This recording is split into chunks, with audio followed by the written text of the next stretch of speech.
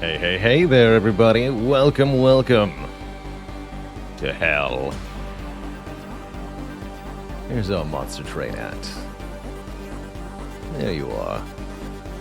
How's it going, Severin, Jung Coral, Miss Achiever, Tom Sass, Theta 9, Tom, Bailey, Icy Cold, Pearl. That's right. That's right. Just get that captured. Monster Train. Here we are. Welcome. Welcome. How y'all doing, everybody? It's good to be back in hell.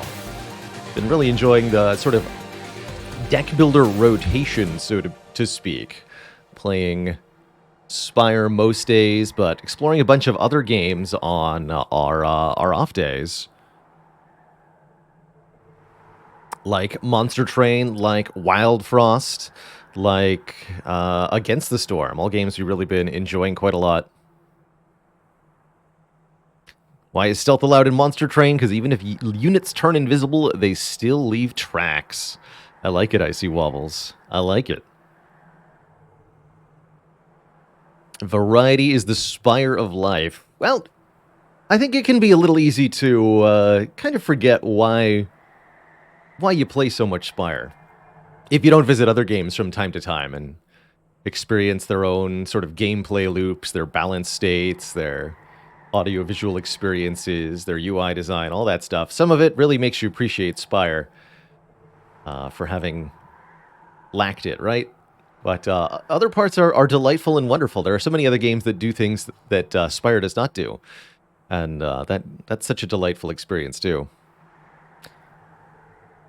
Am I going to stick with this start time? For now, yes. I'm not going to move to a later start time currently. I'm not playing on an immediate jump, but I did like our little test run on Saturday with the late stream time.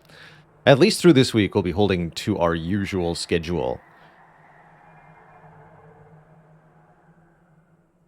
And a dad joke for Stew Juice. There we go. Why did the train get derailed at the poker game? Because the stakes were raised.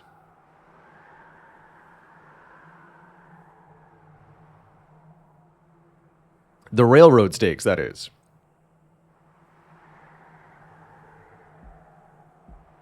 So, we're going to work through our clan combo rotation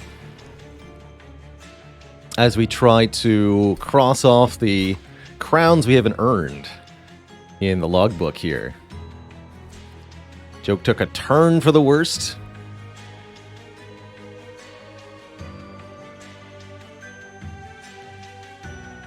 It's important not to get tied down to strictly railroad puns.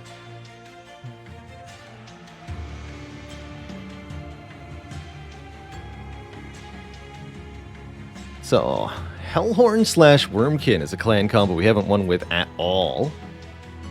I think that's what I'd like to do, is fill out the remaining... Actually, we haven't won with Hellhorn Remnant either. I think that's my priority, is get one crown for each of the possible combos, and then go back and fill out the remaining leaders we haven't won with. That way we sort of get to rotate through everything twice. I like it. Why are train stewards so unpredictable? Because they've got locomotives. So, a Hellhorn primary, Melting Remnant secondary. I like it. I like it a lot. Ooh, Reform. Reform Hornbreaker Prince. Interesting. Let's try it. Very interesting. What do the crowns represent? The crowns in the logbook represent getting a win on Covenant 25, the highest difficulty level in Monster Train, with a particular clan combination and champion. For every clan combination, there are 2 champs you can play with, the normal champ and the exiled champ for that clan. There are 12 champs in the game across 6 different clans. You always play a run with 2 clans. That means the number of possible crowns is 6 clans times 5 secondary clans times 2 champs equals 60 different crowns, 60 different wins on Covenant 25 that you must get to fill out every crown in this logbook. It's a lot of runs. It is a lot of heckin' runs.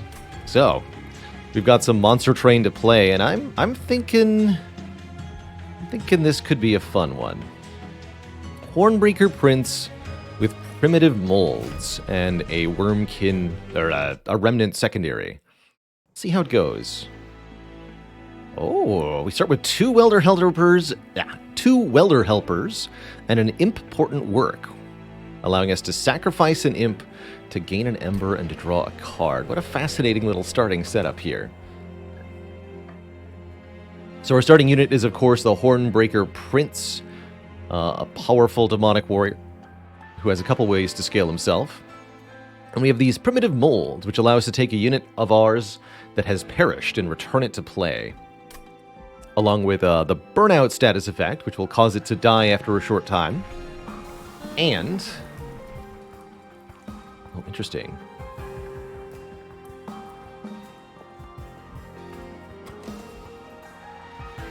And a stat bonus. How's it going, Yosh? Loving the Against the Storm content beside the Spire Mastery runs. Keeps you sane for all the travel. That's awesome news, Yosh. There's definitely going to be more Against the Storm coming on up. Gamba up. Will this run beat a boss before the Relentless phase? Are we going to get maximum aggro and get an early kill on one of our major bosses? Or not? Get your votes in, Twitch chat. It's quite a prediction. Maximum murder speed, they think. So here we can choose either Wrathful Hornbreaker Prince, who gets Rage whenever damaged, and Armor every time they kill something, or the Reaper variant, who simply starts with a huge attack power and gains a lot more for every kill. I'm actually quite curious in trying a Wrathful Prince today. Let's try it out. Wrathful's meant to take the hits and dish them out in equal measure. Oh, the Resin Block. Very, very good for the Remnant clan. I believe this is a Remnant-specific artifact. When a friendly unit dies, give it plus 10 damage value. And since we have the ability to reform units that have died, that's awesome news. That only applies for the rest of the battle. With each melt and reform comes the development of new resin, giving the waxer a particular edge they didn't have in their previous life. I've chipped some away to study further once aboard the Bone Shaker. We also get a second artifact here, and I see some pretty interesting ones. Memorial Fund can be huge on Melting Remnant. Gain $5 when a friendly unit dies. And we can definitely turn that into a lot of cash, especially with imps, which are pretty sacrificial. Collection of Tales says rage does not decay. You don't lose 1 rage at the end of each turn, and realistically that's 10 additional rage in the longest of fights. It's really not that much. Lastly, Wing Clippings can keep cards that say consume, of which we currently have none. I like Memorial Fund here. I think money is an extremely powerful resource for the Melting Remnant clan specifically. And I think this deck is already well set up to take advantage of it. I mean, we've got an Important Work for heck's sake. That gives us 5 gold now? That's cool. That's cool. Bets are looking pretty even so far. Very curious to see how this run goes. Do we get Ultra Broken? Or merely regular broken?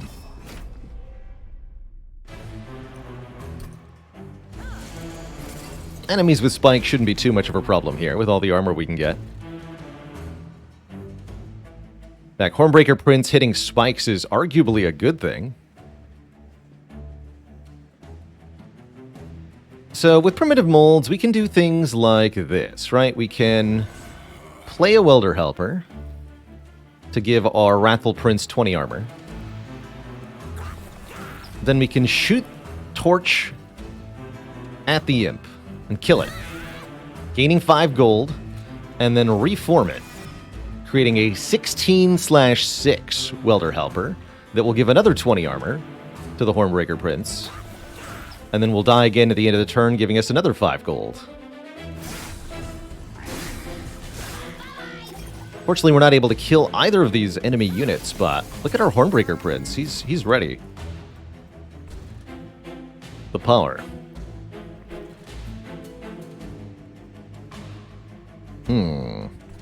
More units coming up here. We've got actually more problems headed our way than we can reasonably handle.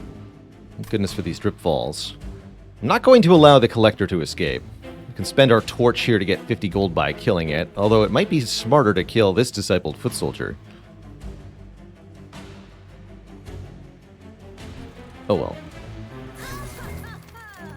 We can put 2 stewards here, or we can put a steward behind the Hornbreaker Prince. I'm going to put 2 on the middle floor. Which deals a little bit of damage to this disciple. You're only making me angrier. Oh, perfect. Here we can deal with some of the threats we've got.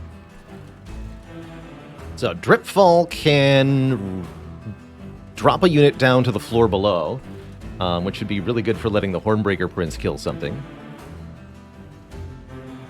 In fact, if we Dripfall this, I think we get 2 for 1. We'll get this Discipled Foot Soldier also. Primitive Mold can create a Welder Helper with 31 attack power, thanks to the resin block, so that could let me kill this Forged Disciple.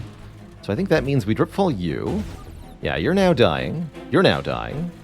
And we need you to die. And I guess that means we could even torch this to prevent the spike damage to our pyre.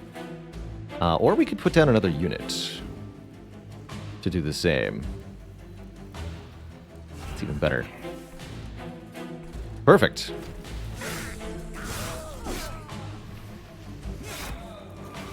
Also, the more of our units die, the more money we make.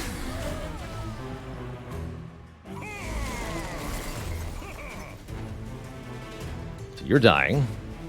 You're dying. Well, to me, this says several things. We need to be making as much money as possible.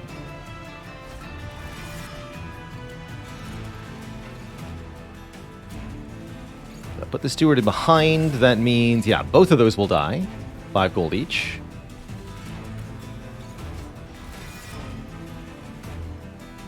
Burn out 3. I think you just win. Kill this thing for 5 gold. Thank you. I don't think there's any way to make money down here. You can try. Yeah, no. The money.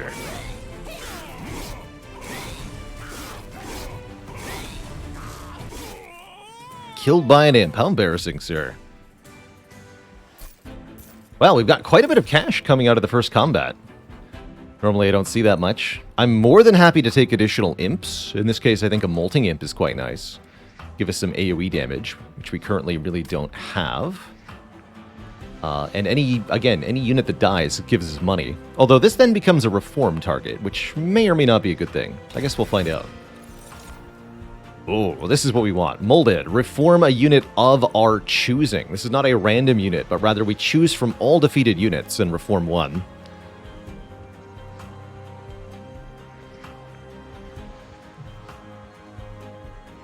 Extending burnout can be useful under certain circumstances, and stealth can be very breakable, but I'm going to grab the regular old reform.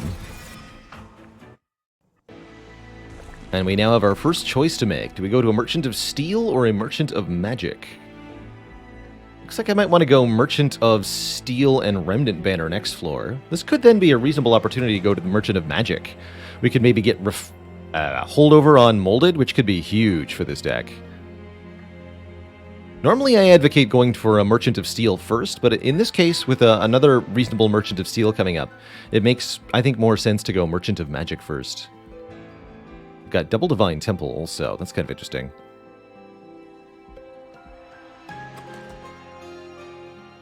Moldover. I like it. Good old Moldover. That said, winning the second combat can actually be very difficult if you don't take a unit from the first node. Okay, we get Permafrost. Permafrost molded is pretty good.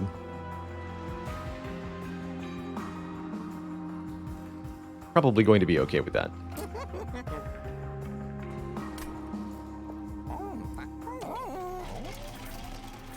And I'm going to want to be able to afford to reroll at the Merchant of Steel, so I don't think I'm going to pay for a reroll here. We're just going to buy 3 stone, Power Stone, Ember Stone.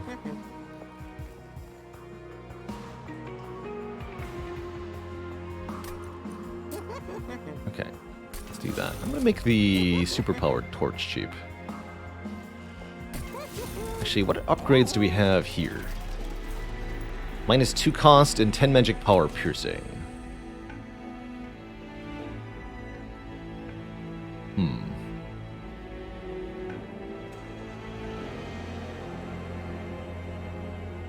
Could do something like double stack, value stone a dripfall if we were to reroll. Like I said, I don't think so. 10 magic power piercing is reasonable to put on one of these torches.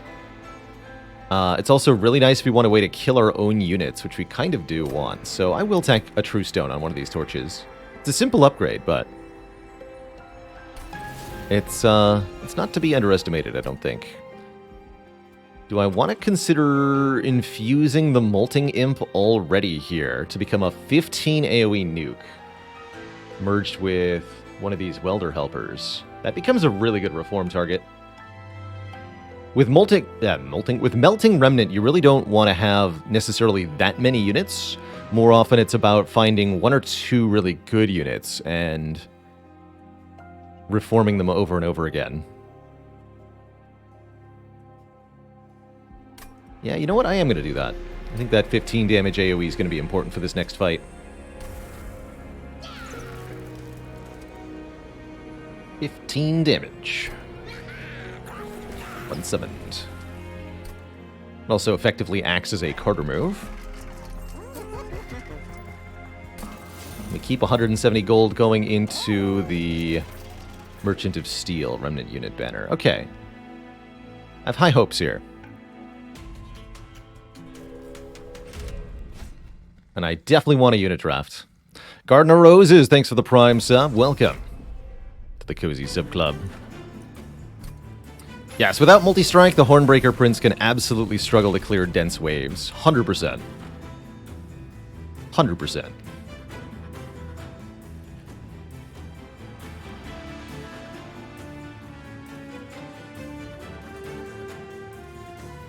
So, thankfully our upgraded torch is enough to KO a Discipled Foot Soldier here. Yeah, 50 shards this early is a questionable choice. I won't be too upset by it. Alright, Hornbreaker Prince. Show him what you got. Put the Train Steward in front or on the middle floor, or what here? The Train Steward in the middle floor. Fortunately, the mold of the Dripfall don't do anything. We could have played Steward, hit it with a torch, and then reformed it. Maybe that was the better play. I'm gonna hope it wasn't.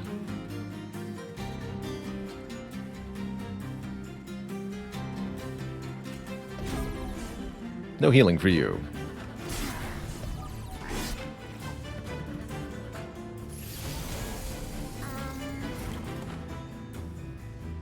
Okay, Piercing Torch would let us kill one of these priests. I definitely should have killed the Train Steward last turn.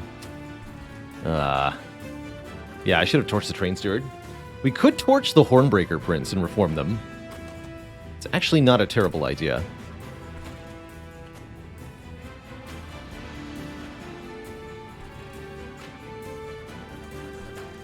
And it's okay if some of this gets to the pyre, although not too much of it. This big guy is a bit of a problem. We're getting 5 cards next turn. Yeah, I think we want to kill the Hornbreaker Prince here.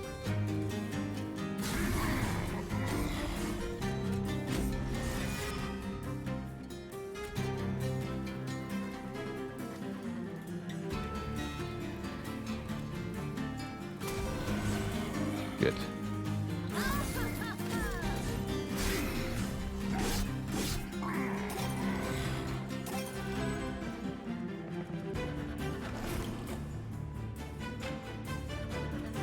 Alright, and this does 15 AoE when I play it.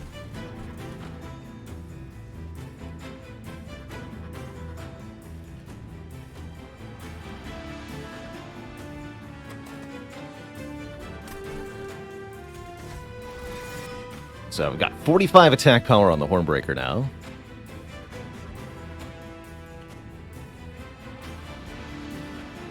I think we're going to Hornbreaker Prince here. We're going to Dripfall the big overcharged apprentice. So we have Hornbreaker and the apprentice on the bottom floor. You're going to do 5 to the Pyre? I suppose so.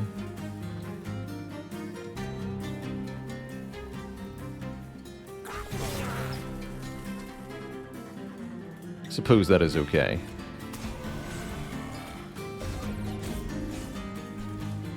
Yeah, that's okay. Take 5.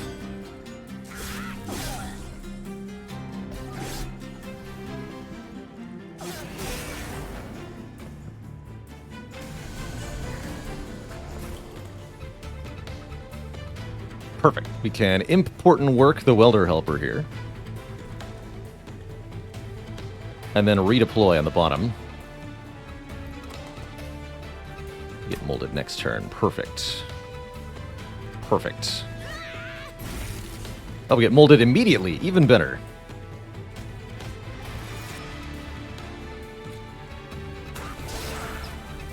Have some damage.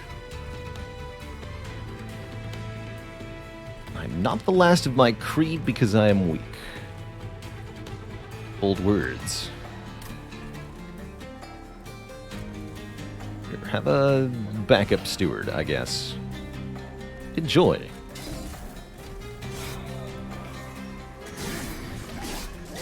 You're only making me richer.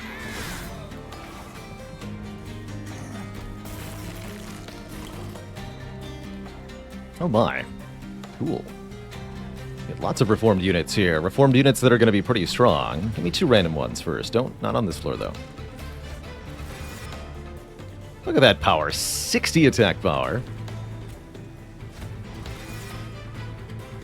I think we can just outright kill the last Knight of the Disciples here. That's a cool name for a boss. If we defeat the boss in combat, then this overcharged apprentice doesn't even get to go to the top floor and attack the pyre.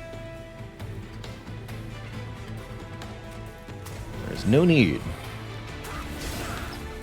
X.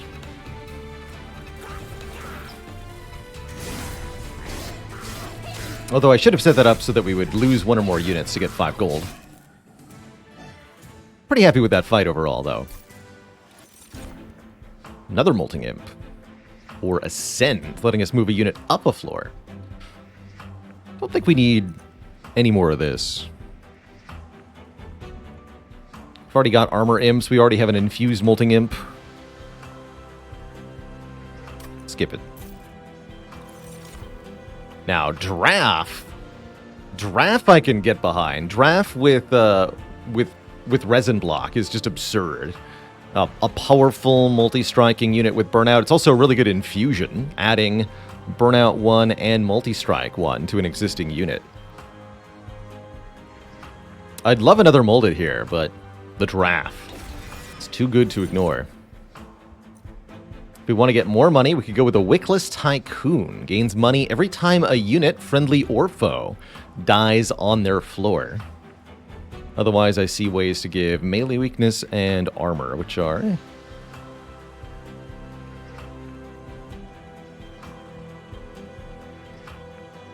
take the Wickless Tycoon. I like dollars. I'm a dollar believer. Money build. Alright, so my usual order of operations here is, before you look at the banner unit, just look at the Merchant of Steel and see what upgrade is available, in this case, Multi-Strike. Then you can pick your unit with the knowledge that you have the ability to add Multi-Strike onto it. Oh, Lady of the House is a powerhouse here. You can also pre-check the temple, which maybe I should have done. Lady of the House.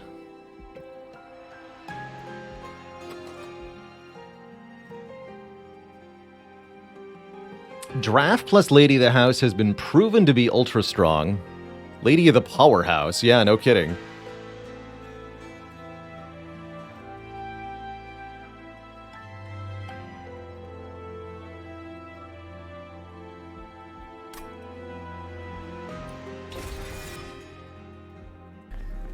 Got here 30 power and intrinsic. Okay, nothing huge there. So what I'm thinking is that we infuse Raph into Lady of the House. That makes her 35 times 2, burnout 4, 2 capacity, and is a priority unit. Otherwise, if we fuse it the other way, it'd be 25 times 2, burnout 4, 35 health on the draft, but notably 1 capacity. But also not a priority unit. That means not guaranteed to be drawn earlier in the fight. So I think we want to use the Lady of the House as the base unit here.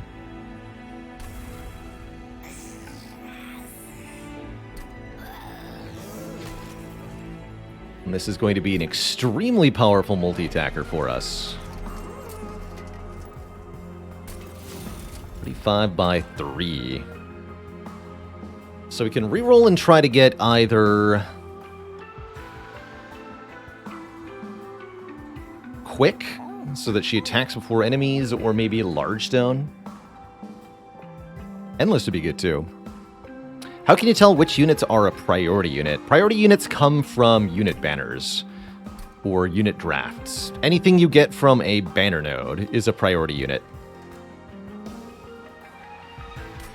Generally speaking, priority units are the main units of the clan, and 1 or 2 capacity support units that you find in random packs, like imps, or drafts, or ember forges are not priority units. There's a bit of a breakdown for you with a command. Very nice. What else is in this clan? Wouldn't mind giving a battle stone to the Wickless Tycoon, sure. And I'll pay for a reroll here, I gotta know. Quick. Okay, yeah, we'll make you quick. Quick, real strong-like. Attacking before the enemies do, very good. And that's a very good duplicatable unit now. I definitely would not mind just going to the Hell Vent and creating a second copy of this unit.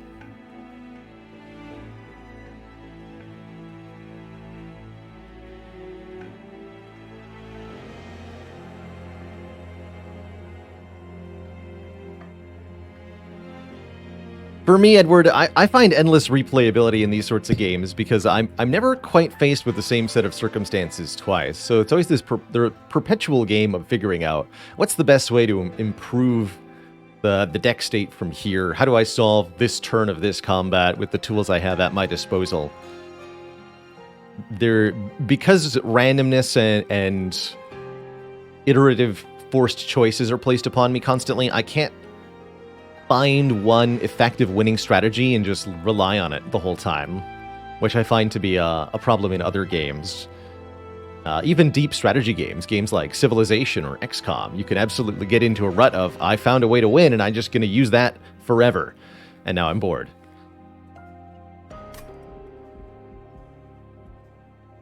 But this sort of game really doesn't allow that. Always on my feet.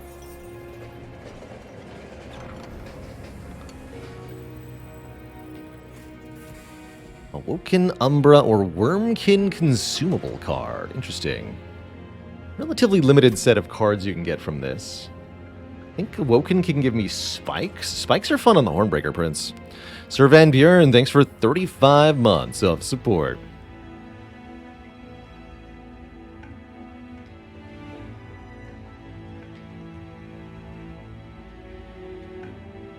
Don't we want the unit to die? Yes, I agree. We do want our unit to die, Sir Genite. Absolutely. But I will say of this, especially about Melting Remnant in particular, dying might be good, but if you rely on your enemies to kill you, you're going to be sorely disappointed. The best way to get your units to die is to kill them yourself. The enemies are way too slow at it. So, what we want is a way to kill this unit without having to let the enemies do it. Actually, maybe I do want 30 spell power. Also, I want a Wormkin card. What do we get here? Total Recall. Return 3 random spell cards from the discard pile and apply Consume. Oh, that's awesome. It's like card draw.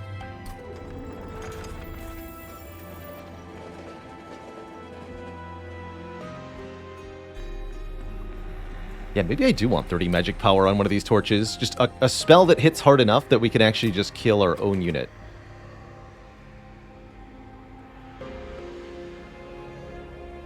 Although each time I reform them, they'll get stronger and stronger. Maybe for that reason, maybe we wanted to infuse the Draff and add the multi-strike upgrade onto an imp, so that we could reform the imp constantly by killing it with important work.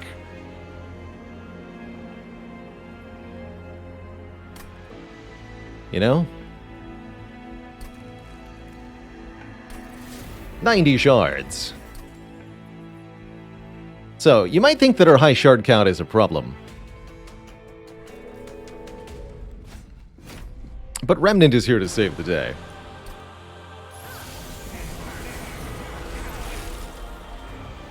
Observe.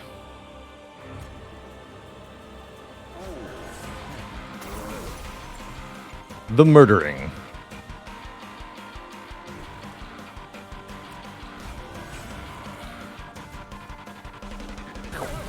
We have 6 damage shield, Daedalus.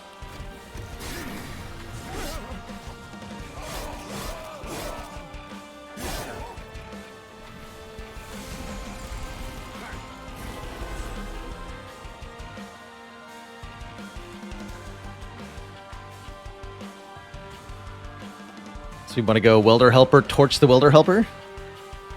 I get $10 when the Welder Helper dies? Money!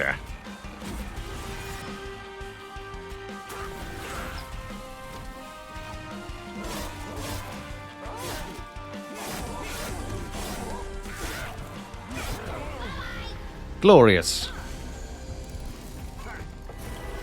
Is Daedalus always the first boss of Monster Train? Yes. Yes, indeed.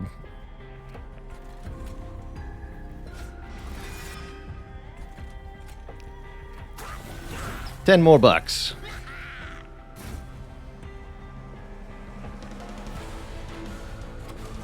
I almost want to reform that imp again. Almost. Here, kill my train steward so I can make money. Although that does put it in the target for random reform. Oh well.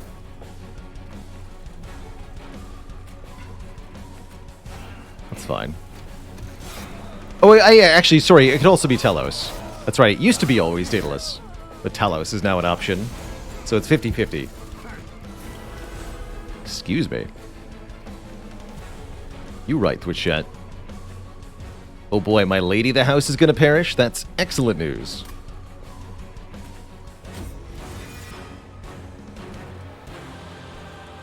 Here, you can die up top. Have fun. Do we need to kill anything here? Let's just get some more stuff off of you, I guess.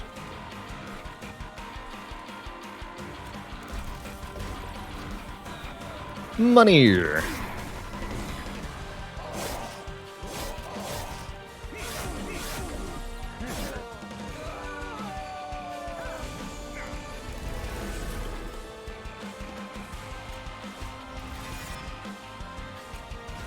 So now we can deliberately reform the Lady of the House. She's now 50 by 3 with burnout 5. Still quick, too.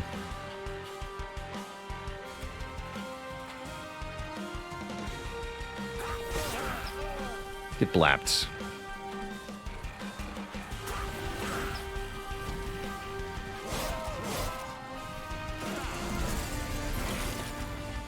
And now, the boss. More money.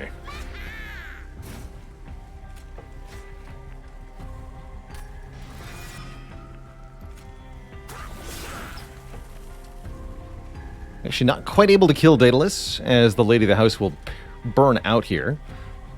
But that's also not necessarily a problem. Again, the more of our units that die, the more money we make. It's pretty good. Note that we started this battle with, I think, 10 gold. Now we're up to 160. 170. 175.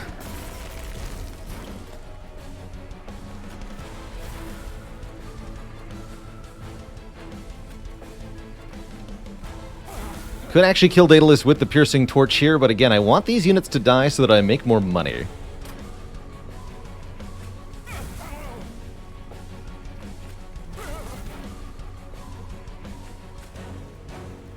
I could do this, I suppose.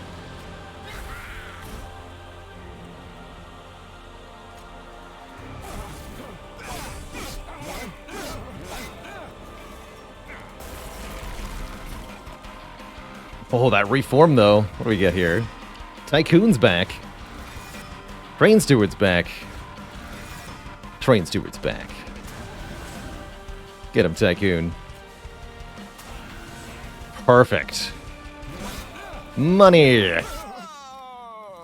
200 bucks at the end of the combat. It's a lot of cash for one fight. Let's go in scat wins. Yes, we just did a one-day tryout at the end of last week's stream. Hey, look, we found a way to kill our own units. Oh, good lord, there's a Transcendent, though. I didn't see that Transcendent. It was covered up by the by the flavor text of the Hallowed Halls. Surprise, there's a Transcendent there.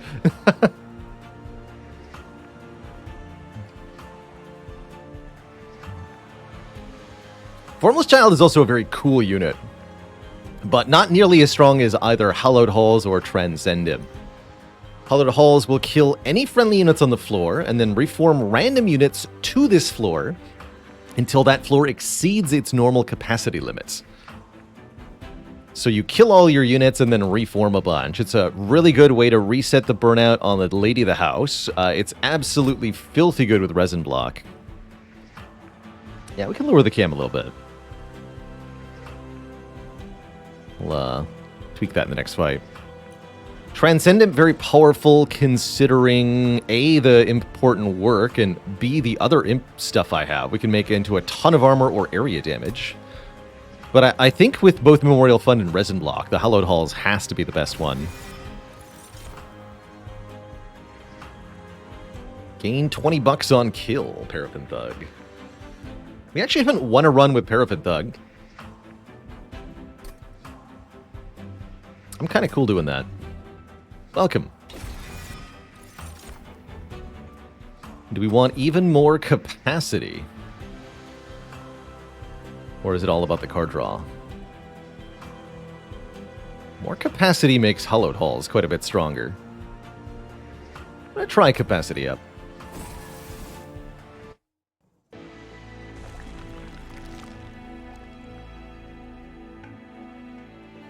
That's right, we're going to put the Tycoon Essence on the Thug. My thoughts exactly. My thoughts exactly. We will be duping Lady of the House here. The Thug's going to be a monetary gainer. Probably won't get a lot of kills, but might get a few. But it's really about the double of the Lady of the House here that are going to put in all the work for us. You, be duped. And we get to further upgrade our champ here. Wrathful 2 gets Rage 3 every time he's hit. 15 armor per kill. We're really not using the Hornbreaker Prince much.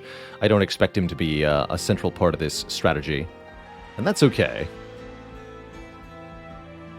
Can be Merchant of Steel next floor. That's exciting. Gonna get a lot of card removes. Spell Shield 2. That doesn't seem like the biggest of problems. Let's get another 150 gold here. I'm currently not worried, but perhaps I should be. I think something that is important during this fight is that I absolutely do not play Train Stewards. We can't let them infiltrate our reform pool here.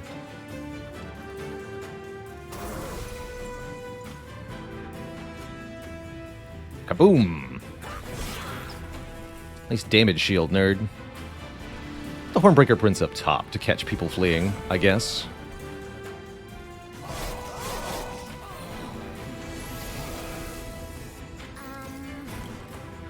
Indeed.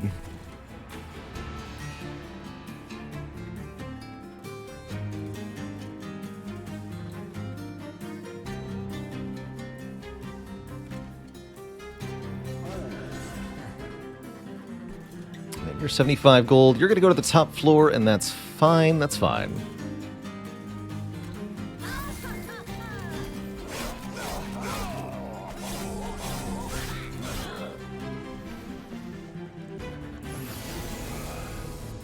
180 health. Now, that's actually quite a lot to deal with.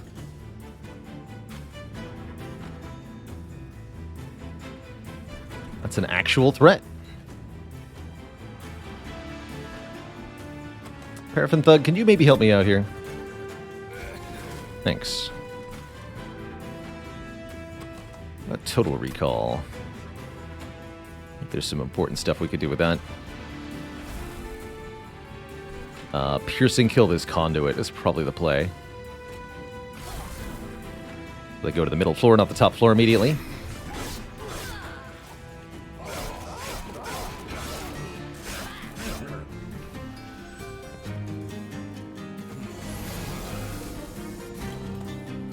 Okay, there's Hollowed Halls.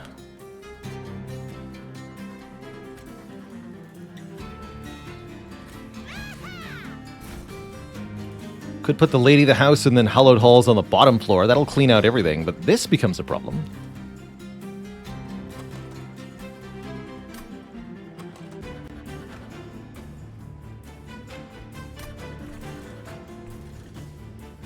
Or if we put the Lady of the House here, this Clip Guardian is defeated. Pretty nice.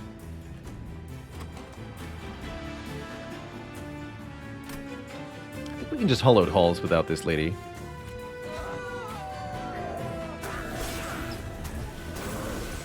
Yeah, that floor gets wiped. You get killed. Life's good.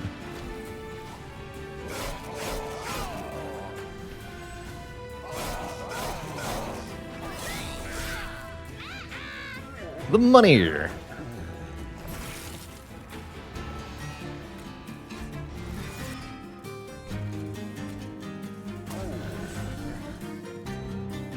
She maybe could have put him up top.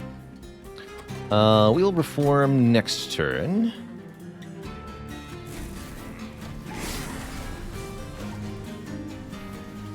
And maybe should have descended her, actually. 9x3, huh? That's spooky. I see we've got Hallowed Halls again, though. That's perfect. So we could even reform and then Hallowed Halls. That seems quite strong.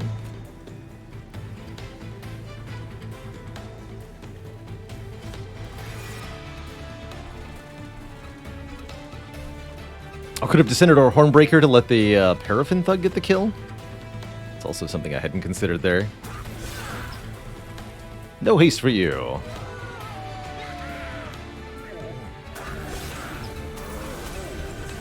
And that actually wins. Easy peasy.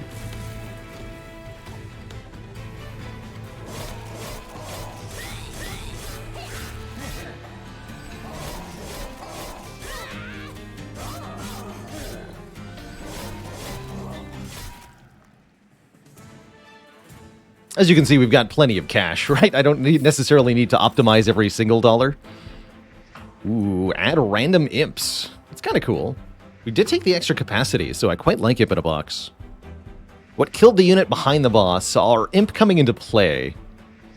When this imp is put into play, they deal 15 damage to every unit on the floor. Inferno is also a good way to A, kill our own units, and B, kill enemy units. In fact, you know what? That's an amazing thing. Get in here, Inferno. Crushing Demise, also a way to kill our own units. Kill a random non-boss enemy unit. Kill a random friendly unit. Heck yeah.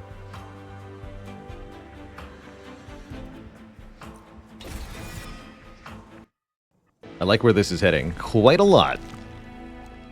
What did we take from Daedalus card-wise? We took Hallowed Halls. Is what we chose. Oh yeah, we're on the right track here. Buff the Stewards. Actually, this deck... Huh. Genuinely useful Stewards. Interesting.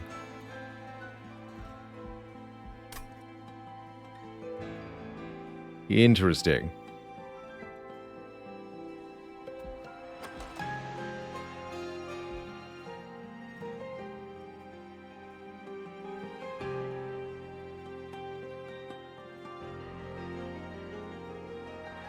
Damage Shield makes it awkward. Well, Damage Shield doesn't protect them from Inferno or the Piercing Torch or Hollowed Halls or Crushing Demise, so these are all ways to still kill them.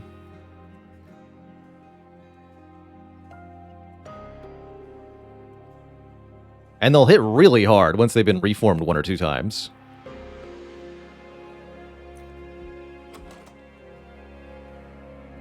We don't really have room for them is the issue.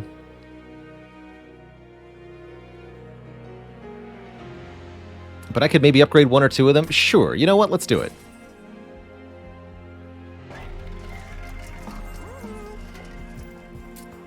Big Stewie. Is he back? The Legend of Big Stewie? He might be back. Let's do it. Big Stew returns. I actually want a Battle Stone of the Paraffin Thug. You, do more damage. Burnout Stew.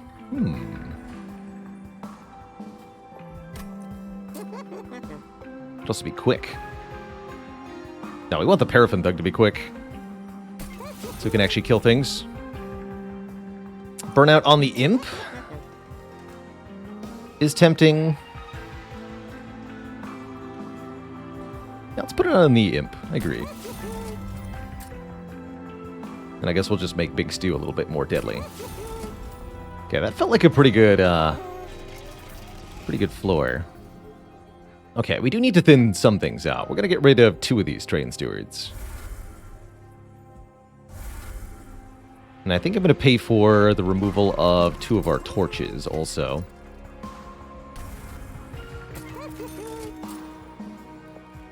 If you don't improve your card draw in Monster Train, you're definitely going to need some card removes to make the deck not feel overwhelmingly large.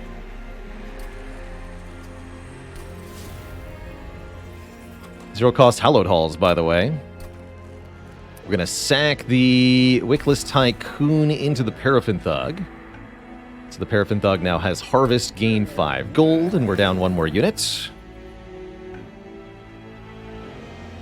We want to put Intrinsic on anything. I don't think so. Now we just need a holdover for the halls, that's right. And we'll be going into Merchant of Magic pretty soon here. Gonna go to this one. No Merchant of Magic here. Probably gonna go to that Merchant of Trinkets then, because we can afford a lot of trinkets. We're rich. Infinitely rich.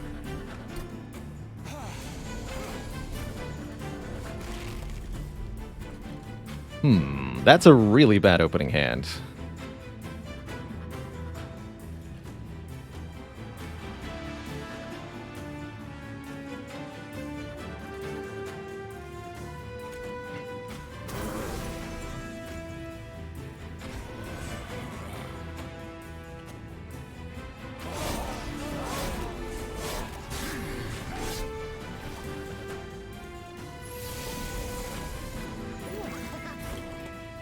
Here we go. But I realistically can't play Inferno here. We gotta play some other stuff.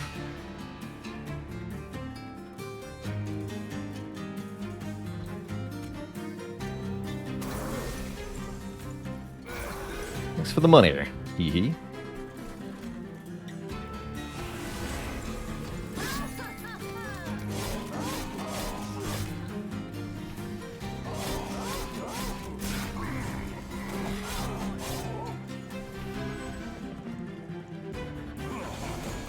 I think 145 shards is kind of terrifying. That's what I'm learning here.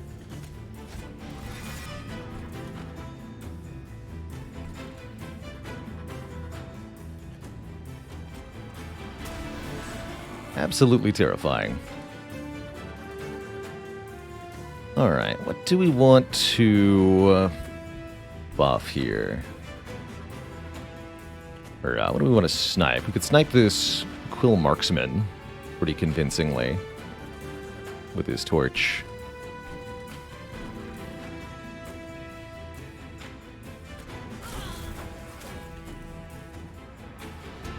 $35 by 3 is not quite enough here. Actually, I just cost myself some money. That's fine. Wanted to remove the armor from that pool.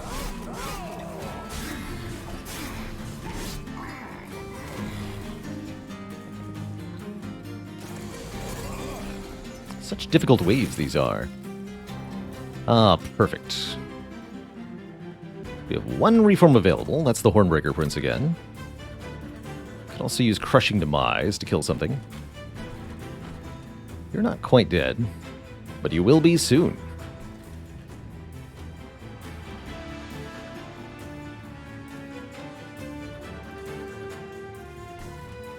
Let's use Crushing Demise here. That's the wrong one to target, unfortunately, but that's okay. Actually, deploy her up top. We're going to go here.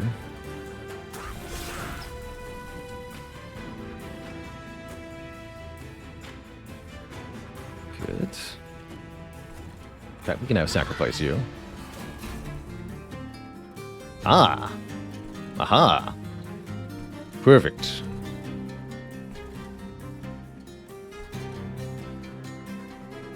I could drip fall the Train Steward and then Hollowed Halls. That's kind of funny. We've already got enough stuff to reform on the middle floor, though, so I think I'm just going to regular Hollowed Halls. What do you got?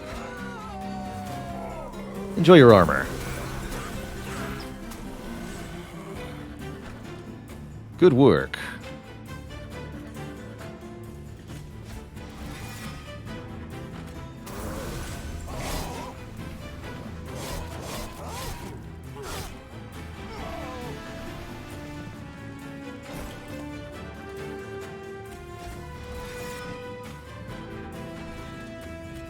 Big Stew's at it again.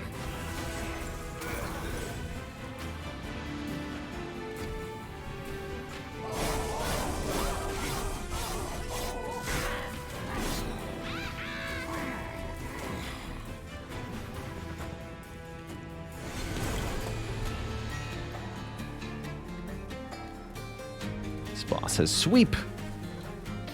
These are both dying already. You can daze the boss for a little bit more damage.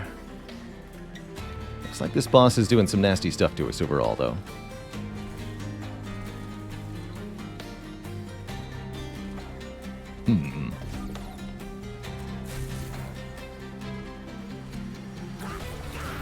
Hang in there, buddy.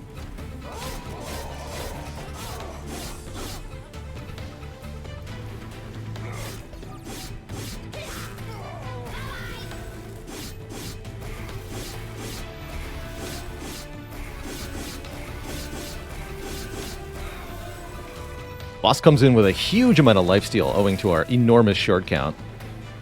Look at all this reform, though. Heck yeah. 70-40 Hornbreaker Prince. Biggie Stew. Probably not going to get played here. Burnout 3 Paraffin Thug.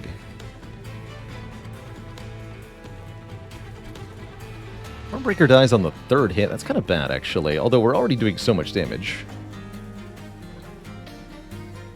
This really doesn't matter that much, thankfully.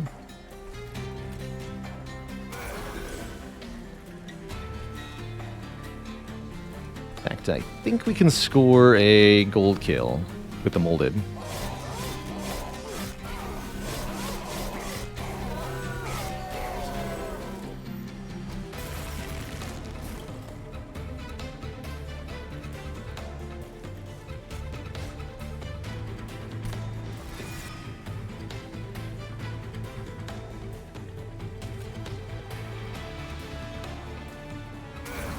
I think it's this way.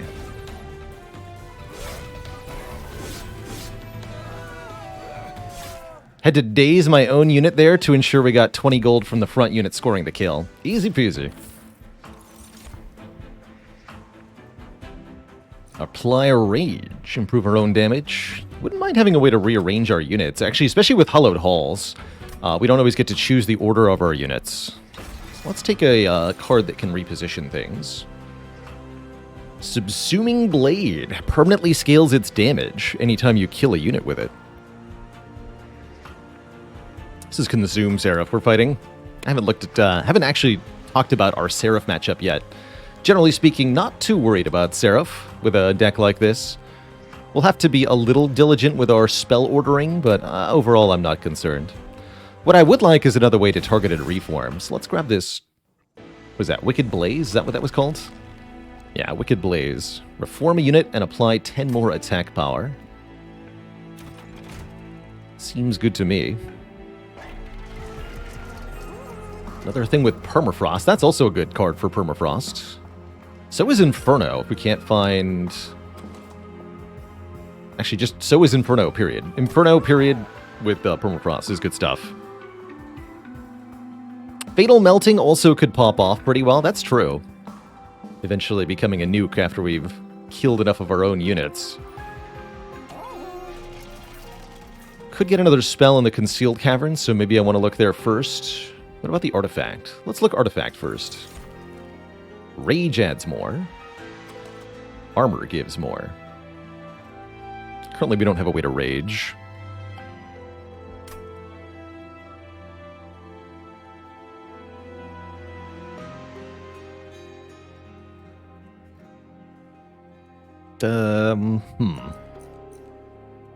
I guess Concussive Coals is okay. Days on the bottom floor? Most of our attackers are quick, so the days doesn't matter that much. But it's still nice to have. It's also good for shutting down enemies that add statuses to your deck. Like these ones. Yeah, actually. Give me that.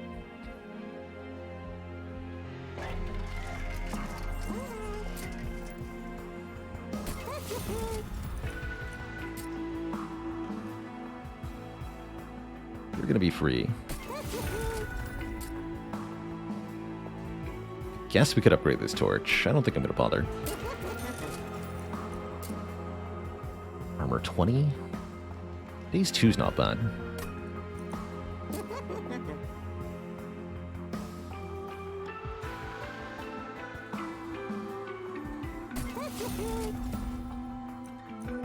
Kinda saddened by the upgrades we got offered here.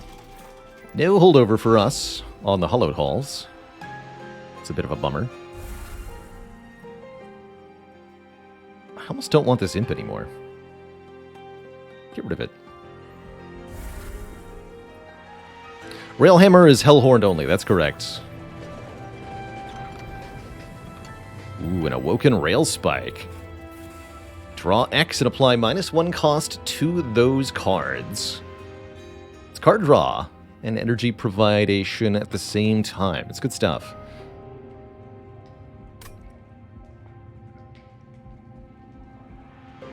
Sap and Frostbite. Add Burnout 4 can be nice, though. Add Burnout 4 can definitely be nice. We'll take the Rail Spike, the Awoken one.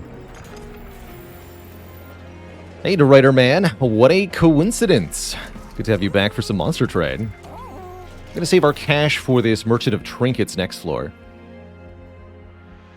I'm sure we can beat Fel with what we have, even at 160 shards, which will make Fel ultra powerful.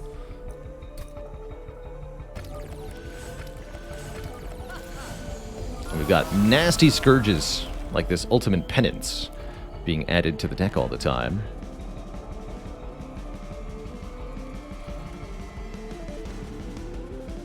I'm gonna go middle floor initially. We're not gonna be able to chew through the bottom floor fast enough to deal with this Absolver.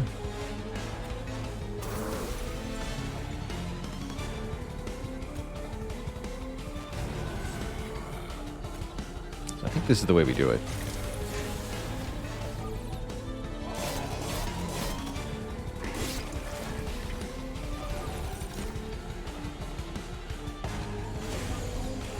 Good. Good days. And this will kill everything, yeah? Well, not everything, but some things. So we could go Paraffin Thug, Welder Helper on the bottom floor if we wanted to. That's not unreasonable. And then I won't play the Rail Spike here. This version of Fel really is all about managing the curses that are being added from these Absolver units, as well as Fel herself. Every other turn gives you an Ultimate Penance card, which is just rude. Just ultra rude.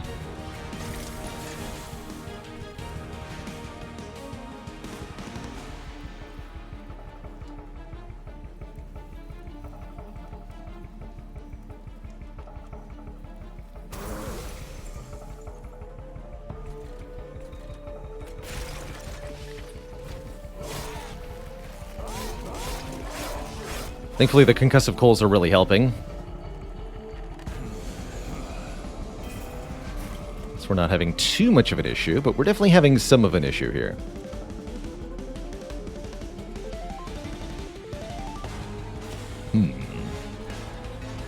Form is going to be the 15 damage to everybody card. Let's do that.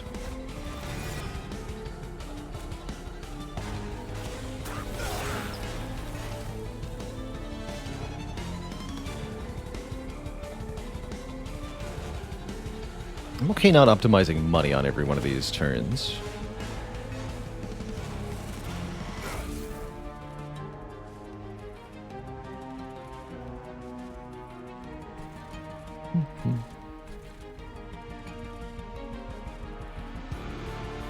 Yeah, okay not playing anything here. I guess we'll just give 10 more armor to the Hornbreaker Prince.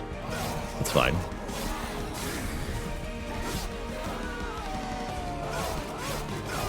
Main goal here is to survive the fight. It's really not all that important that we optimize money anymore. I'm planning on playing Slice and Dice anytime in the near future. Not currently. I've got a lot of games on the docket, and Slice and Dice kind of fell off my own radar just a little bit.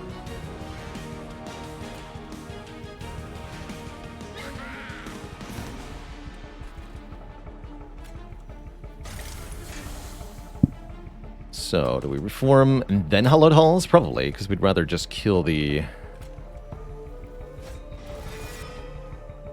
units again.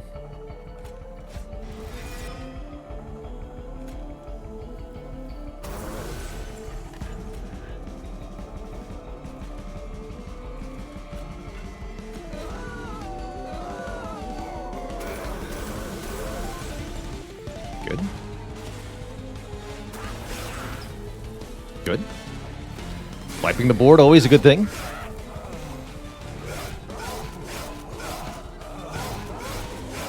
Close enough, anyhow. Let's go on the noob plays. First time catching a stream. Glad to have you here. Welcome to the live stream. Alright, Fel still has plenty of health, which is a little concerning, actually.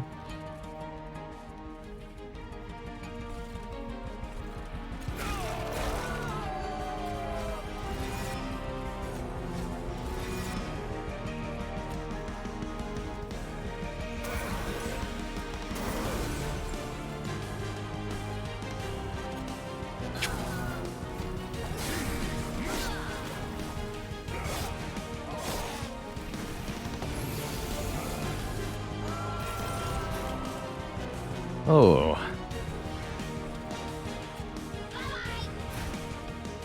Bye-bye. Could reform that imp if I wanted to. Hallowed Halls are coming up in the draw pile, which is encouraging.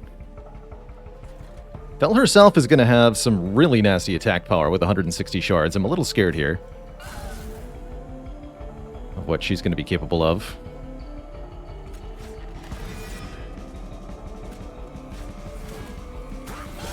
Super armored Hornbreaker Prince can at least dish out some damage. No relentless kill for us just yet.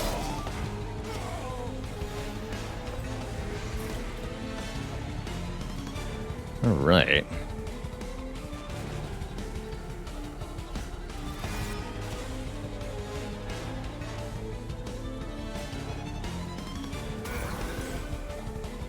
How about you get dazed?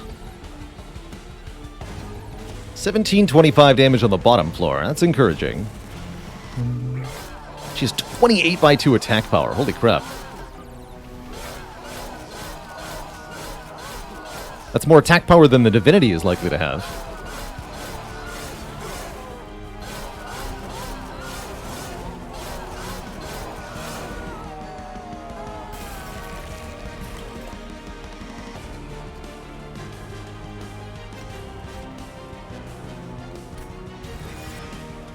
Score the kill.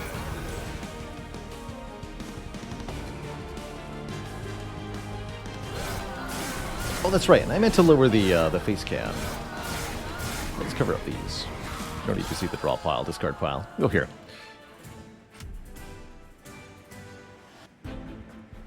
It's my opinion on Wild Frost. Delightfully challenging, very cute little tactical positioning experience is what I'm going to call it. I think Wild Frost is a tactical positioning game, first and foremost. We've only got 6 slots for units, but where you put each unit each turn is really essential to the success or failure of your run. Feels a little bit limited in content to me. I don't foresee myself playing a ton of Wild Frost, but I've really enjoyed the time we spent so far.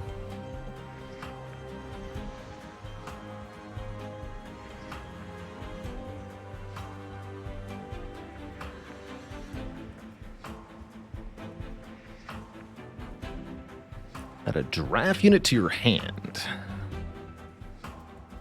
Don't think we're going double capacity. I think we're going to go more card draw. Also don't think I'm going to take any of these cards. Card draw. More card draw means we see the more important stuff faster. We can set up card combos in our deck a little bit more reliably. We draw the Hallowed Halls more often. It's all pretty important stuff. Third upgrade slot on spells. What would I even do with that? Very breakable with the Awoken Rail Spike, but it's kind of whatever.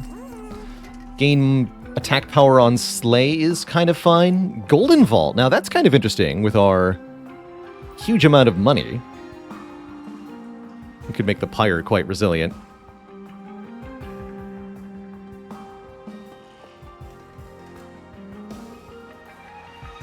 Writer says, what do you think is the biggest difference mechanics-wise that you have to consider over other games like Spire?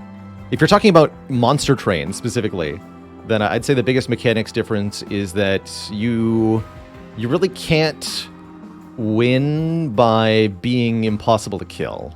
Like in other games in Spire, you can win Spire by having so much block that none of the enemies can harm you. But in Monster Train, if you go with an unkillable defensive strategy, the enemies will simply walk past you and go up to your Pyre and kill your Pyre. Doesn't matter how tanky your units are if the enemies can just move past you to the actual squishy bit of the run. So that to me means you have to, in Monster Train, consider that it is required that you dish out damage, a certain amount of damage per turn, often about 50 damage per turn early on, and then up to 200 in the mid-game, at least. Unless you can make your Pyre unkillable, in which case, well, all bets are off. I don't think I want any of these, I'm going to be really honest. Bit late for Capricious Reflection. Sinner's Salve, we just missed where that'd be good for, although this would make the Consume Seraph less threatening, sure. And sure, I'll take Mark of Exile also, why not? Those are pretty weak, but what about Waxer Snuffer? Extinguish abilities trigger an extra time. Maybe I should have bought the Golden Vault after all if I'm going to get offered rationing scales. Do we have anything with Extinguish, actually? No, we don't. Normally, Waxer Snuffer obscenely strong on this clan, but we don't actually have any Extinguish abilities.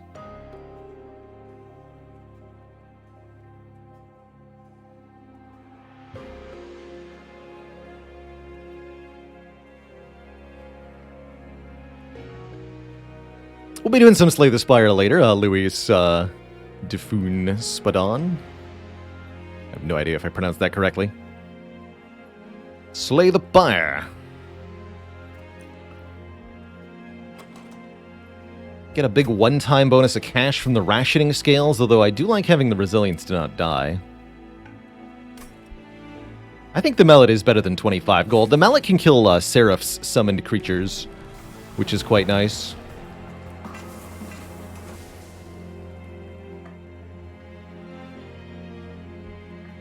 Alright, a little underwhelmed by this floor, but that's okay. The deck is so strong, I think it barely matters. First relic is actually neither Extinguish nor Reform. It's On Death, which I guess is the same as an Extinguish trigger, but doesn't use the Extinguish keyword, so it doesn't actually apply. How rude.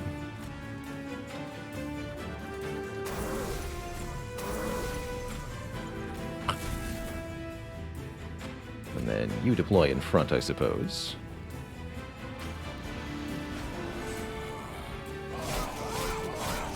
Taste wax and flame. Oh, that's a tough floor. Oh boy. Alright, I'm just gonna rail spike for 3 and hope. Failure.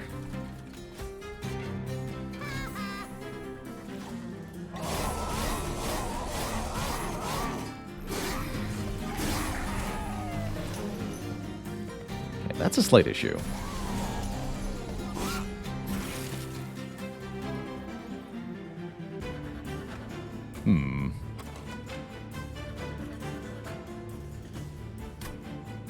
See, here's where relying on the enemies to kill your units. Not working out for us. This is also why I didn't take the rationing scales. No Inferno, no Crushing Demise. Need more shards. The enemies are clearly too weak. Alright, let's total recall first. What do we get here? Okay, the Piercing Consume. We can kill this Purifier thing. Seems kind of important.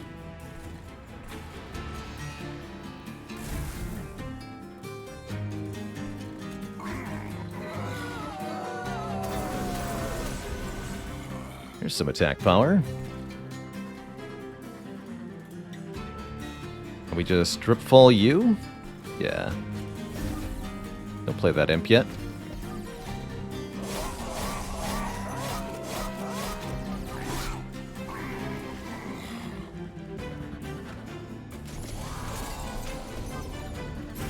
Do not fear, for everything is fine.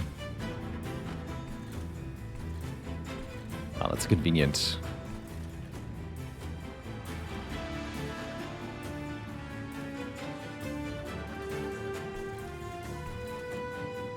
Should we have Retain on the Inferno, huh? Okay, so what we're going to do is Dripfall you.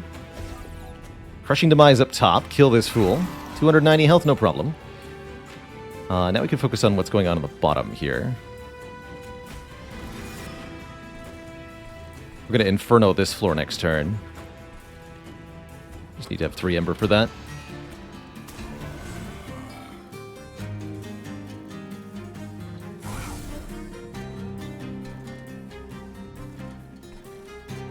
Getting killed really doesn't matter, huh?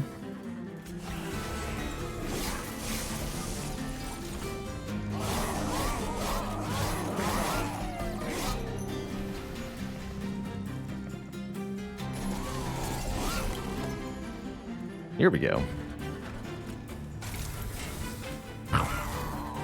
Those powerful spells are just keeping us in the game enough here. We're actually not that strong, feels like. Without the holdover on Hollowed Halls, this deck really isn't that powerful. Bit concerning. At least these self-mutilations are free.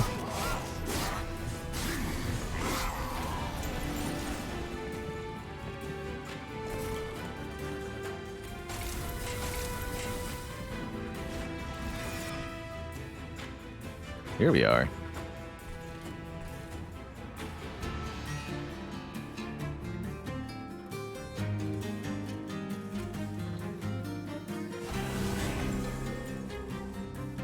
Yeah, because you apply sap.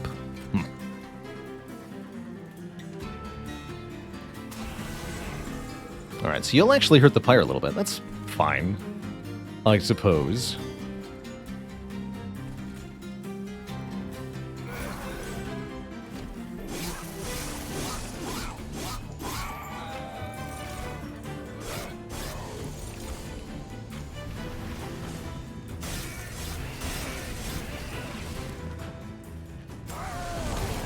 Now time for Big Unit. Big Unit is going to smash through us pretty quickly, although they still take 1,000 damage, so I guess it's not that quick. Good. Let's see, we're going to get Strain Steward back if I reform. Doesn't feel like it's pressingly important. Although just getting them out of the reform pool seems important. So let's just make them 50 by 2, actually, with damage shield 2. That's good against this boss. Put you in front here.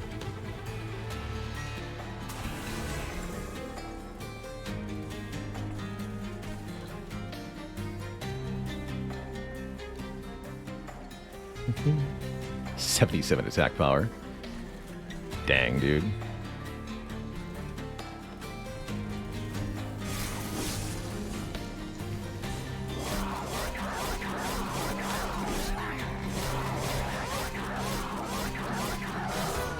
That daze didn't even matter.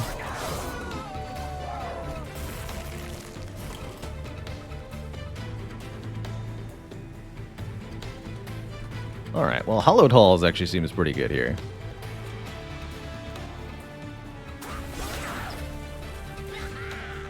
Money.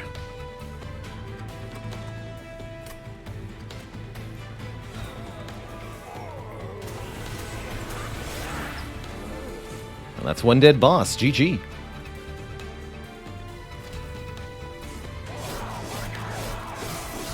Guess I could have Crushing Demised on the top floor for 5 gold. But we're rich anyway, so it barely matters.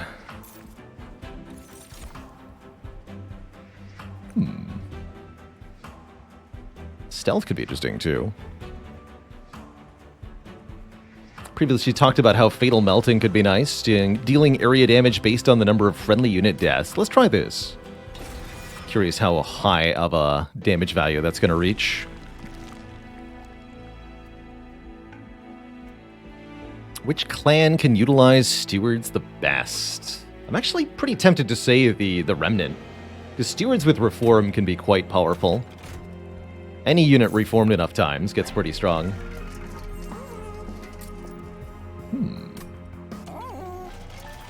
And you offer -2 cost. Okay, okay. There's actually some good stuff. I could also see that being really good on Inferno, actually. Let's do that.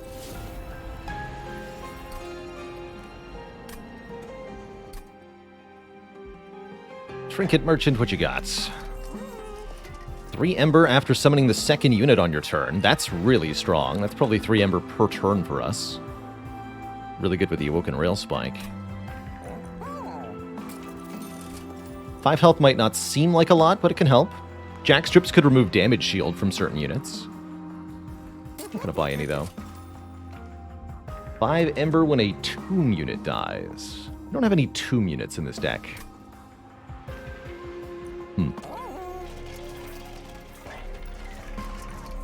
Yeah, suddenly the 3rd spell upgrade would have been pretty good, actually. That's okay.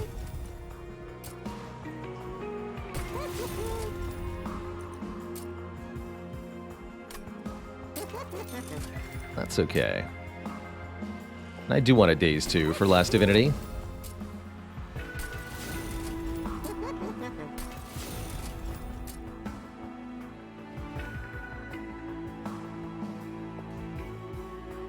I do.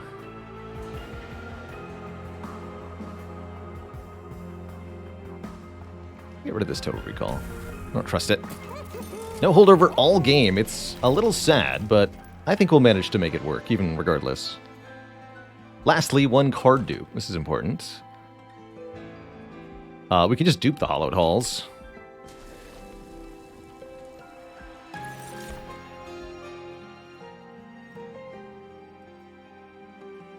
Cool. I think we have enough here. I think this ought to be sufficient.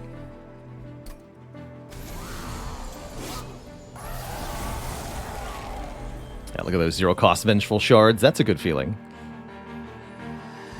And getting our own units killed quickly is also a good feeling. We can go Lady of the House, Crushing Demise, KO the Lady of the House, Reform the Lady of the House, play Lady of the House, play Paraffin Thug, play Hornbreaker Prince, and kill them all.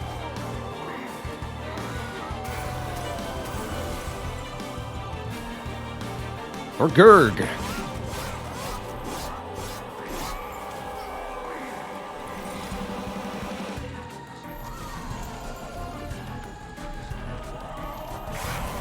And that's why we took the hammer. That right there. That's why we took the hammer.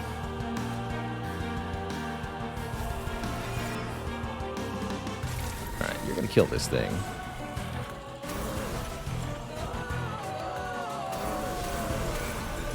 Go!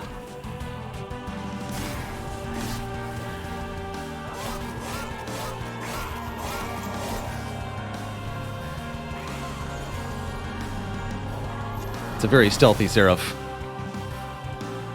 6 spell shield, 9 stealth. Pretty tough to get a flying kill on that, right? Pretty tough. Not impossible, mind you, just almost impossible. That's right, our first spell gets consumed. Gotta be careful about that. So let's not play any spells this turn.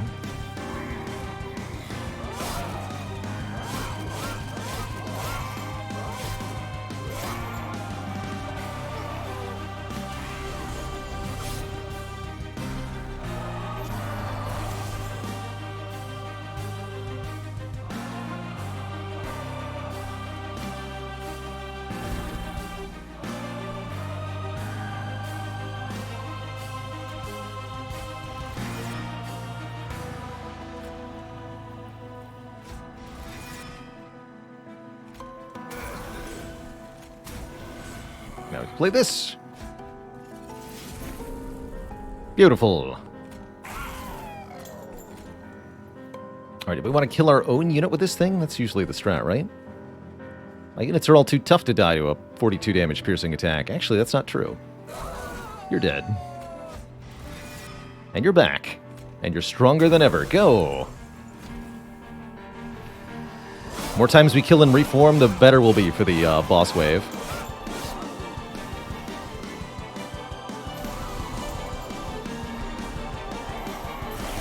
Have I watched many streams of Monster Train, or am I mostly self-taught? I'm mostly self-taught with this game. I've watched a bit from other creators, but not a whole lot.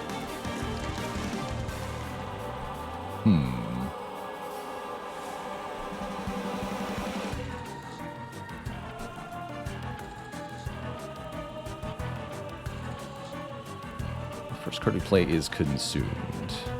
Let's consume this.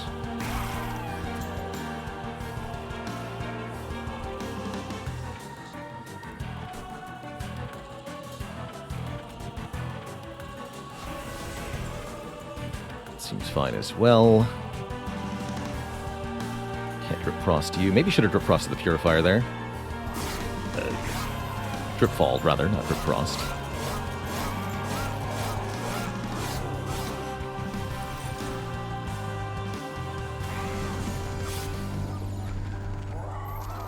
Aww.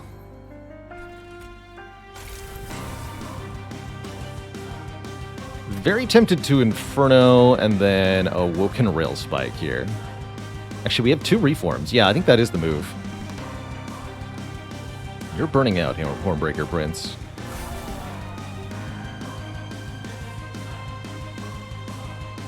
Then it go and died.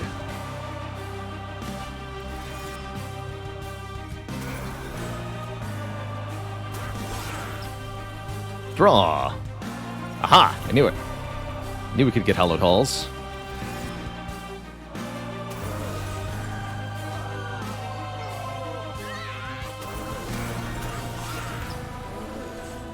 Perfect. You're in front.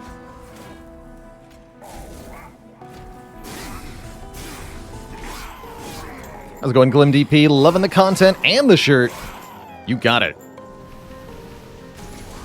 You got it. You say what doesn't kill you makes you stronger. No, what does kill you makes you stronger.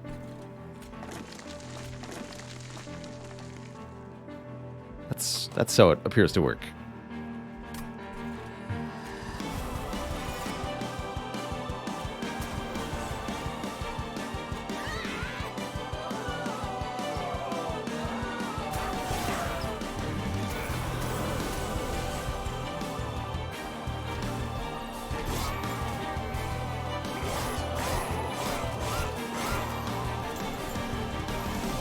What kills your enemies also makes you stronger. The Seraph still has 4 stealth, which seems like cheating. Seraph, you're cheating.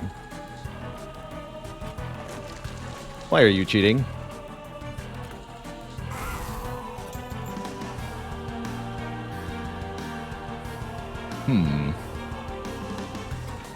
Seraph?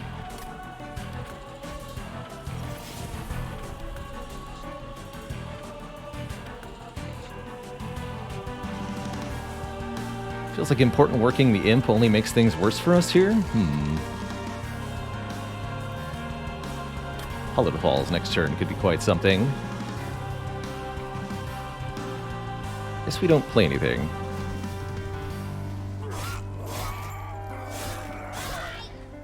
Wow, he's really chunking through our units, huh?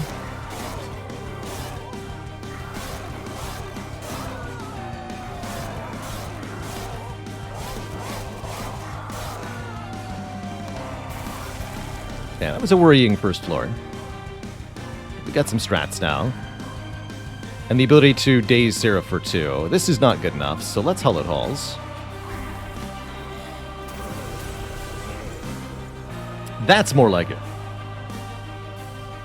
Except for you, buddy. You shouldn't be here. Should have reformed him before. Do I dare do that again? Guess is my question. Don't think I do.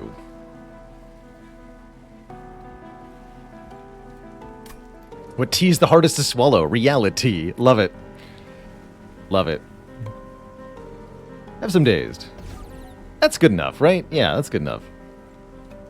I'm not going to mess with perfection here.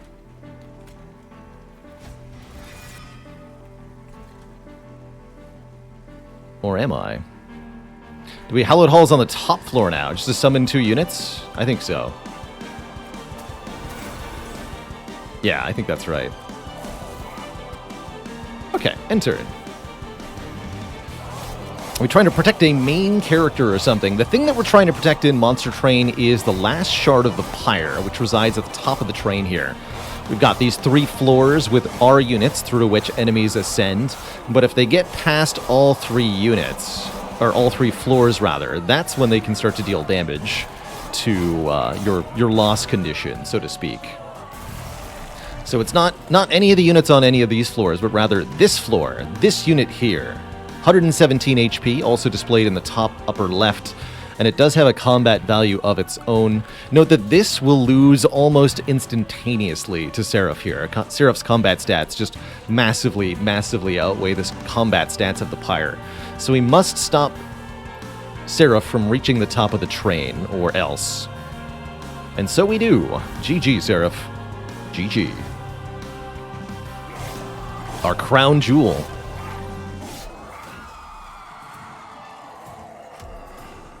And more than happy to explain, some of the core mechanics of Monster Train are not immediately obvious to a viewer. So I'm quite happy to give a breakdown there. This is our final boss. Note that this became a 200 shard run. We haven't done a 200 shard run in a long time. Either in victory or defeat, the divinity's endless destruction rages on. This is a rather difficult fight. The divinity itself exists on all 3 floors and has an enormous health pool with 200 shards. 6,000 hit points. And in addition to that, we have to deal with many, many waves of very nasty enemies that are going to give us a hard time here.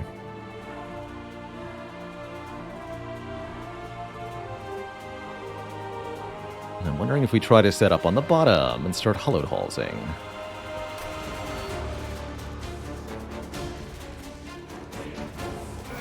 Guess we might as well.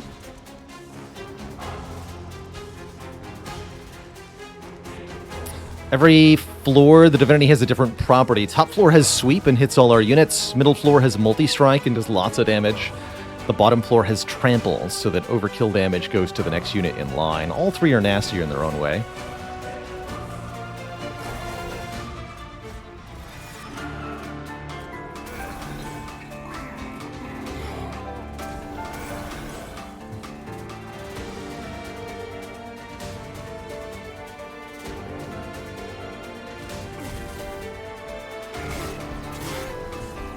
Alright. Didn't matter much, huh? Noted. Alright, where's the multi-attackers? There they are, and Inferno too. Perfect. So we can use Inferno to wipe this floor out, or Inferno on this floor, which is probably more effective. Could have also kept the Inferno for next turn, which might have been even better, but I really like dealing with that nonsense quicker.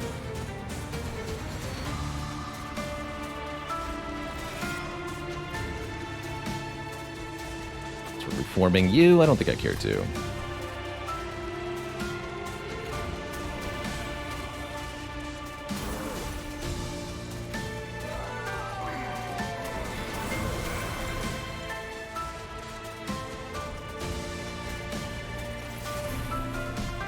Two more primitive molds and a crushing demise. Let's kill you.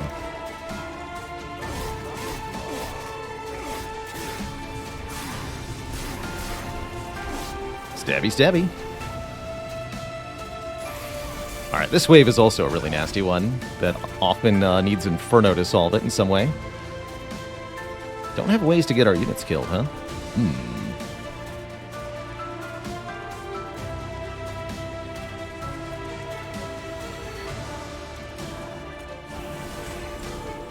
Even dying. Embarrassing. Deeply, deeply embarrassing.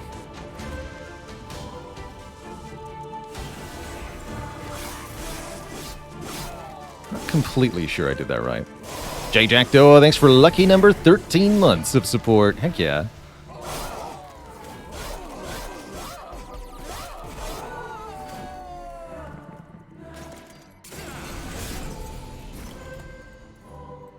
Here's the first mini-boss here. Chains the Sighted.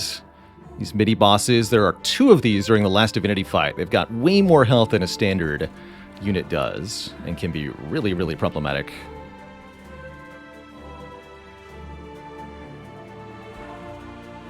Tremendously so. Alright, that's our reform unit. We got a Lady of the House to reform. Good. So I can do Lady of the House, Elder Helper. Okay, that feels good. And yes, also adds a curse when they die. That's correct.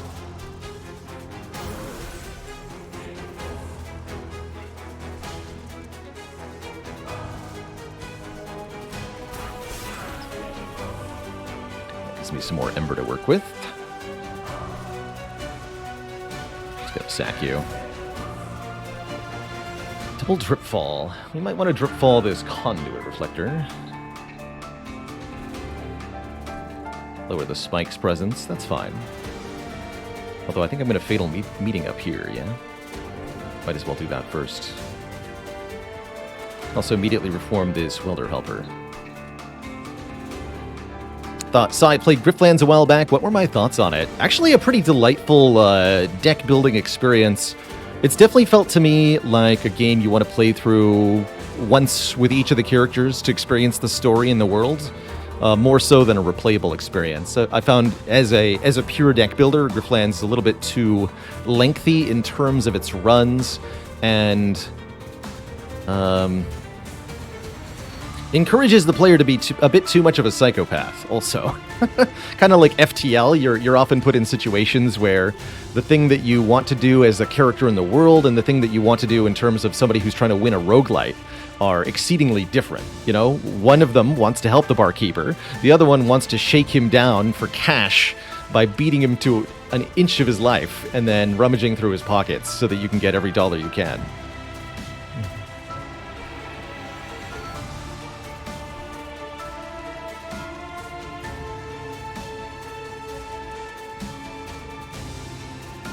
So it turns you into a bit of a murder hobo, except not actual murder, because actual murder will give you serious penalties in Griftlands.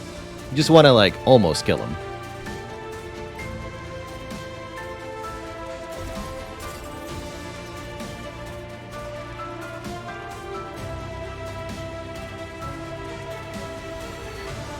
You attack first, that's right.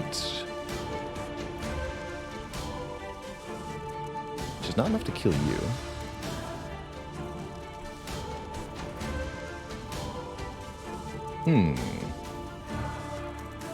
But what if we didn't let the Hornbreaker Prince die?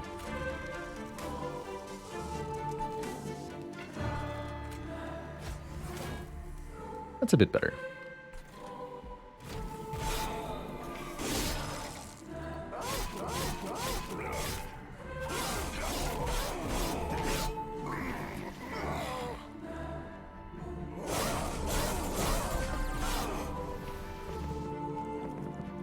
Okay, tricky turn this turn.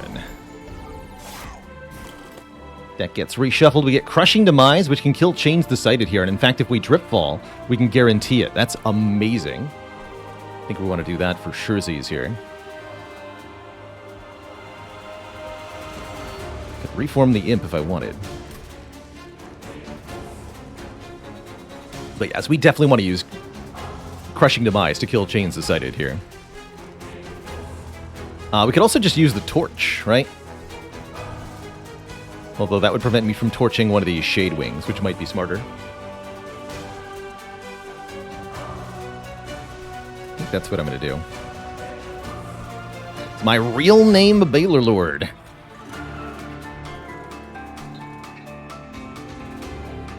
That's what my dad used to call me. No, that's not my real name. Yes.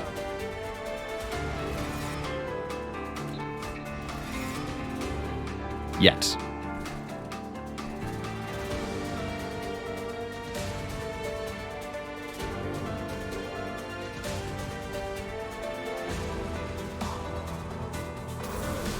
Okay, that kills you.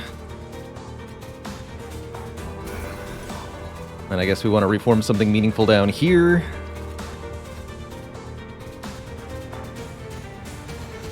Which is probably not the Steward. Get in there, Horny Prince.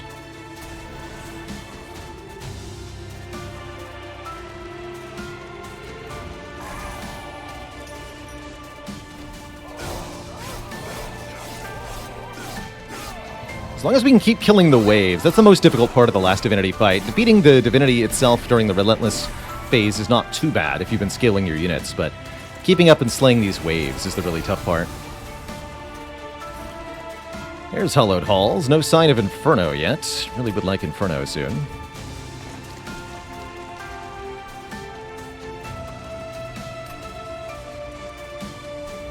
There are 2 units to reform. Train Steward and the Imp. I'm going to reform one of them. Just so they're not in the reform pool for Hallowed Halls here. That seems good. Oh god, what have I done?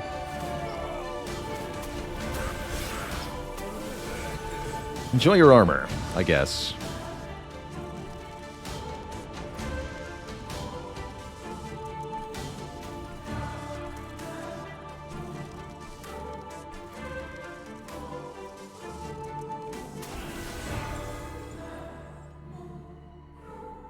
Trying to figure out if I should drip fall something here.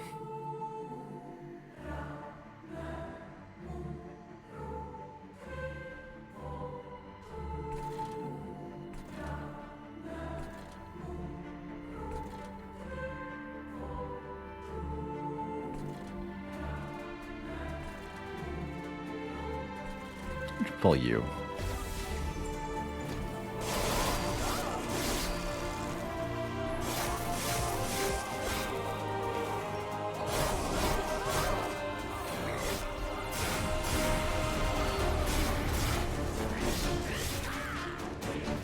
Okay, I've got 2 of the units on that horrifying wave. Here's our second mini-boss. Fatal Melting is back. I can draw Inferno with the Awoken Rail Spike reliably. Ooh. Like that.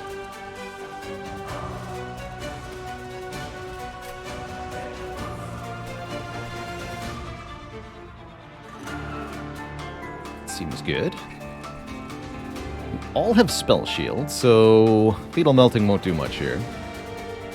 That's why we use Inferno on that floor. It should wipe out most of them. In that case, I'll use Fatal Melting down here.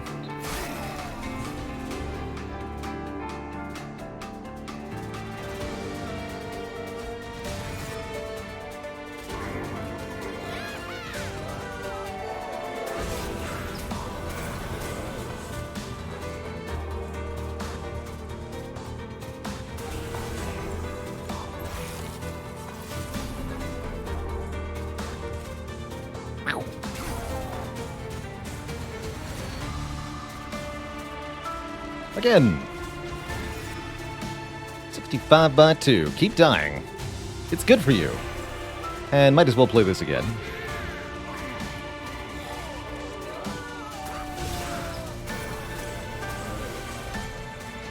Minus 636. So close to a kill there.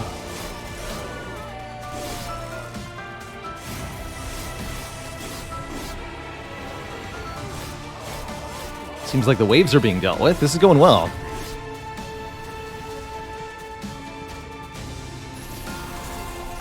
Perhaps too well.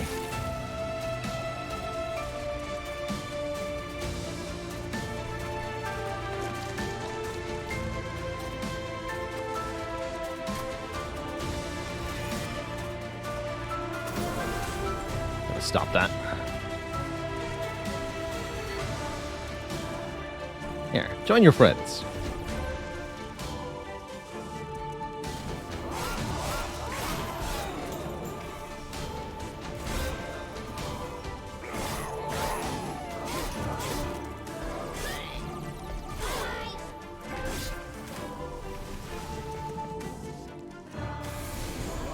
This is the final wave. That's actually important that we get enough power together to actually beat the last divinity in the Relentless phase.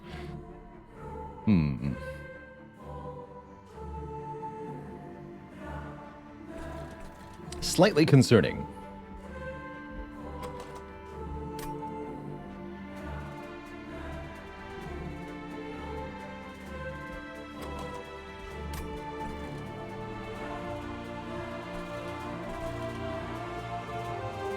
Slightly.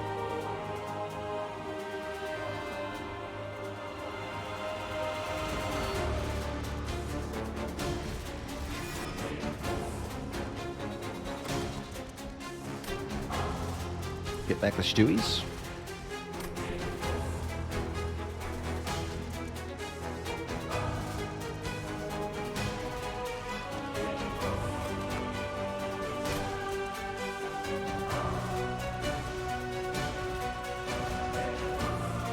I want the steward on the bottom floor. Thank you.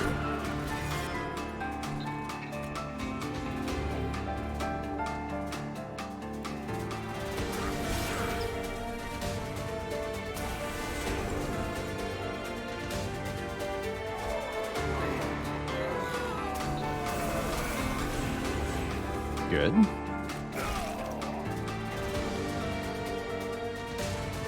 Even better.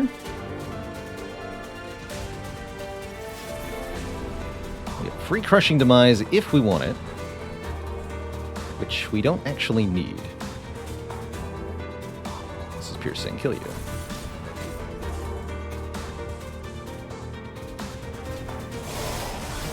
Alright, let's see what happens next turn. I'm not 100% sure we are actually beating Divinity here. Hopefully the burnout lasts long enough. 8 burnout should be fine, right? This is not the end. Oh, but it sure is. The Red Axe says we win. And that's exactly what we want to see. GG. GG. Doubters rise up. We never got a Relentless kill during this run, so those who doubted are the victors for our prediction. Pay them out. Still an amazing run, though. GG's. All around. GG.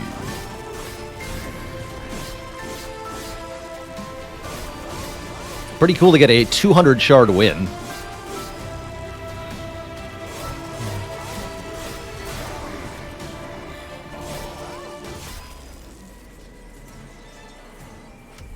With most of our units dead, no less. GG.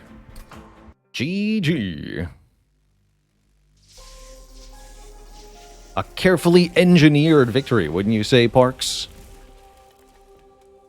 We successfully completed our training regimen and have emerged victorious by keeping this run on track. And we mastered the Thug. This run was on the money.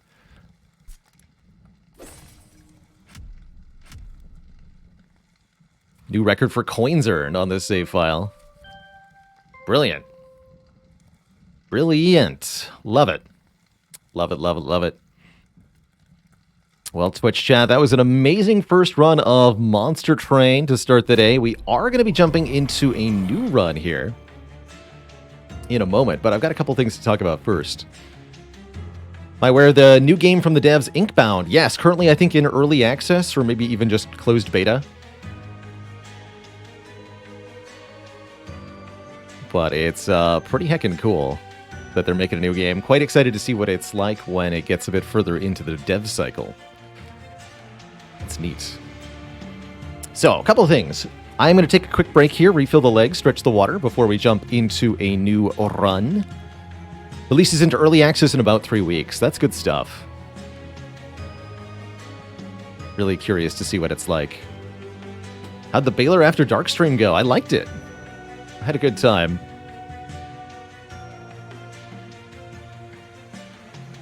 Oh, that makes sense, Fele. I thought I might have forgotten to fix that. I was recording a thing during the weekend. So I'll have to fix that when we boot up the Spire. Thank you. Good catch. Good catch. The other thing I want to shout out here is our Fiendish Forest desk pad from Epic Desk. Today is the last day to order your own beautiful, full-sized, full-color desk pad. This beautiful thing right here that my actual keyboard and actual mouse are currently seated atop of with our little Baylor here in the bottom corner. This is a one-of-a-kind, essentially, art piece created specifically for this product in cooperation with Epic Desk. A sponsorship that I accepted not because I wanted to push sales of something or to make money, but because I want to be able to provide a one-of-a-kind art for the stream to anybody who might be interested. And I think it's absolutely gorgeous. My desk is totally transformed. Here's the full-size studio pic from Epic Desk showing off that full art there for the desk pad. I'll shrink up a bit so you can see it. Today is the last day for pre-orders of the Fiendish Forest desk pad. If you want one today at midnight, orders close. Once orders close, they'll make exactly as many as were ordered, ship them out, and they will never be created or sold again. So this is your one and only chance to get your hands on this beautiful piece of stream art.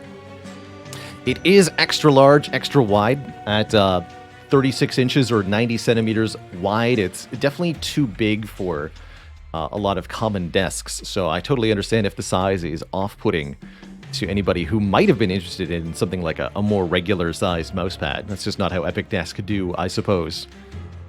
But either way, I wanted to show off this incredible, incredible piece of art one last time before pre-orders close. I'm heckin' excited. I'm going to be getting another one for myself, just so I have a backup. Really looking forward to that. Just put your keyboard on the left side. That's right. Like so. All right, Twitch chat. We'll be back in a few minutes here. I'm going to leave you on the start of the Monster Train run screen so that you can hypothesize what we're going to do with the starting cards. Let's see here. Good to have a backup for when the next stress ball explodes. That's right. See, they're called stress balls because they cause immense stress. I don't want to do another Hellhorn primary, so let's go to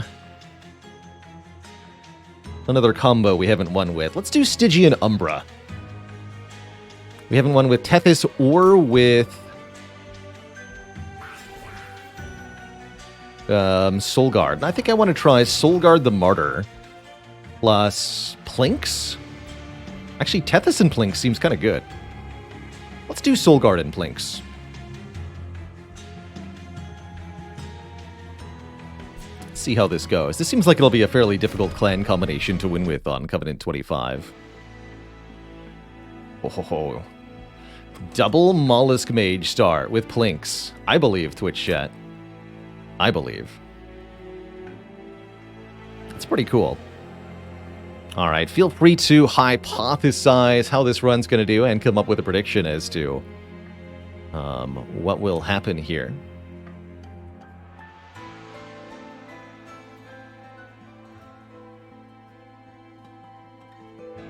Are you allowed to do predictions with more than 2 choices? I feel like predictions can only be a choice of 2. Can't they? You can go up to 9. Huh. How have I never seen anyone do that? There are multi-choice predictions. Well, heck. Let's use that feature. All right, Twitch chat, I'll be back in 5 or so minutes when I return. This run embarks. Be right back.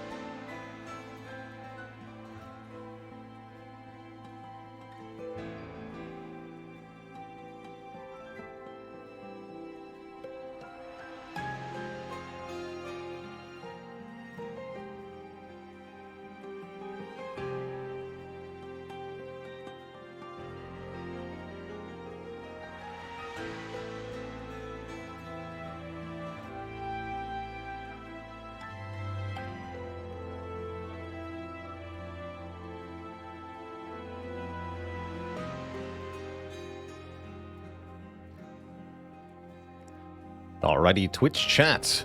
We are back. So the prediction is, how many kills on the first turn of Relentless? So how many bosses will we kill on the bottom floor? Note that killing a boss before Relentless means no turns of Relentless. So that'll be interesting. Gotta say, so Solgard the Martyr is a champ that scales with the number of spells played on their floor. I love the double Mollusk Mage start. That's gonna be quite spicy. Let's see, let's look at Artifact first here. Ooh, Early Capricious Reflection. All cards start with a free upgrade, I love it. And what version of Solgard do we want? We've got Dire Channel and Cold Channel. That, for me, is an easy Cold Channel. Apply Frostbite per shard to enemy units whenever damaged. I've never really seen a lot of use for Dire Channel. Although I suppose maybe there is one somewhere. Cold Channel, please. I'm also a sucker for a starting additional artifact, so I'll take it. Do we take Magic Power Scaling with a forgotten name? Damage shield 2 to the front friendly unit, or the Vapor Funnel, so that some enemies can slip by without us actually losing life.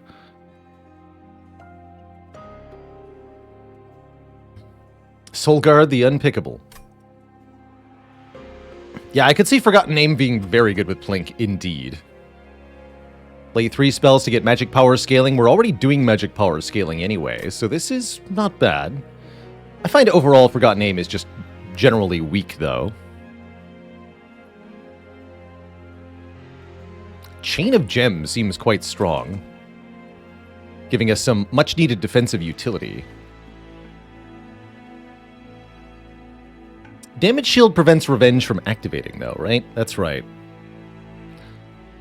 So we don't necessarily want Damage Shield on Solgard the Martyr.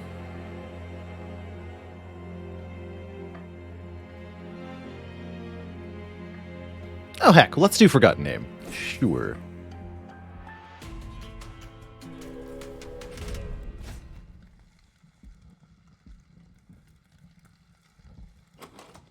I can do with Armor 10. I've got the Squid Buddies. Mollusk Mage. Squid Friend. Although I probably don't want to deploy on the bottom here, as we get immediately killed by this fool. So, let's go top floor with Solgard. At least already disqualified if I don't deploy on the bottom here. Hey, just because I don't deploy on the bottom doesn't mean I don't kill the boss on the bottom. Well, yeah, it probably does.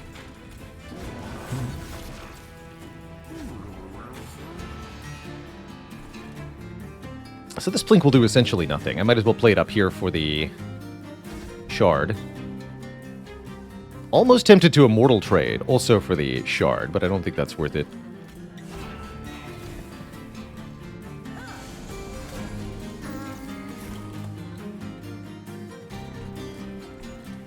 I can Plink for a morsel.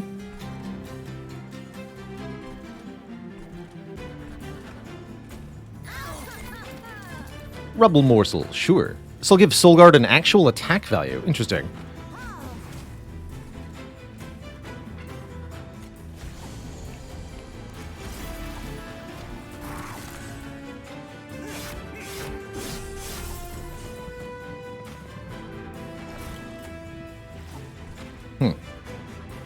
No sign of that second Mollusk Mage, unfortunately.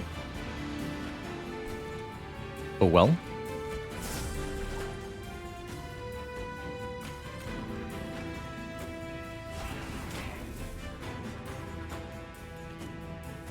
You actually get to the top, huh? That's pretty bad.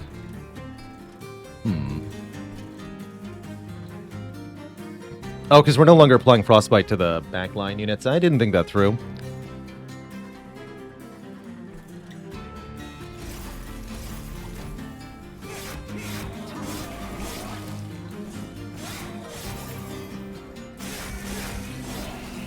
That's fine.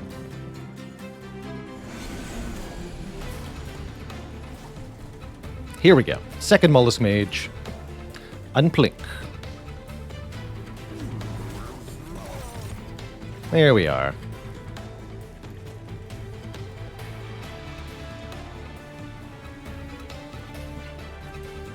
Not actually dying, though.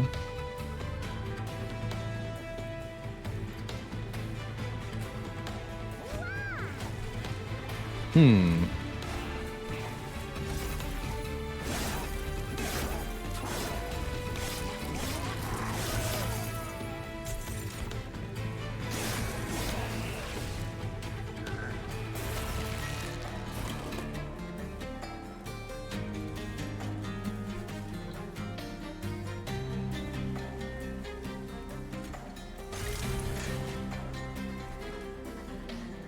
Six and 5. Pretty bad. Pretty bad. Suppose we might as well get more Frostbite this way.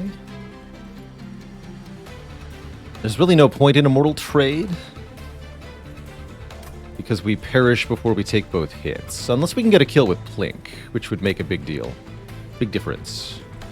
But I probably can't play Plink if I don't have any energy, so we'll wait.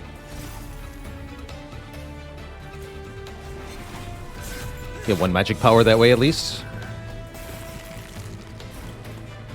Alright, Plink. Do your thing. There we go.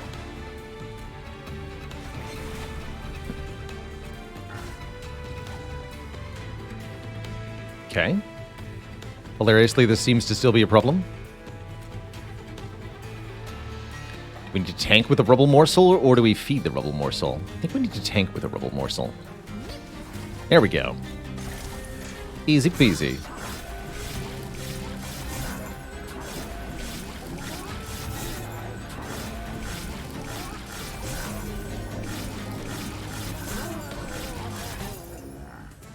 GG. Maybe could have had a slightly better outcome in this first combat, but overall I'm pretty happy in scoring the additional unit draft. Wow, Permafrost Titan's Tooth. That's pretty hype. This card is played for free if it's discarded, so having Permafrost means it'll always be in hand as a valid target for the foregone powers to discard. Although you could make the same argument about Titan's Gratitude. I like having an attuned card to benefit from spell power. And actually, Permafrost on this means we can play it for maximum impact. Let's take this. Slightly better, I think. Damage Shield. Holdover Immortal Trade's interesting. Or a Permafrost Space Prism.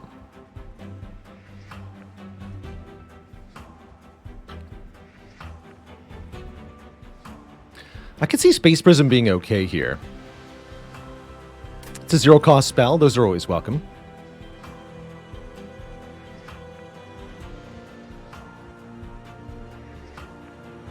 As aforementioned, Prismal Dust less desirable because it blocks Revenge from working. Although we'd like some kind of way to improve our defensive ability. Currently, we're kind of all in on doing damage with spells. I don't know. Problem is, if we use this, we can't deal any damage with our units then. Tricky, tricky. Alright, I'll take Space Prism then.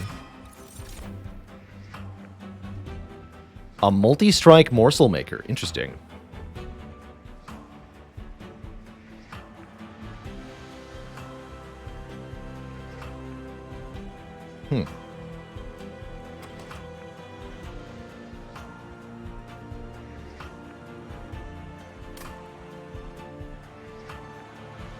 Spell Weakness might actually be really good. With double Mollusk Mage, this Titan's Gratitude? Sure, let's take a Silophyte here.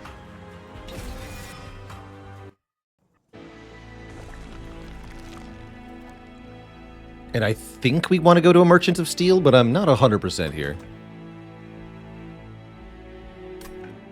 One thing we'd probably like to do is infuse a Mollusk Mage into one of our banner units so we can get our magic power deployed much quicker. Let's see here. It can't gain armor. That's a good one. Multi-strike, also a thing. Actually, multi-strike on the Silophyte could be a big deal, although her base attack power is so sad. Enigma Engine, thanks for 25 months of support.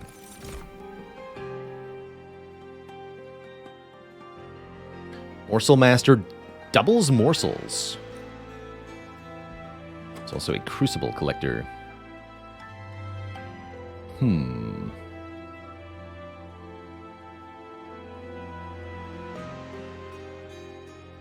Very interesting. We could even put double incant armor stones on this Morsel Master to get 4 armor per spell. That's kind of interesting. And then put that on the same floor as Soul Guard. Doubling morsels that go to Soul Guard is an interesting idea. I like that as a way to get more health on Soul Guard.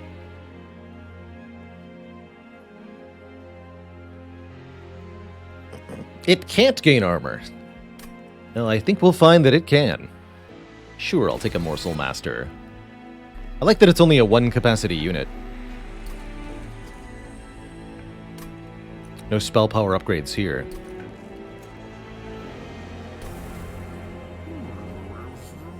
Oh, that does give actual attack power to Icy Silophyte as well.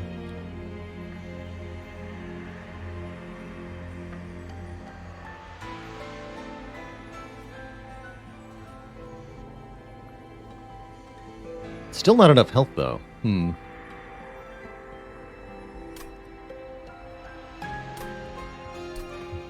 Next temple is on Ring 4. Okay. Morsel Master would also be a good dupe unit, I think.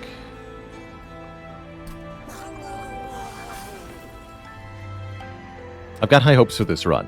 I think we're going to be able to do some silly nonsense.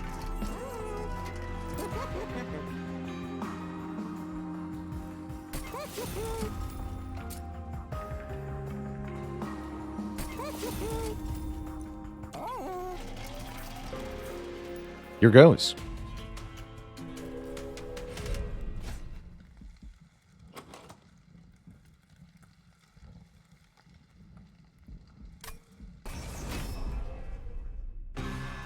Spikes are bad for the Silophyte, but should be manageable otherwise. I don't need the Silophyte to win this fight.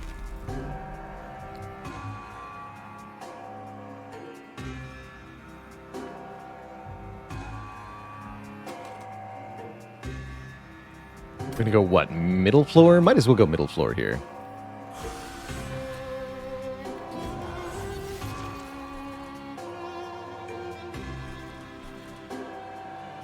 You could just die.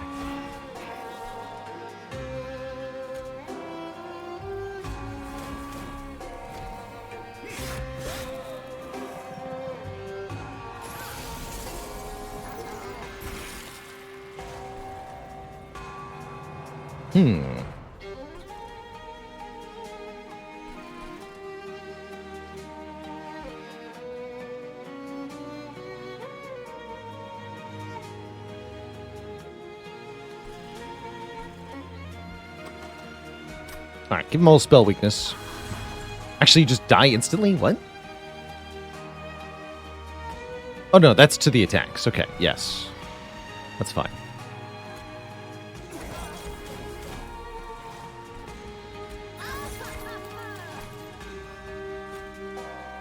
All is well.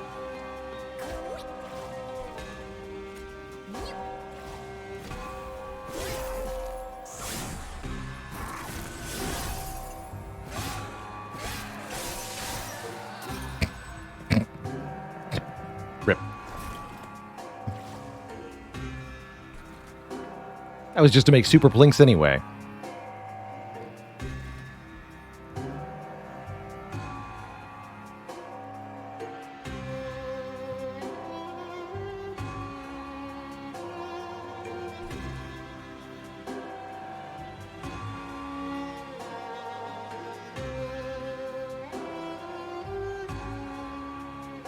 I guess we can't just let these go up to the top of the pyre here. Their spikes will cause immense damage to us.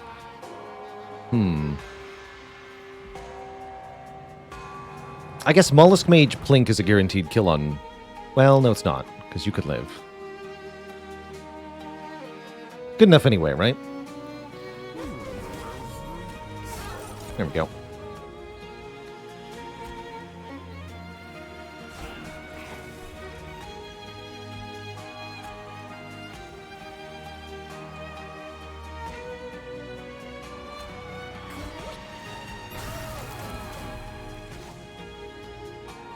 Actually, still lose Soul Guard. I think to the spikes here.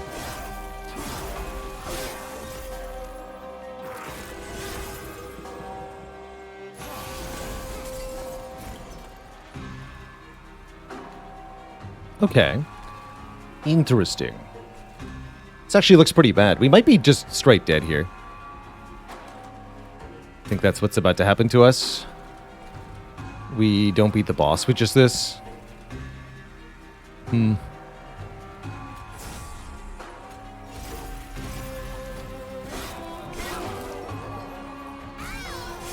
Oh, the extinguish from the healer killed Soul Guard. I was wondering why Soul Guard got hit twice there.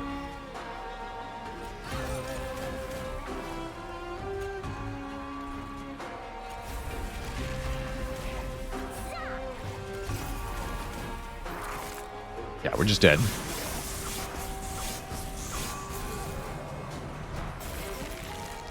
Okay, we'll run it back on this clan combo.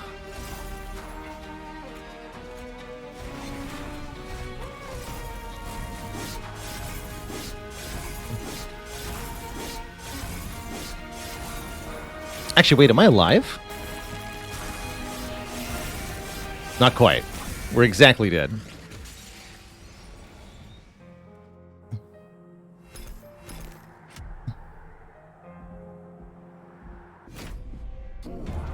Alright, try that again. Double Mollusk Mage start is back. It's like it never happened. Okay. You can see if it was a fluke or for real. Only fair to resolve the prediction. I think that's true, yeah. 0 was the answer. We got 0. Junkoral says this might be one of the worst clan combos in the game. I could see that too.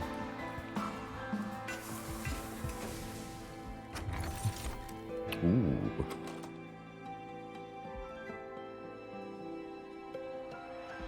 Ooh. I go Hell's Banners with Umbra.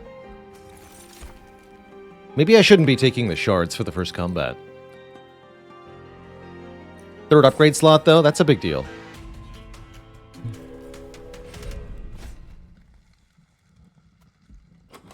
It's a big deal.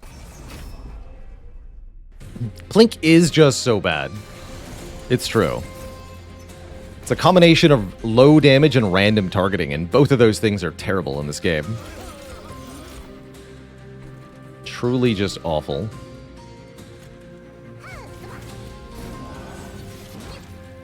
But that's okay.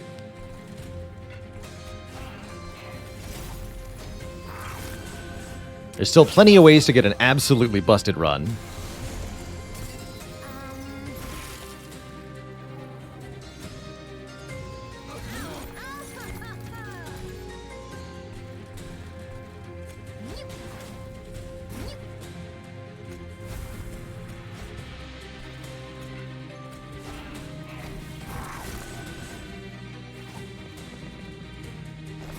Blink OP.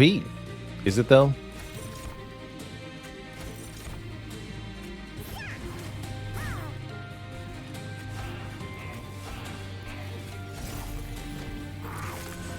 Ooh, that's Soul Guard.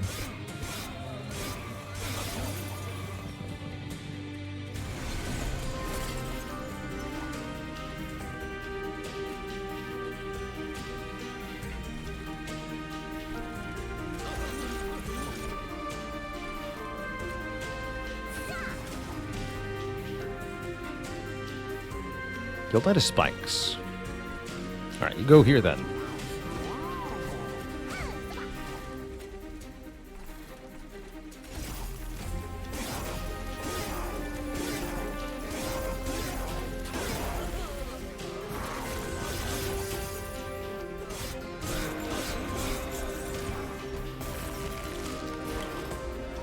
The Plinkage.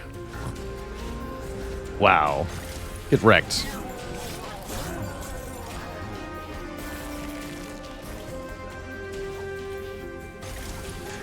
Now that's the power of Plink.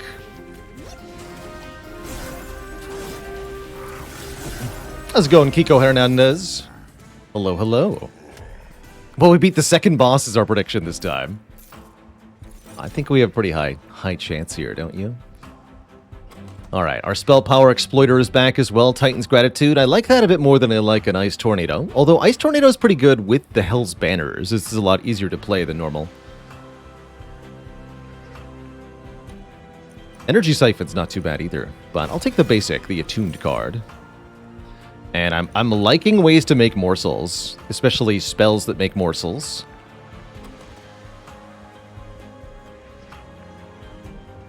So far with Solgard the Martyr, making of a morsel has felt extra good. Let's take it. Plink originally used to hit all enemies on the floor, really? I find that nearly hard to believe these days.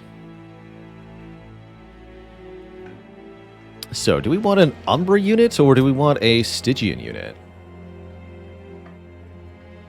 I guess let's check next floor. No Merchant of Steel coming up. Okay, we want to go Merchant of Steel. So we'll go Umbra unit. Endless.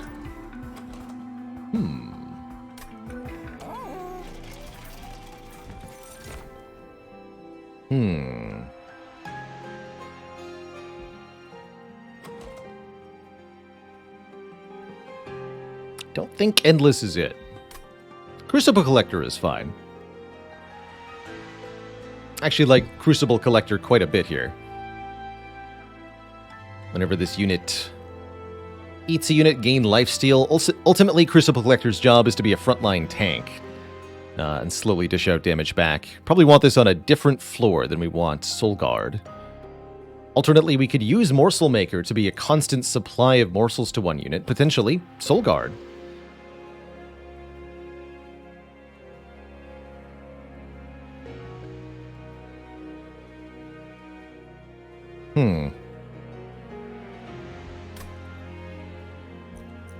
Go with the Crucible Collector, but I'm not 100% here. I might infuse a Mollusk Mage into the Crucible Collector.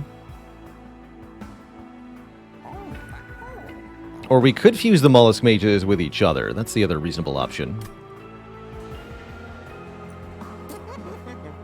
And we have 3 upgrade slots on units, don't forget.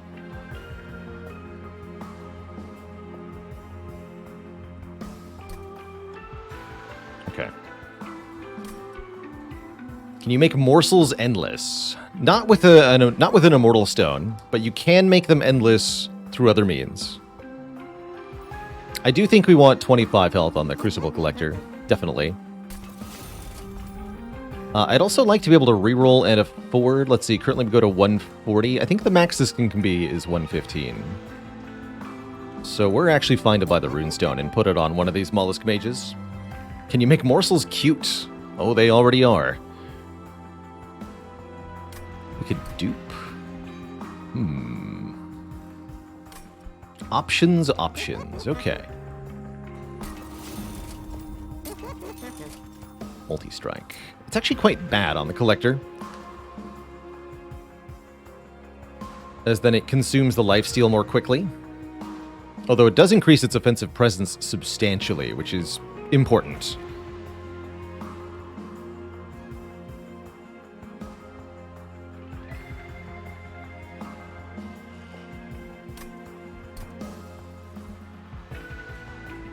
I'm considering going Heartstone Runestone on Mollusk Mage and making a Super Mollusk Mage that's actually very difficult to kill.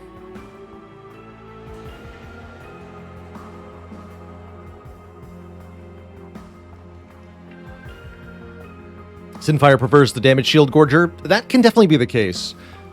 That the Damage Shield one can be better for your run. Just so good, though. I'm gonna lose to the boss again if I do this. Maybe. Definitely maybe.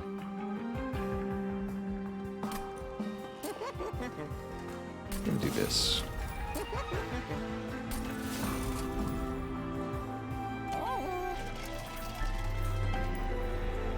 Ooh, do have a 30 magic power. Okay.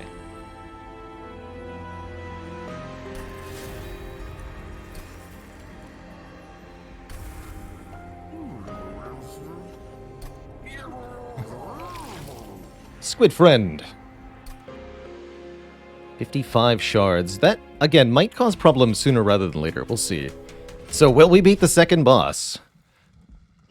Once again, the question is raised. This time I think we have better odds. Especially with the trial being less unreasonable this time. Mark of Invasion's one of my favorites. There's almost always just a fixed hit point cost you have to pay. It's really not that bad.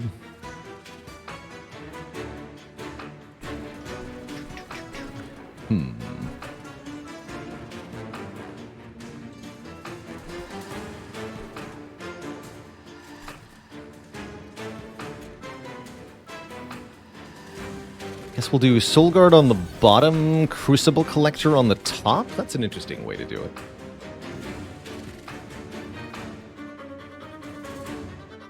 Extra funny with jack strips, no kidding.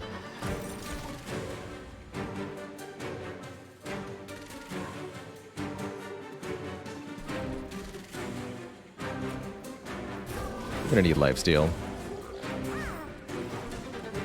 Tempting to foregone power here, but we need to stack the shards, I think. And I'm okay with some of these getting through. We'll take 6 damage here, and then 1 per that slips through next turn. We've got health to spare.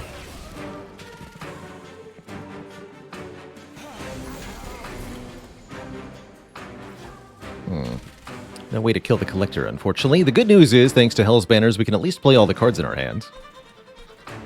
That part's nice.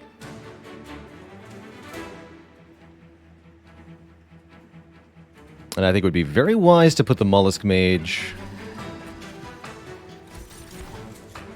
on the top floor. Let me do it this way, then. Oh, wait, you have Sweep. I'm a fool. Of course there's a sweeper. There's always a sweeper.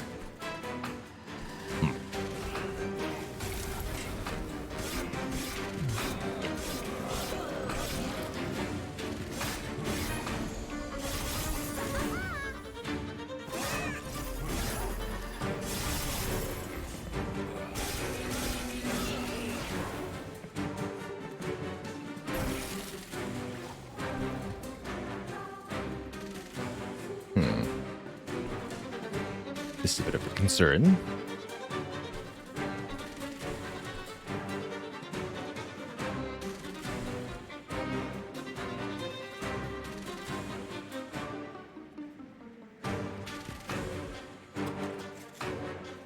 Gonna need that Titan's Gratitude.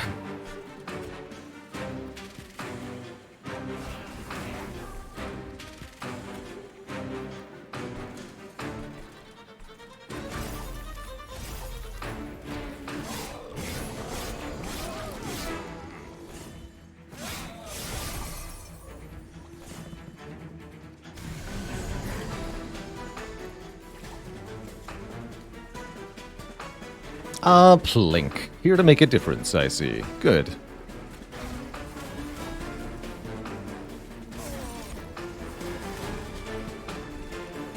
Unfortunately, we lose our champ real quick, but even a single application of Frostbite helps a lot here. Problem is that we can no longer feed morsels to the Crucible Collector, which is a bit of a mistake on my part, but I think we'll be okay.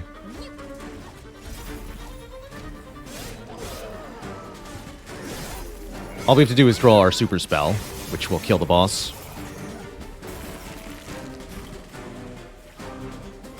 Literal bottom card, by the way. Excellent. Some armor.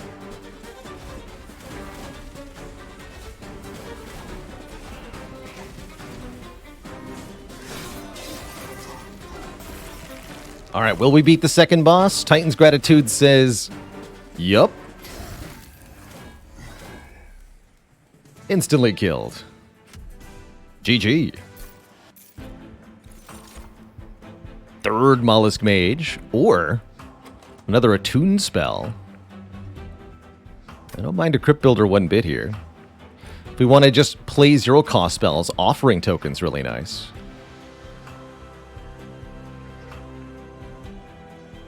Good way to get Soulguard online. Crypt Builder. Ooh, an Entumbra Assault. Deal damage if it kills, add morsels to our hand. Cannibalize is also cool. Kill a friendly unit to create uncommon or rare morsels. Actually, that's what I'm going to take, is Cannibalize. So different now, right, Dr. Noodles? The DLC really makes such a huge difference to how this game plays. I think it's quite extraordinary, really, the transformation it underwent.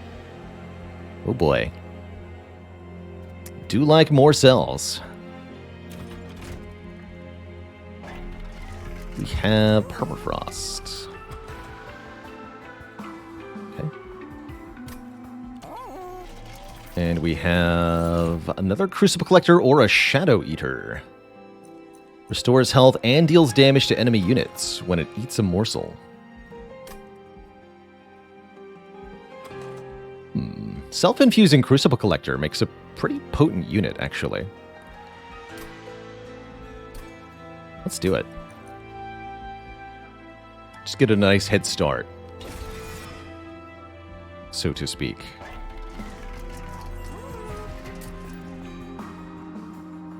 These need to be free. These need to be stronger. Does anything merit Permafrost here? Not really. Paying for a reroll mostly just gets me a -1 cost upgrade on something, and I honestly think that is worth it, so sure. And another 10 magic power plink, actually, even better.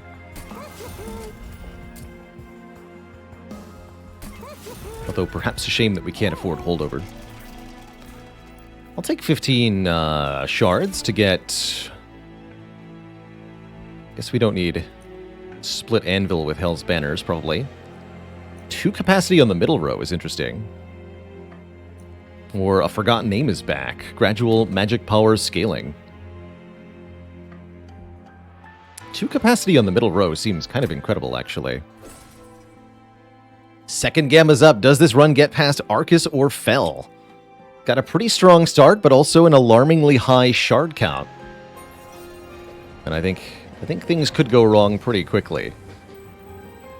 Especially if I were to trade, I don't know, 25 Pyre Health for 150 more coins here to buy Holdover. Hold on. Oh man, I can make a Holdover Making of a Morsel? Or we can hold over this Titan's Gratitude. Oh my god.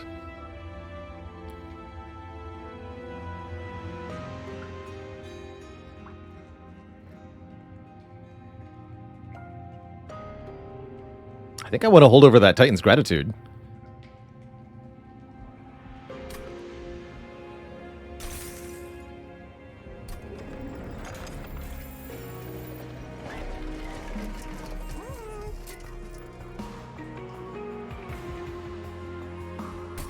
Let's do it.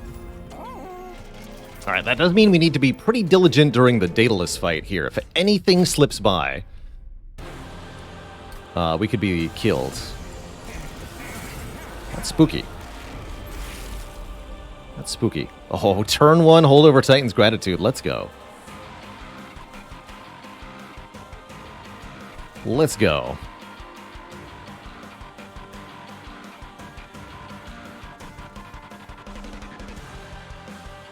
How much do we even need Soul Guard? I mean, really.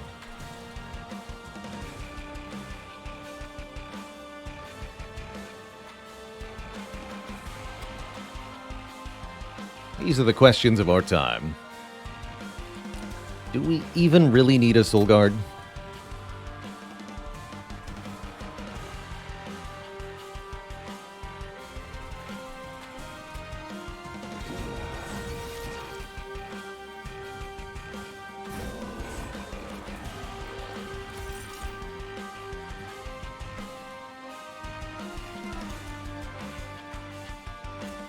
Silence those three.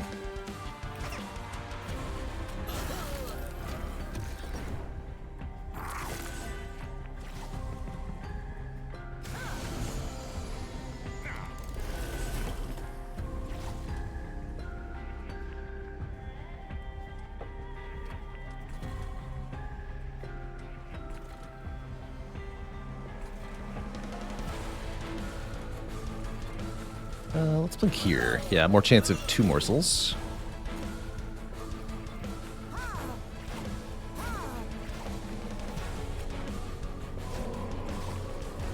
Double steward up top.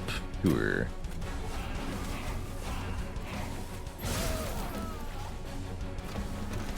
Alright, looking good. Lots of frostbite for the boss, too. Well, maybe not lots. 3.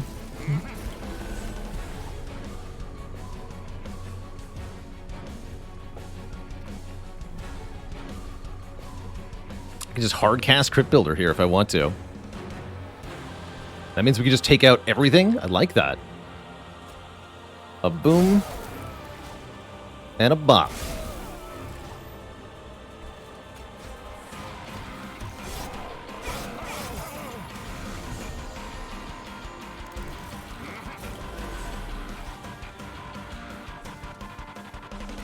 Bearish.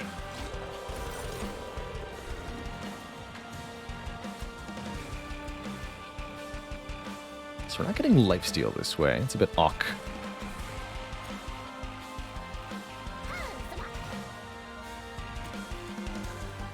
Damage shield on Soulguard isn't even necessarily a good thing. But right now I like getting our health up.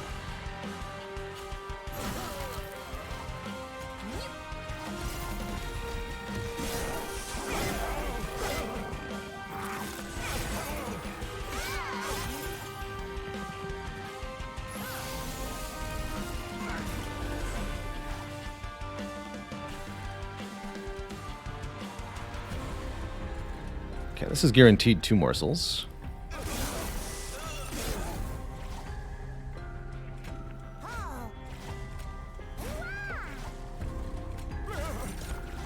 And now we can hit Daedalus with Titan's Gratitude, which I definitely want to do.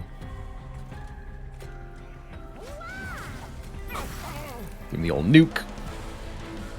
Just get another shard here. Okay, Daedalus will appear in the bottom pretty soon. I can't remember if there's an enemy that goes with him or not. Yeah, there is. Either way, we can use the Titan's Gratitude 3 times, and that's going to be very effective here.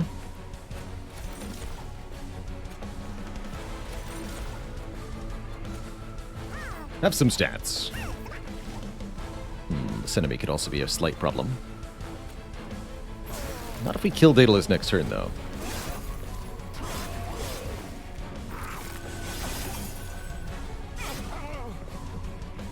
Yeah, we'll see. Oh, there's Mollusk Mage. I haven't seen you all fight. Hello. Would you like to add an immense amount of spell power to the Titan's Gratitude for me? And then tank? For the Crucible Collector? That'd be great if you could just make this do a classic 275. Easy. Bang. That means these units don't get to go to the Pyre, even though they would kill our Pyre. The fight ends first.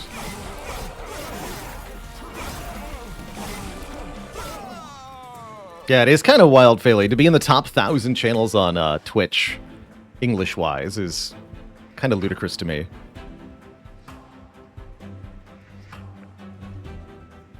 Do I think this is my second most streamed game, says Sweaty Lols? Yeah, technically that would be XCOM from before the Spire days. I'm not sure how much XCOM Enemy Unknown I played exactly, but it was at least 1,000 hours on stream. It was at least.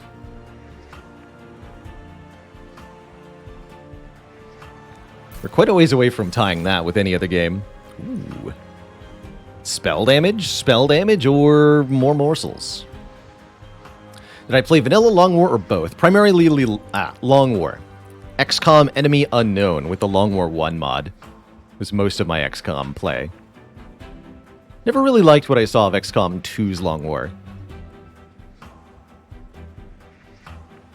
I am excited, speaking of XCOM-related games, from what I've seen of Xenonauts 2. I'm quite hopeful that that will be the sort of tactical turn-based strategy game of armed men versus aliens that I really enjoy. We'll see. Got high hopes based on what I've seen from Xenonauts 2 so far. The demo is really impressive.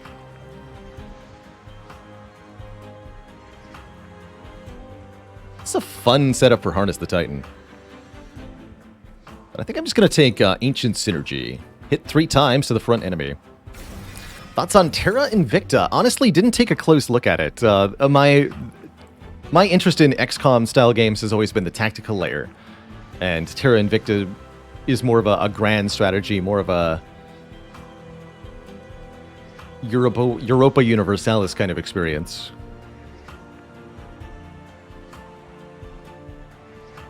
Which is definitely not something I want as a stream game. Did I play Phoenix Point? I tried Phoenix Point several times, but could never get into it. I found the flaws of Phoenix Point were too deep to make it enjoyable.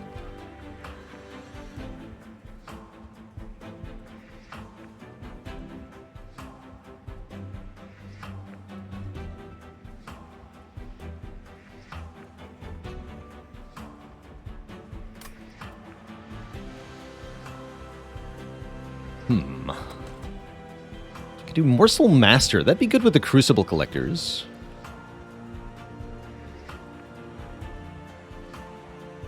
What's the unit that we want to pair with Soul Guard here? Because we have Crucible Collector and Morsels on one floor. Soul Guard and probably the Mollusk Mage. And what else on another floor?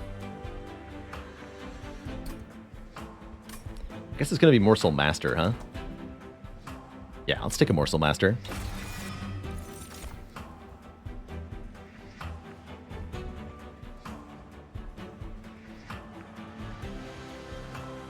Have I played Wasteland 3? I have not, but I've definitely heard some positive things said about that one, turn-based strategy-wise.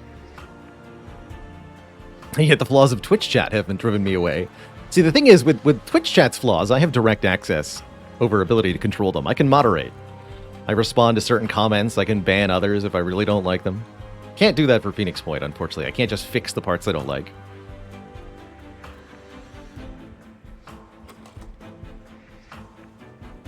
This feels like we want more card draw. Card draw is really as strong when you've got Hell's Banners.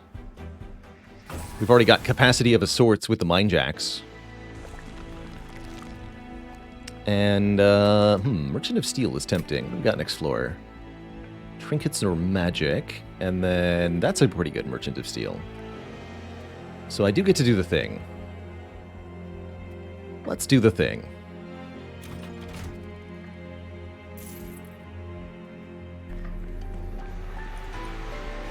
It's 2 cost. Ooh. Sold you on card draw, almost always being the right call.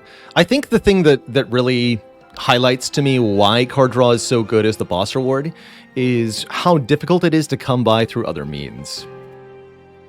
1 ember per turn really isn't that important when you can get 1 artifact that gives you 3 ember per turn, like Hell's Banners here, or more. It's very easy to get ember through either spell cost reduction upgrades or by getting artifacts.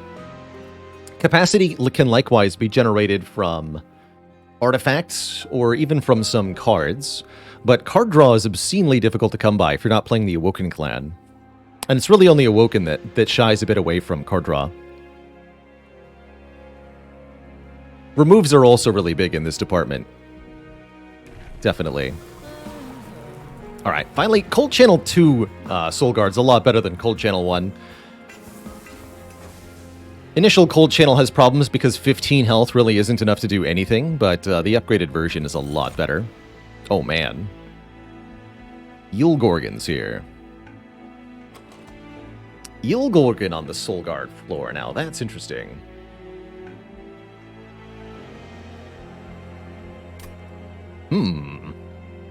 Kinda dig it. Although we don't want that on the same floor as Soul Guard necessarily, because we want the Ylgorgon to be feeding on morsels. Ilgorgons can definitely get very insane. Yeah, with the making of a morsel, I see Ilgorgon getting very, very insane.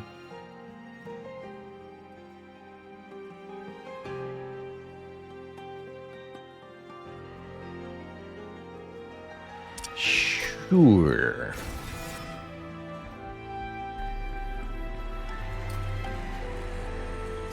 I think we sack the Morsel Master into the Ilgorgon, or what? We could also put Crucible Collector into Ilgorgon. I was planning on putting Crucible Collector into Crucible Collector. I think we should infuse the Ilgorgon first. Too many hungry units. We'll sort it out soon.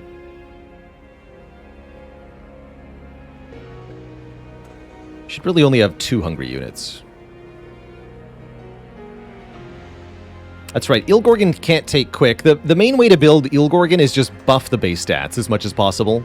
And then you build Ilgorgon by building your spell deck to play as many spells as possible per turn. Can you infuse Ilgorgon into itself? Yes, you could. It would just gain 1... Actually, wait. You could, but it would be terrible. Don't do that.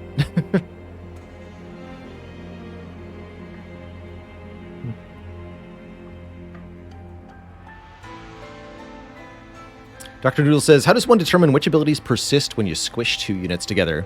You get the base unit card of 1 unit, and then you add the essence text of another unit.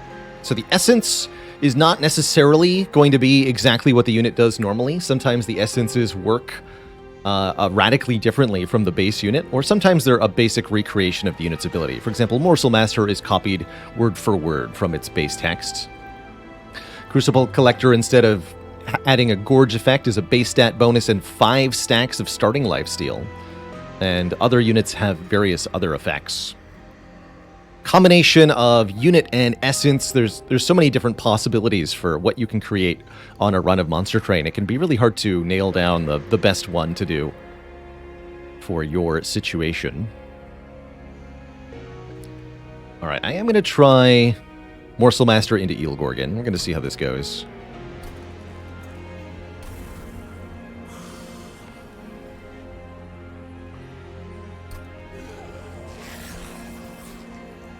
And do I want to add -2 cost onto Ancient Synergy? You know I do. Shard count getting mighty high, so it's fair to be worried here. Especially when I make a crazy choice like duping this card. Here goes. A battle awaits.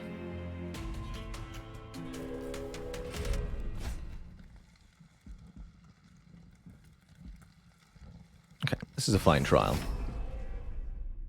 What do the shards do? Shards make our enemies stronger, which is quite worrisome. Enemies that have been buffed by shards are visually larger, have more powerful stats, usually some sort of special buff, and come with a sort of purple sheen to them.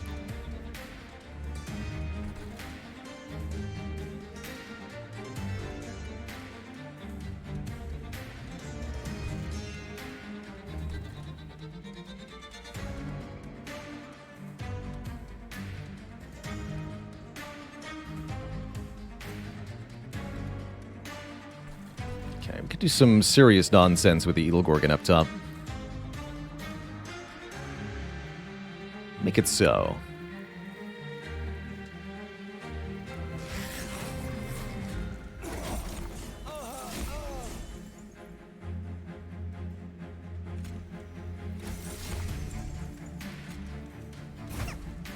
You're gonna tank the hit. Perfect.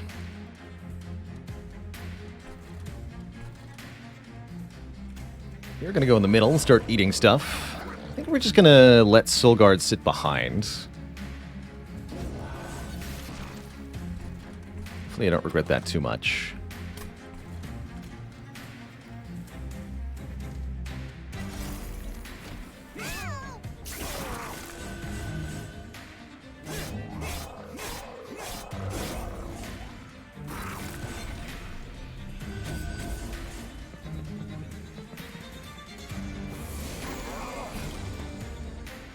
Good. Titan's Gratitude is here. I think we're going to put the Mollusk Mages in the middle floor and start dunking stuff. Blink up top's definitely happening also. So stuff like Lifesteal and Damage Shield, we don't want to put those on the Eel Gorgon, because the Eel Gorgon will remove those effects at the end of the turn.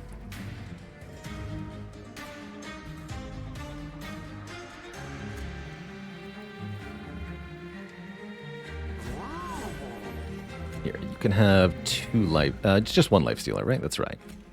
You can have that. I guess we can put these up top after all. Although the Damage Shield won't stay. Crucible Collector might as well go on the bottom alongside this Train Steward, just for moral support. You die.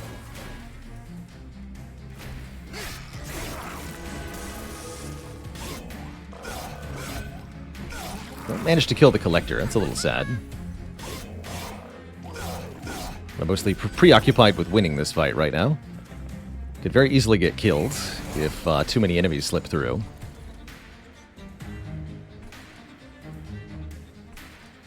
For example, this unit will wreck us, so we cannot allow them to move past us. Good. Yeah, genuinely that's good.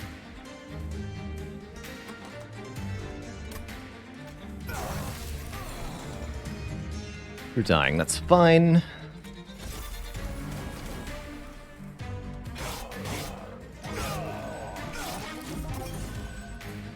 This floor is a bit worrisome. Got two very big units to worry about here. But that's what Ancient Synergy is for. 36 plus 20 damage, 3 times. And more besides.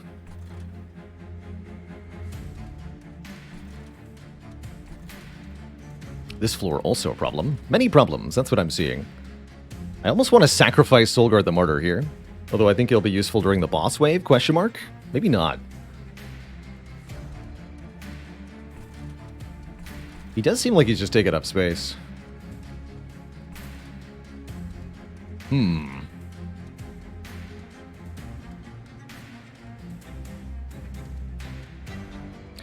Tigerbot says the deck might have too many trying to happen on too many floors. That's only partially the case because we haven't combined all our units yet. We're going to fix that pretty soon. But we need to be able to get through this fight for that to happen. We are going to condense here. And sort this out. Just trust me. Need to play a couple spells up top here. Not much, actually.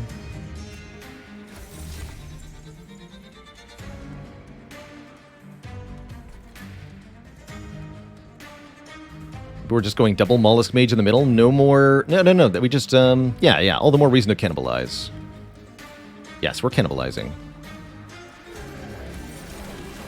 The power.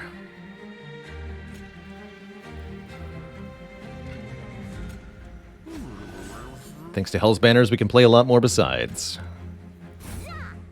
That's right, you got spikes? We'll kill the spikes, though.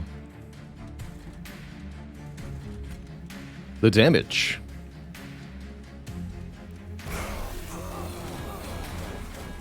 Easy.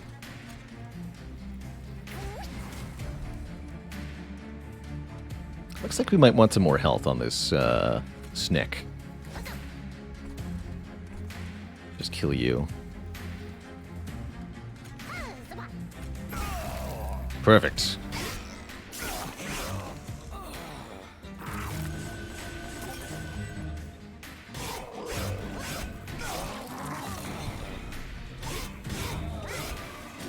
Get a morsel.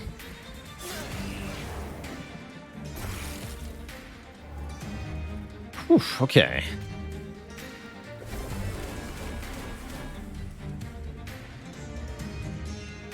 $51 damage to a random enemy twice. Jeez.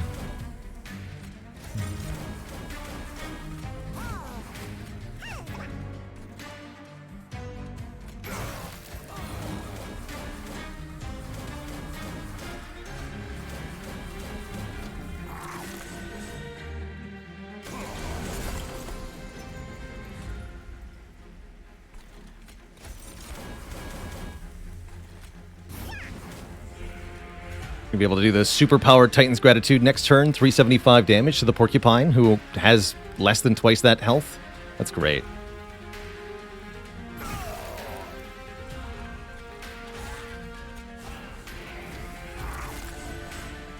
Spiky.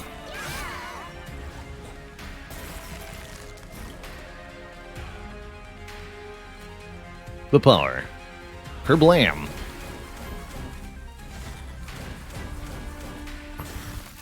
Just have enough spell attacks and spell damage, and you don't even need units, really. GG. Ooh, Urchin Spines is amazing with what we're doing. Glacial Seal's kind of hilarious, but it's no Urchin Spines. Zero cost spell that adds spell weakness to a whole floor? Yes, please.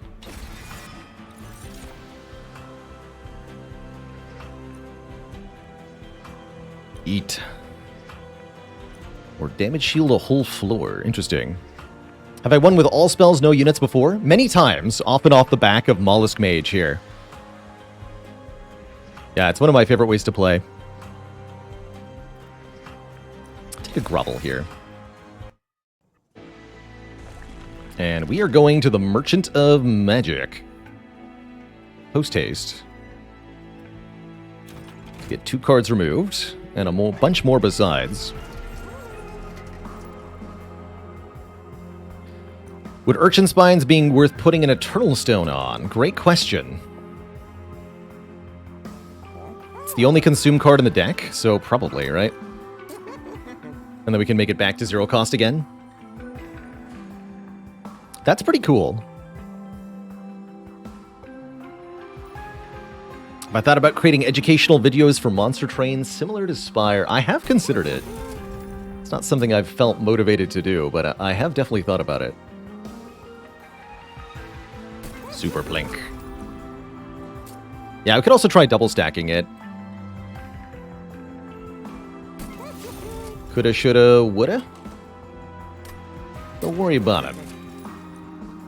There was no double stack.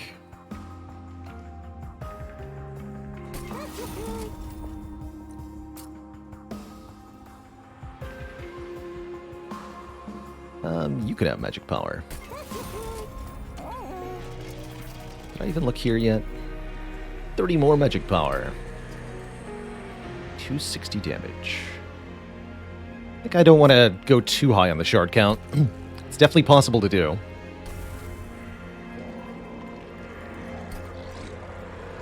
We're already at 150. I think we should probably stop. Oof, Stalansky. Yeah, that's definitely a sign you were too slow if Hart gets to the 72 by 15 turn. Means you failed to prepare adequately. So what does the shard count do? It makes our enemies stronger. Bosses get special abilities. Enemies get buffed in various ways. It's pretty nasty to have lots of shards. Makes the game dramatically more difficult.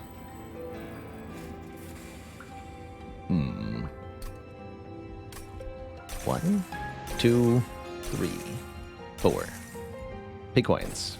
Alright, collect.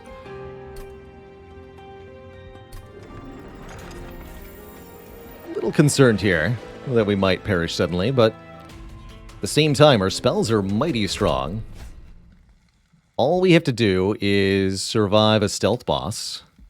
And enemies with 15 armor. This might be a situation to not take the armor. Normally I'd be all about this, but it seems like it could be a bit of a problem. But at the same time, it seems like it might be easily managed. We have 150 shards. I'm not gonna do this. Rings 5 and 6 are usually the toughest rings that you face on a run of Monster Train.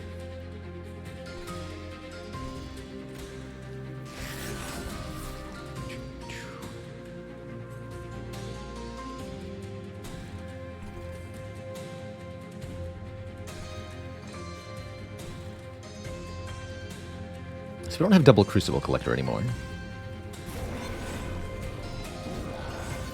I guess we'll just do this.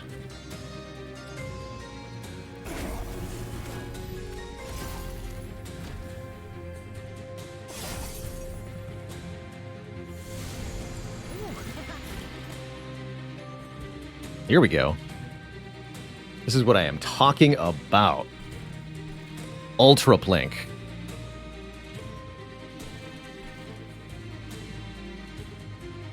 Uber Plink. And this fool's instantly dead too, right?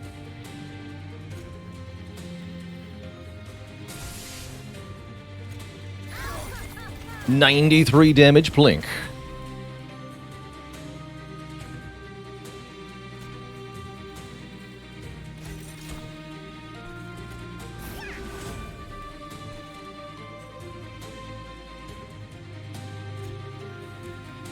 Sacrifice this one. Maybe the wrong floor. It's okay.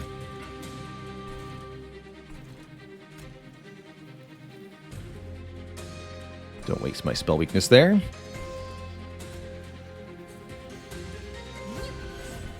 Have some more lifesteal.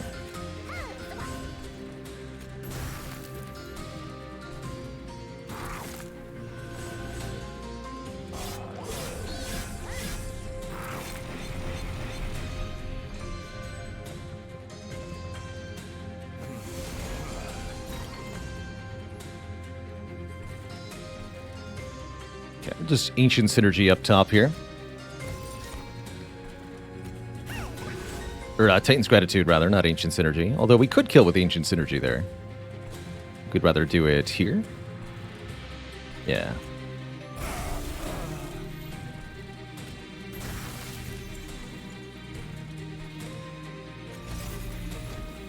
Looking good so far.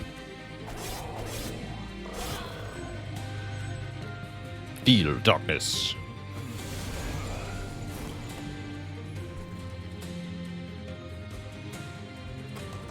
Both Mollusk Mages towards the bottom, and yet still we've done fine here.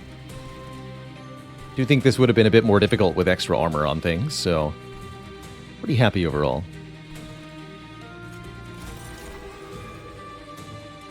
More attack power for you.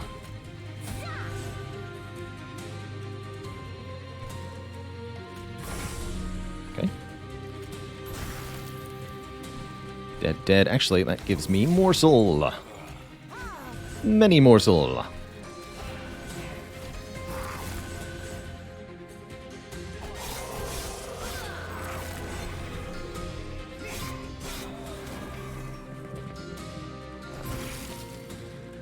Definitely wishing we'd taken a different version of Soul Guard. We're really not using them. Oh well.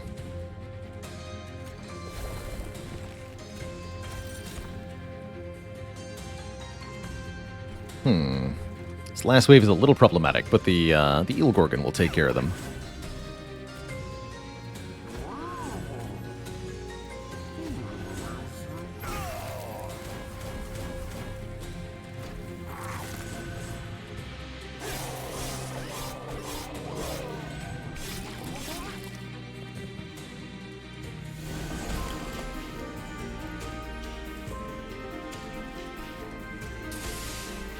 Yeah, so you might be wondering, how do we deal with this stealth boss?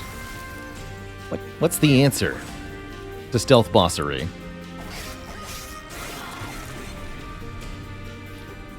And the answer is to instantly kill them for 1,000 damage. Like this.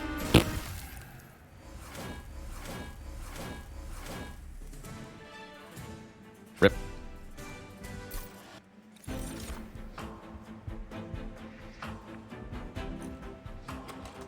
I want to cuddle Hex? Not really. I guess that works. Yeah, bonk. Bonk. Double grovel? These are all passable.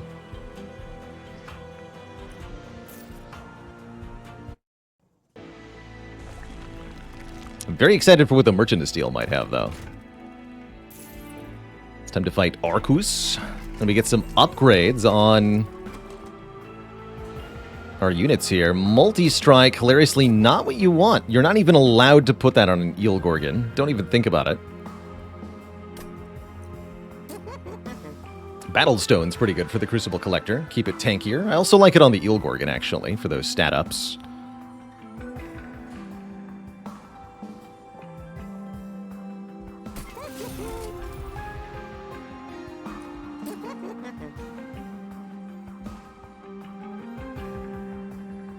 Don't hate initial damage shield on the Crucible Collector. It's not amazing, but it's useful.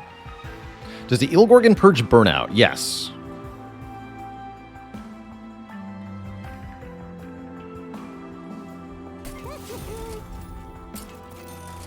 Large stone. That's what you want on the Ilgorgon. Improve its base stats substantially. As substantially as you can. To make it into a true powerhouse. Here, have more initial damage shield. Sure. Just be a tank.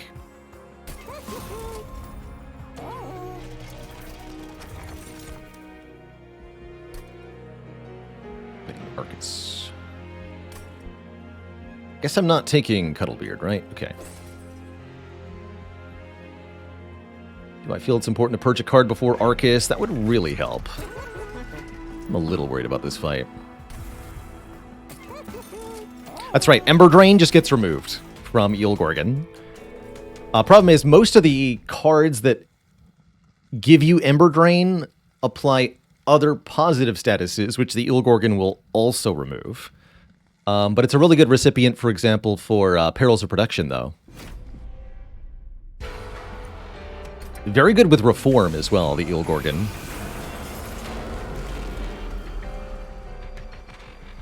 Looming. Doom and gloom. Yeah, I'm liking the middle and top setup here.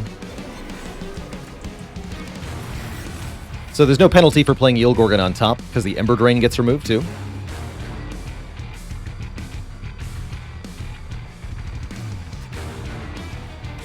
Again, we're not really using Soul Guard.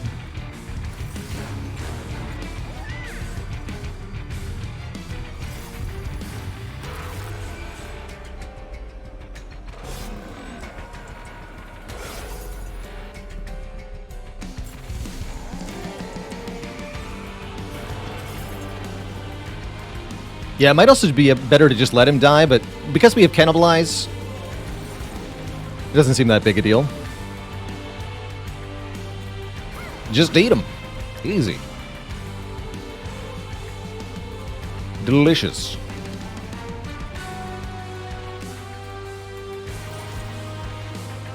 Okay, all the attack power upgrades want to go up top. Oh, you're big now. Oh, that's a slight issue.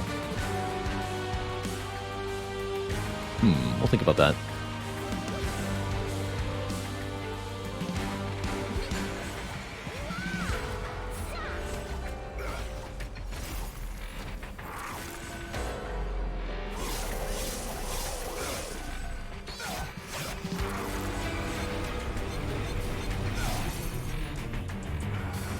Yeah, we may want to take capacity from the boss, which is fine by me. It means we can feed more morsels on both floors. Oh, you jerk. I have to play spells up top in order to kill these units.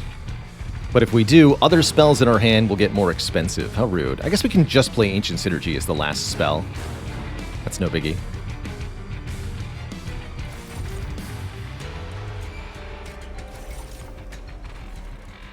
No sweep here, right? That's right.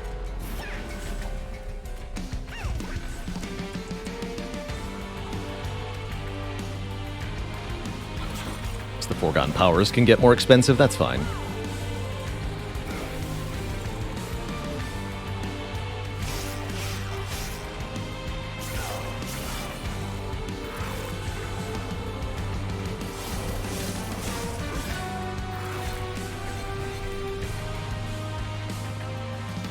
Gotta make sure the Ilgorgon doesn't take too much damage, though.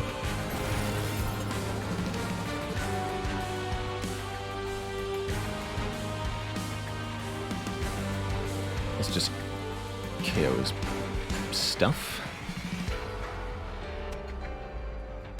Units dying. Okay. Seems more reasonable. Let's put some spell weakness on Arcus here. Can also silence. Doesn't actually apply to Arcus, though.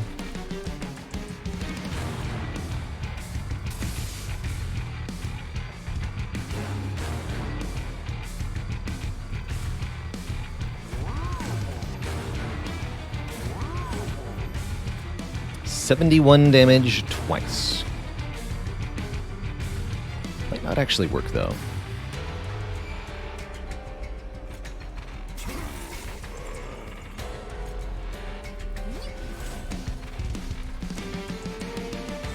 This is going to get discarded, so might as well just play this.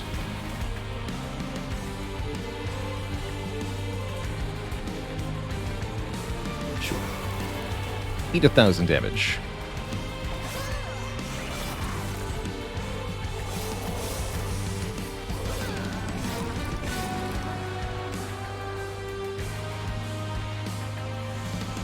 Yeah, I think Wormkin is probably the strongest of the clans. Feel a little bit power creepy, but that's okay. They are fun.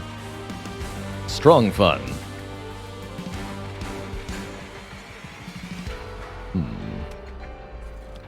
Seems relatively difficult to get a blink kill here.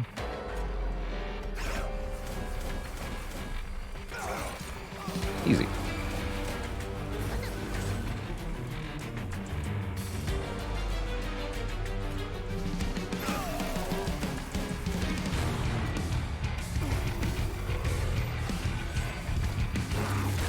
Delicious.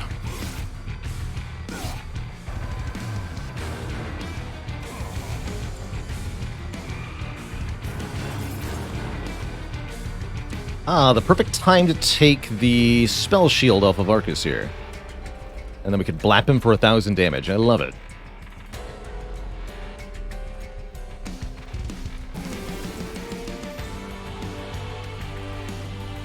Sure.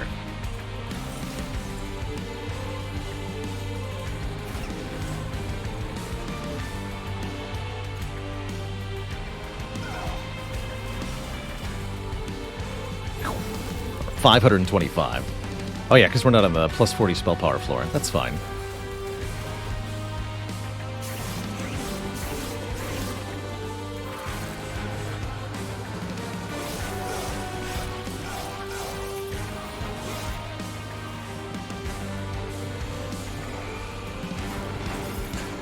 No spells. So they say.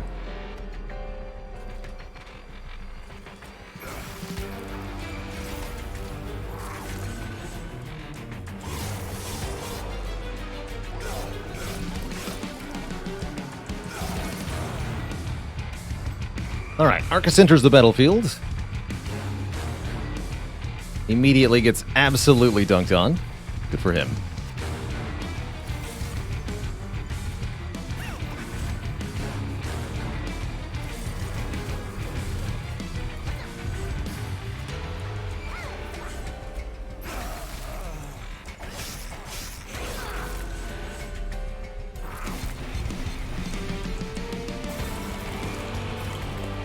Now we can do 1,000 damage.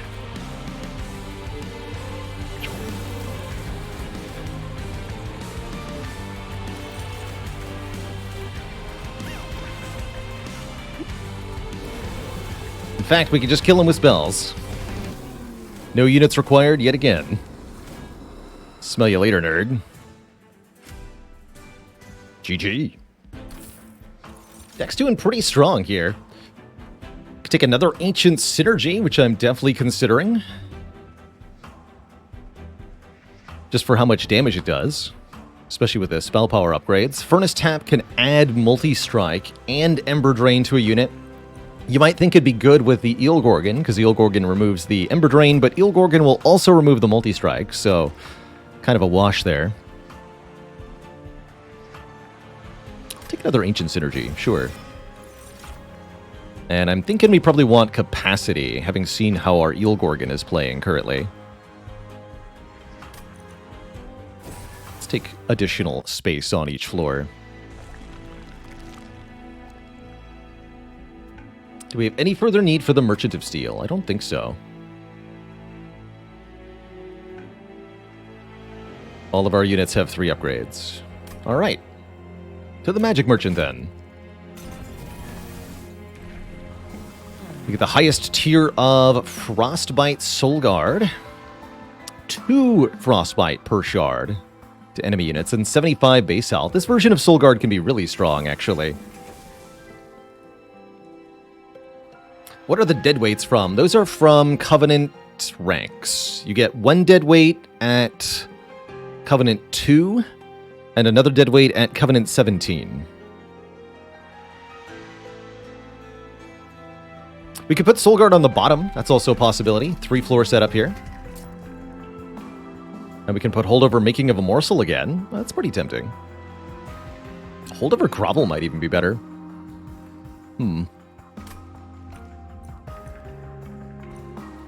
Prediction is yes. I'll take another artifact. Extra Gorge. So we get double lifesteal on the Crucible Collector. Sure. Sure. Love Tap, thanks for the 15 months. Oh ho. Big. Well, that's one option. Or small.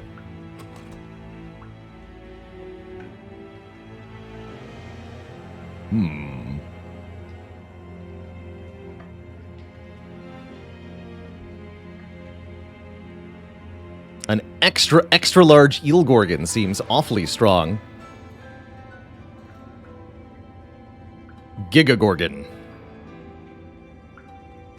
So let's see, with 6 floor capacity, the small one could eat 3 morsels, 3 doubled morsels per turn.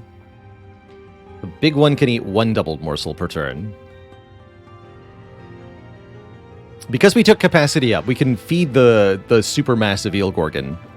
Just not quite as much.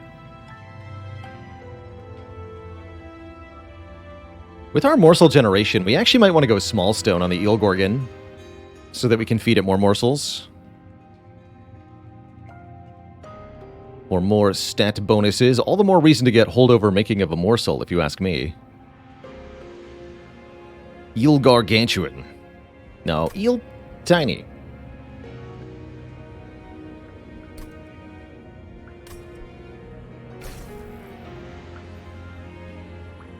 Look at those 4 beautiful upgrades.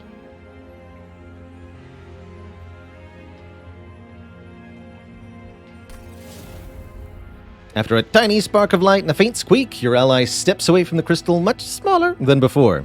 So small, in fact, you almost missed them entirely before returning to the train.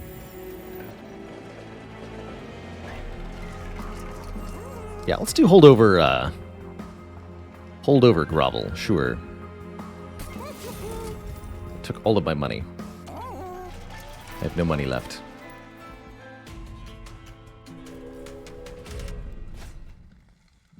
Spell shield.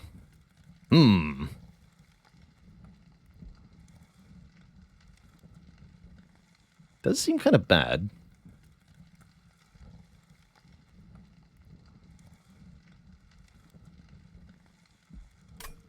Normally the 400 gold trial is kind of a no-brainer. This feels like a... I don't know. I don't think I want to do this. This could go badly. We've also got the sweep ember drainers. Yeah, I don't want to mess with that.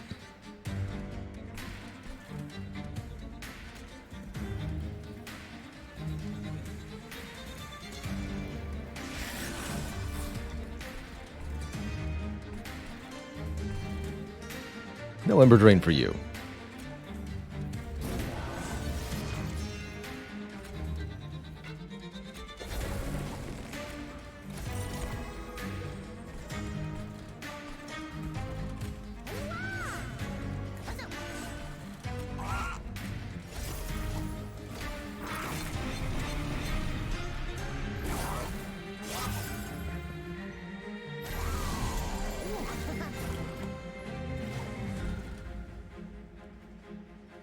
That's too much damage.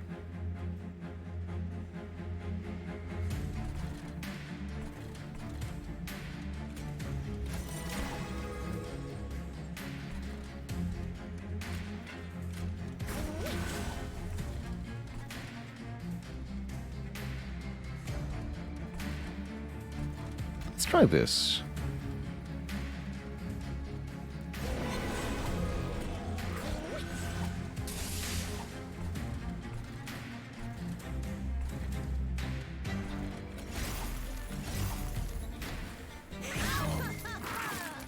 Should play those for Soul Guard. Keeping Soul Guard alive can be quite a challenge without spells that heal or provide toughness of some kind. Not impossible, mind you, just tough.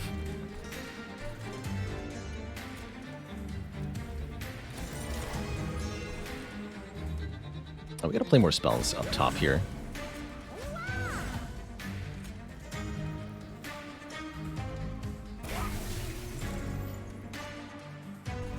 That'll do.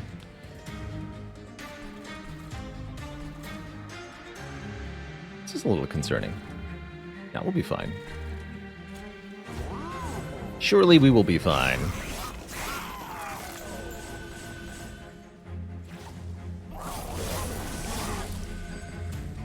Definitely glad I didn't go for the spell shield. This would be a little out of control. Yeah, we're fine, right?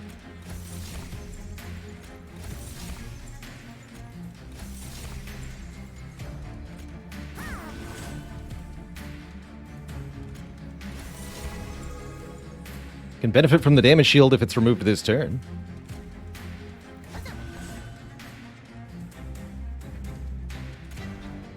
Need to play one more spell up top. Easy.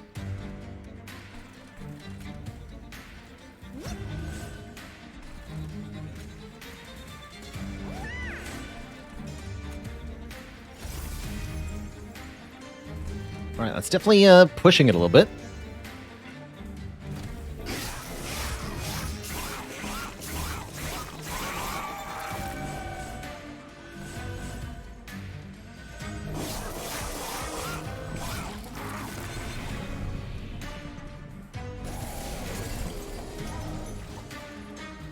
Okay.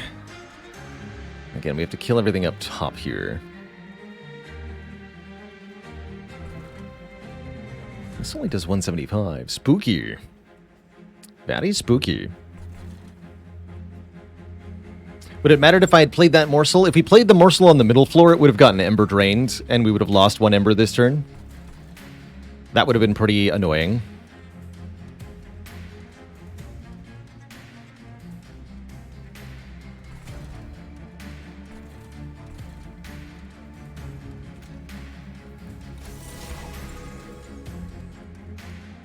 Okay, these would get killed.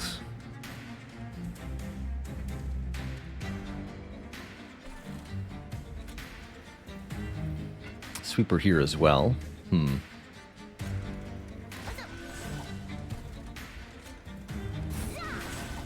If we wanted to play them in front to tank, we can definitely cannibalize one of them. And there's no good reason not to. Blah! Sweep, there's no hits to tank. Got it. Not how sweeping works.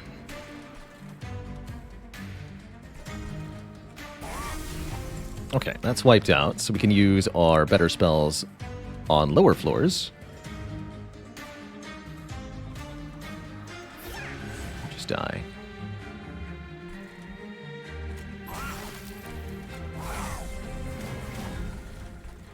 This morsel we could play just to get it killed. Sure.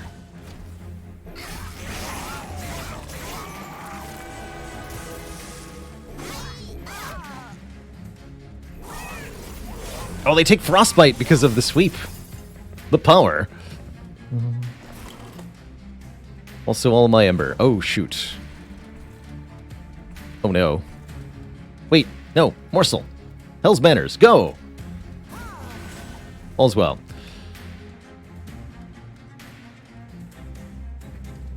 That was actually kind of spooky for a second. Don't think that's what I wanted to do, though.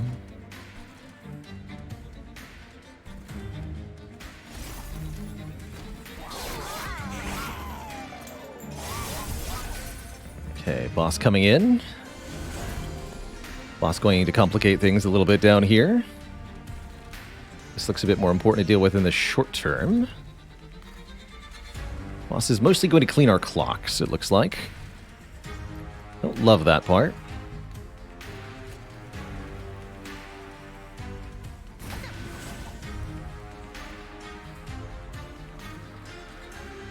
We need some multi-strike up top, and we need it fast. Might also need a Mollusk Mage up top here for more damage. That seems pretty reasonable.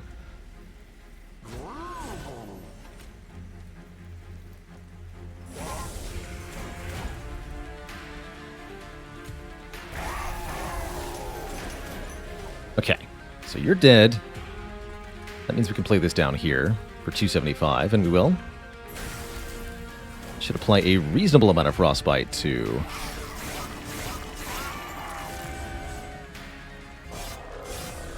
Not gonna have a unit to tank for our Eel Gorgon, though. I should put the Mollusk Mage in front of the Eel Gorgon.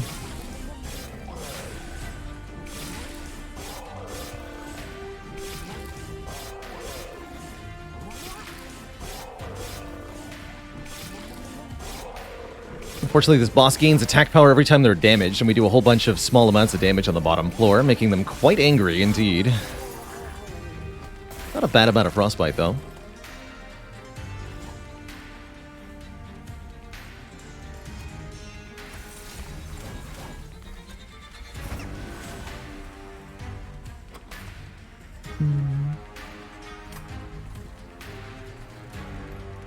Yeah, it's definitely a little concerning. Damage shield would be nice.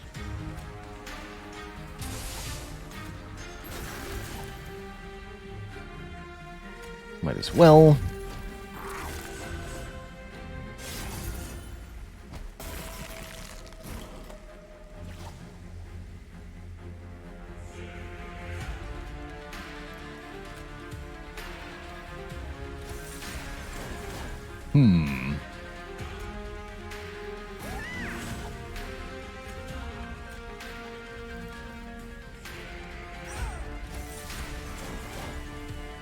It's unfortunate there's no way to give the Gorgon lifesteal, you say. Are you sure about that?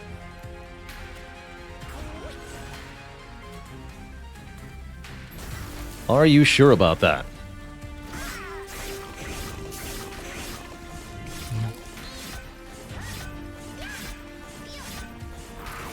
Also, it doesn't matter because we just win, right? But yeah, there's the heal. Cool. In normal waves, the lifesteal would get removed before it could take effect. But this is no mere normal wave. Having a way to apply daze seems really nice. Do we dare take Cave-In?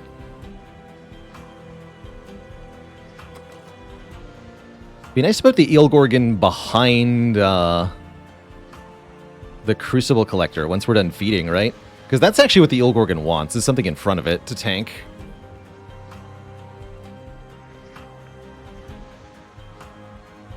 Okay, I'll take a Cave-In here.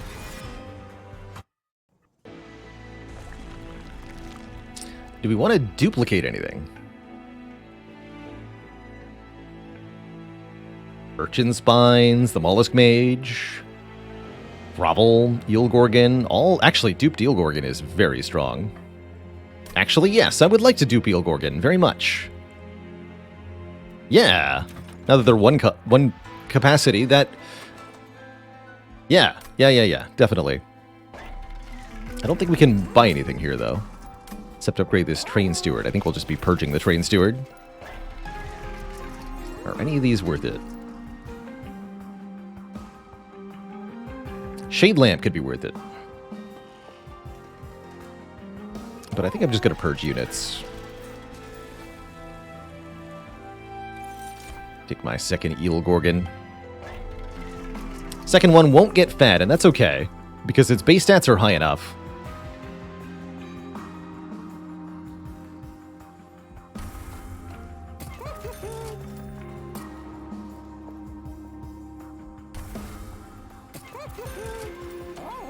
Not convinced this run is good enough here. But I'm curious to see how it's going to perform.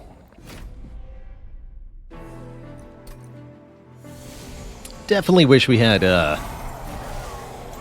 phasing Soul Guard. Oh well.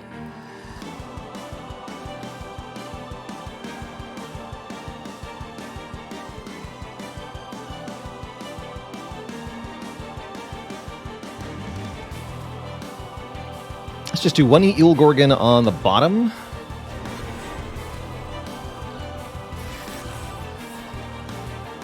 I'm going to put Soul Guard in the middle.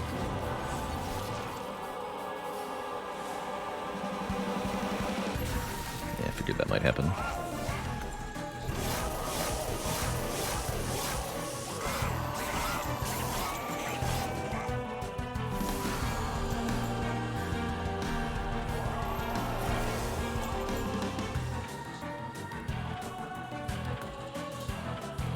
We could even put one in front of Soul Guard. That'd be interesting. I think we're just going to sacrifice Soul Guard this turn. Heck it. You're food now, Soul Guard. Good work.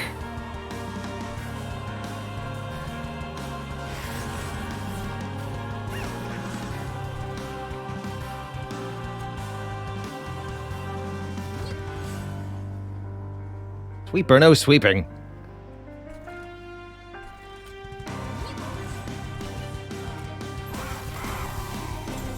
Exactly.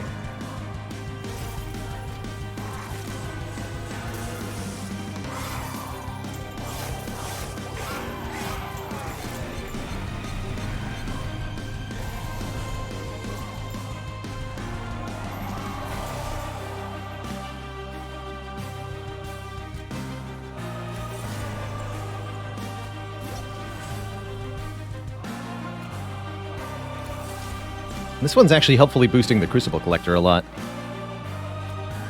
You can go there. Easy.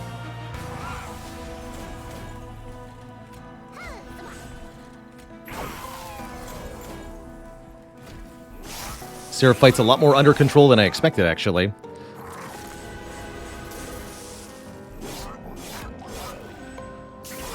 Hey, glad to hear it, Samadid. Really like what I do here on Twitch. Call.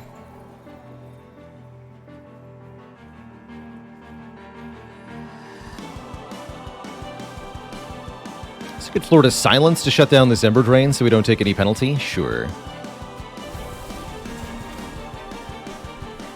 Might as well grovel down here as well to get the additional attack stacks. Some damage shields. Although, yeah, it'll be fine.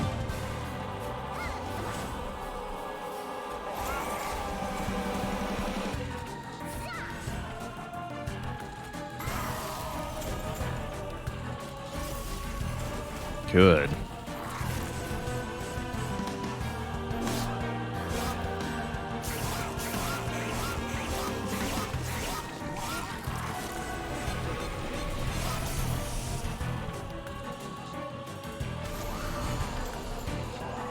This might be very similar to what we do for the last Divinity fight as well, if I had to guess. Still no Mollusk Mage up here, but Plink actually just guaranteed gets both of these fools.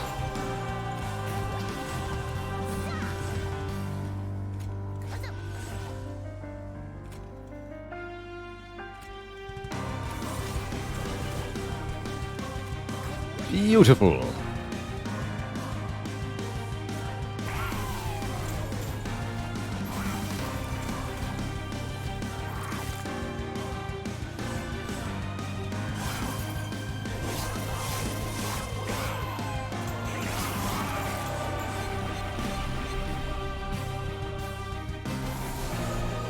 Alright, Seraph is purging my lifesteal stacks. That's what's going on down here.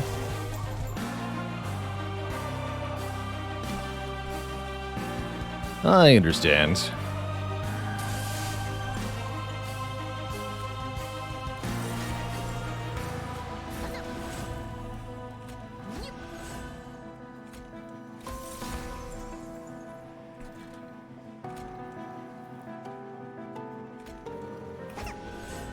Gonna daze the bottom floor so this Pyre Wings can't do nonsense.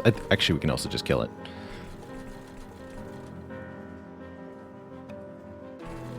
Do that. Do we need to descend anybody? Might as well play it down here just for the armor.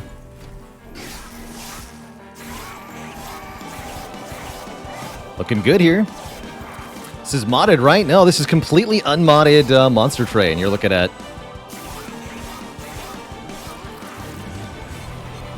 In case you were unsarcastic.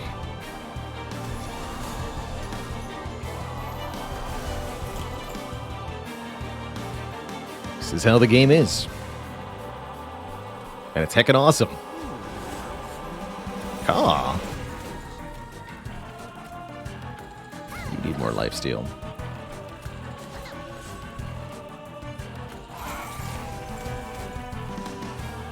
Okay, more morsels up top. And yeah, kill you.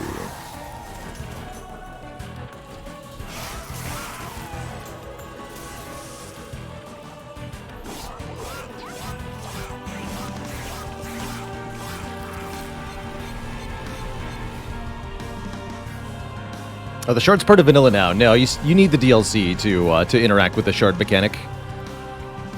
You monster train.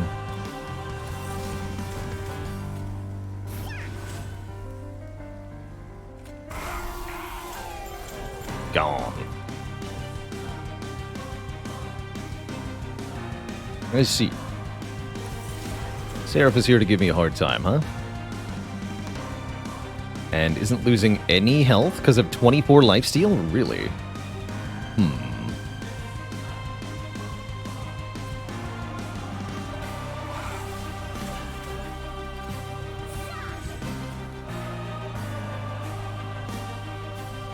That seems bad.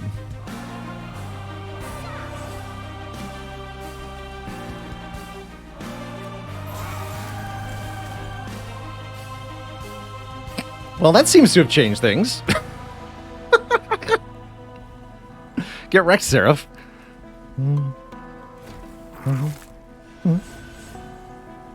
I think what happened was that our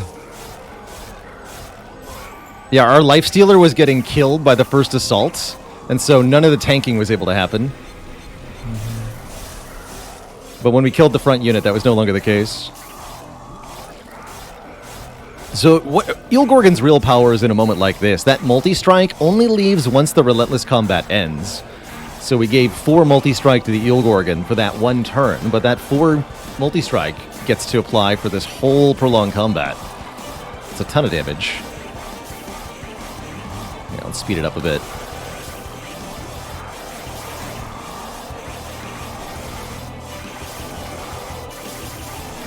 The power of lifesteal. It's Chili Chili. Thanks for 24 months of support. Machine gun speed. Talk about a war of attrition.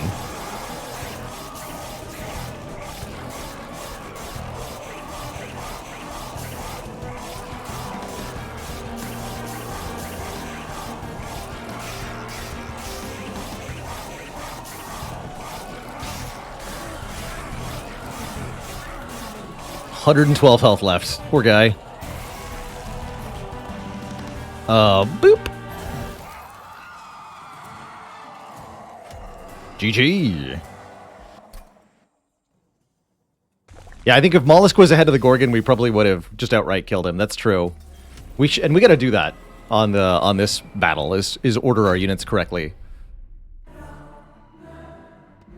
Last Divinity is on all 3 floors simultaneously. Really can make for a problem here. Each floor has a different property. Top floor has sweep, meaning morsels are going to be very hard to feed on the top floor. I think what that means is what we want to set up in the bottom and the middle, I think, are our setup locations here.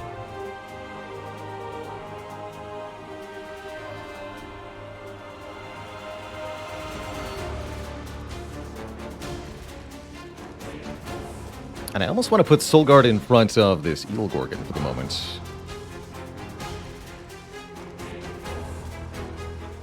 That's what I'm going to do.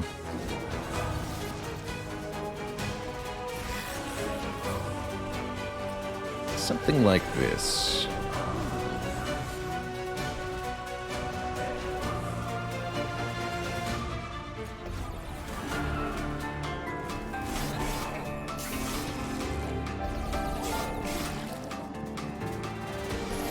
Wait, how am I gonna feed my... This is the Gorgon that's going to get fed. Okay, that's fine.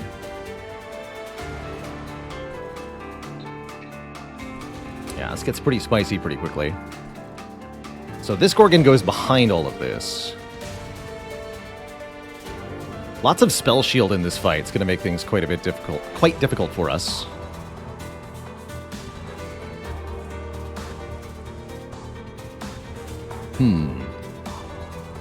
Soulguard is going to die fast. Yes, that's fine. What won't be fine is if the Eel Gorgon behind Soulguard dies fast. Which definitely might happen from looks of it.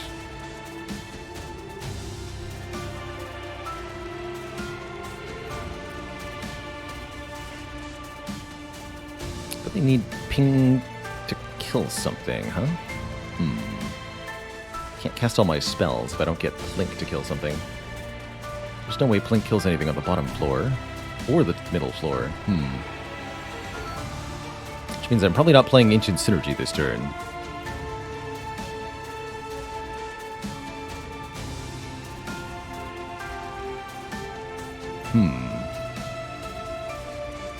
Worrisome.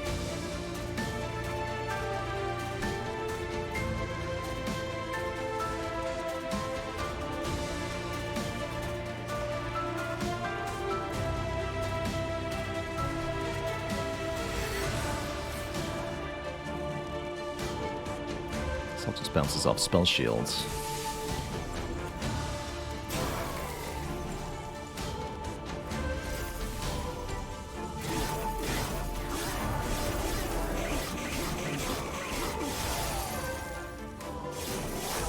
Definitely worrisome. Might get overwhelmed before we can do anything here. That's certainly looking to be the case. I don't know if I can keep the Eel Gorgon alive, and if this Eel Gorgon doesn't live, I don't think we win.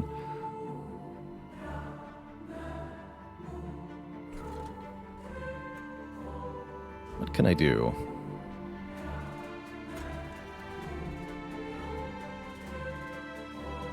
I guess I can cave in. This is a questionable use. But it means our Eel Gorgons are on the same floor.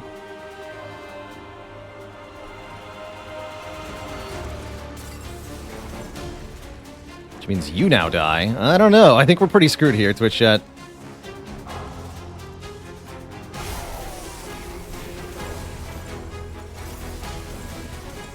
Yeah, I'd say so. We didn't get any morsel feeding done. We're getting overwhelmed. This is GG. Dang, it seemed like a nice build, but we couldn't keep it intact here. Could not keep it intact. Finally all the morsel cards, but it's too late. Can't even feed the morsels to the Eel Gorgons anymore. I guess I could by eating my own unit, but that's just going to put us further behind. Right, there's no hope here. No, there's no hope here. Bummer. All right. Fucking Blink, man.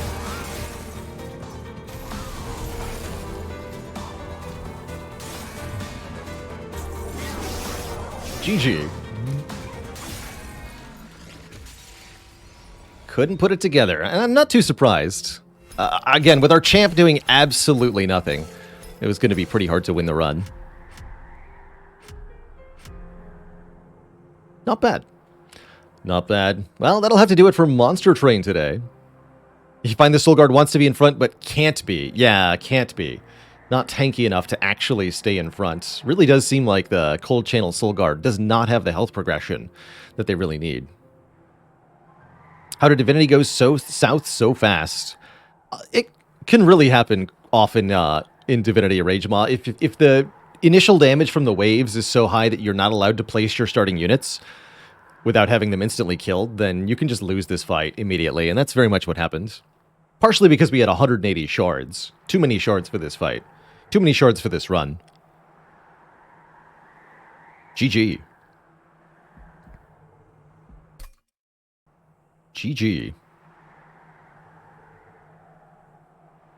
Yeah, start with all your units and no spells. I don't know, it's tough. It's tough, but... Oh no. Not enough shards, says Lopan. Well, maybe that... Yeah, not enough shards on Soul Guard, I guess. Right? That's funny. Anyway, Twitch chat, I'm going to take a break here. Going to refill the legs, stretch the water. When I return in a few minutes, it's going to be Spire time, and I will give you the Spire main menu to hang out on.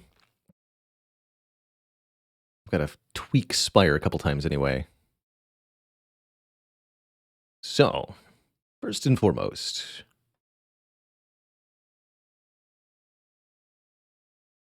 it's time to slay some Spire.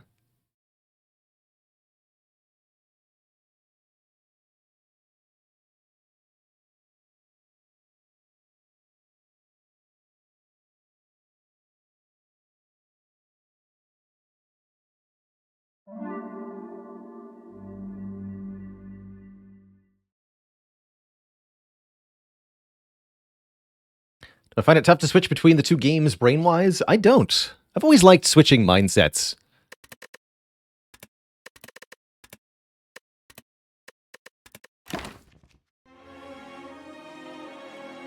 Here we are.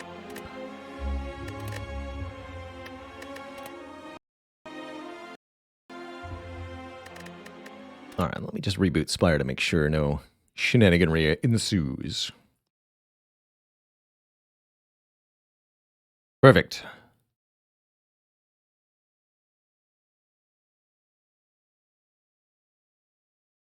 Two different dev problems, confusing them. That feels about right to me.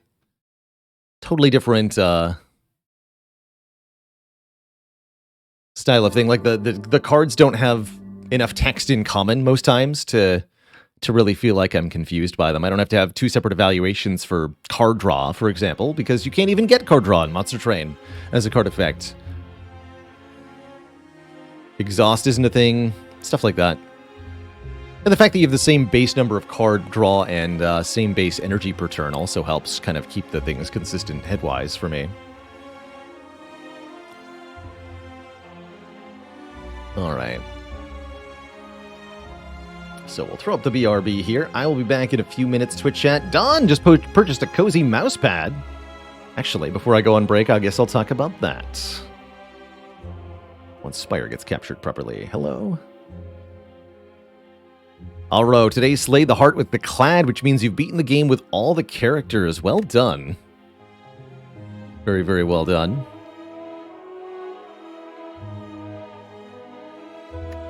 Don the red mask. Why are we not capturing, though? Hello?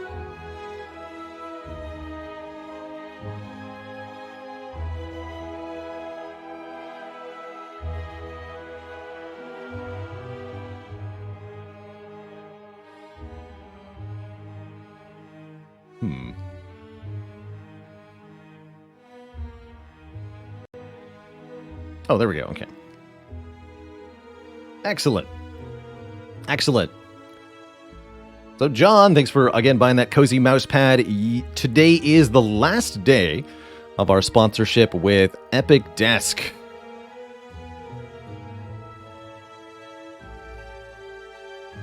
This delightful full size. Let me just tweak the...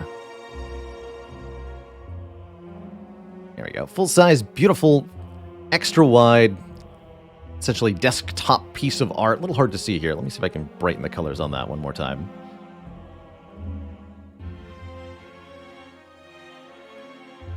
That's a bit better.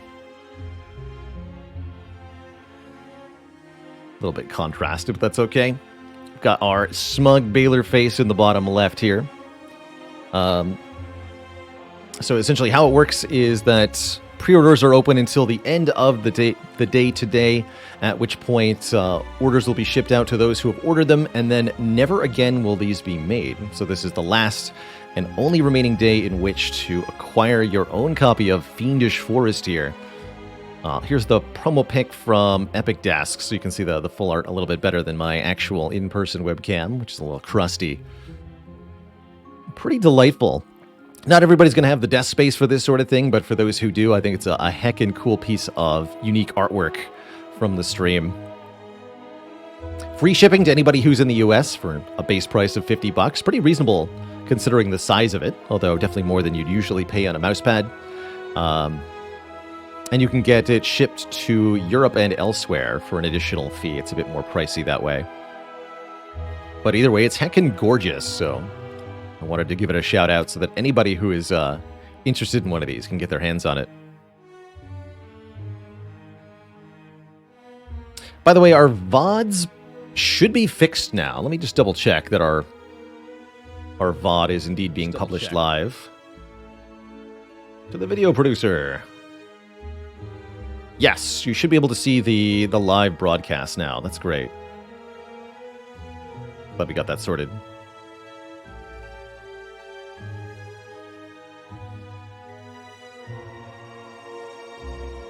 Can I show win rates? We have a command for that. Win rate. For A20 Heart, here are our win rates in Slay the Spire.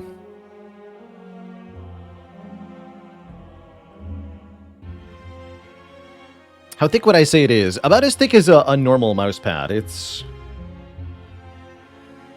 relatively thin.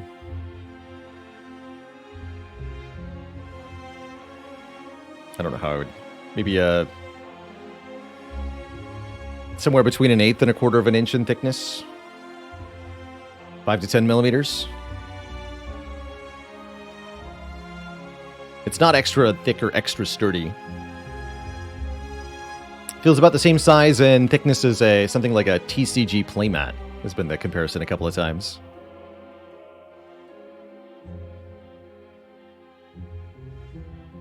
Across how many runs? Yeah, that's data going back to the beginning of last year, January 2022. During that year of streaming, 2022, we became the world record holder for most consecutive wins against the A20 Heart when changing characters, which is a record that still stands at 20 wins back-to-back. Pretty heckin' cool.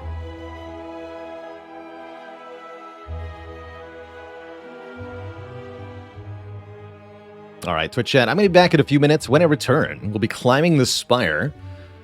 Our first character today shall be the Watcher.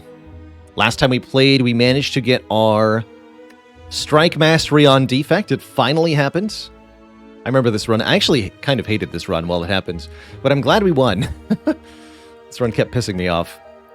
We had 4 glaciers, calipers, and inserter, enough to retain tons of block each turn and allow us to just barely prevail through the corrupt heart fight. Big credit to Bronze Scales for bringing the heart down. Went pretty well. Went pretty well. All right, Twitch chat, back in a couple of minutes when I return. The Watcher. BRB.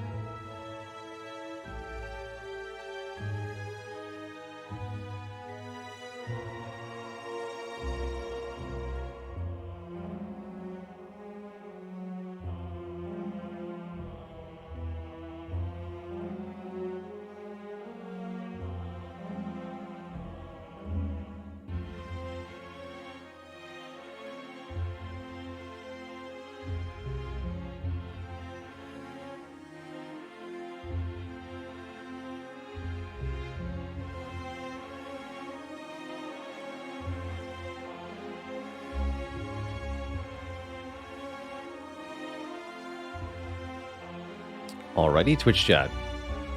We have returned. Thank you so much for that, Patience. Had a bit of a sandwich, and I am feeling refreshed. Let's see. Is this the 400 wins breakdown? Data? There we go. What did we learn from 400 wins? So Cry the Win, you're asking about my 250 gold start win percentage. I think you might be able to find that. A look at the starting bonuses in the 400 wins retrospective.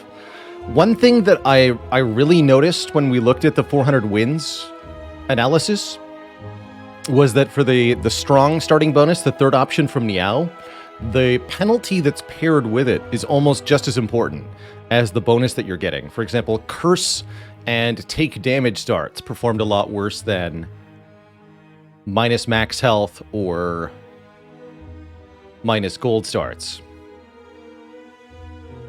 Blank epilogue page, thanks for 44 months, almost at 4 full years. Holy moly. That is a long heckin' time. It's good to unwind to the stream. I really enjoy unwinding through the game playing, most of the time. It's not always a enjoyable experience for me, but a lot of the times we have a great time in the Spire. And that's partially what the Mastery Challenge is meant to encourage. Encourage me to take the more unusual picks, the path less traveled by, and not just build a Watcher Rushdown Infinite every time, because in fact we have to get all the cards. All of them. And a good way to be able to take a lot of cards is to have less cards to start with. Would not mind a remove 2 start as Watcher here. I could even see us going remove 2 defends, even though we're fighting the Guardian this act.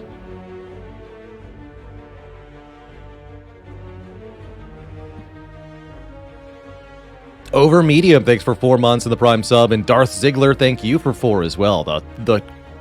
The 4 4s, blank epilogue page with 44 months, Over Medium with 4, Darth Ziggler with 4, that's 4 times 4 months of support. That's cool.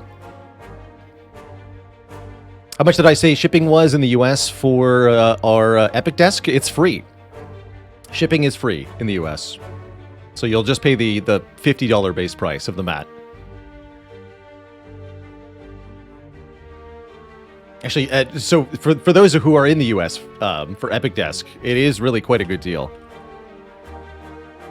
Considering the size of the desk mat, $50 is very reasonable, I think. David the Grey, thanks for 5 months of support. Breaking the 4 combo with a 5. Now we're counting. And Philfit Man, thanks for the Prime sub. Could it be that I didn't update my title or category? I sure didn't.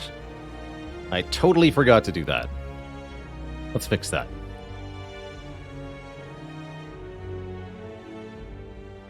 Good catch, thank you.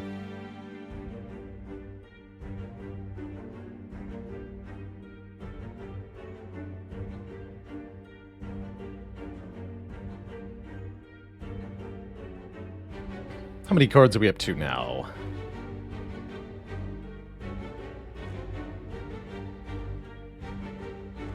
$269. Nice.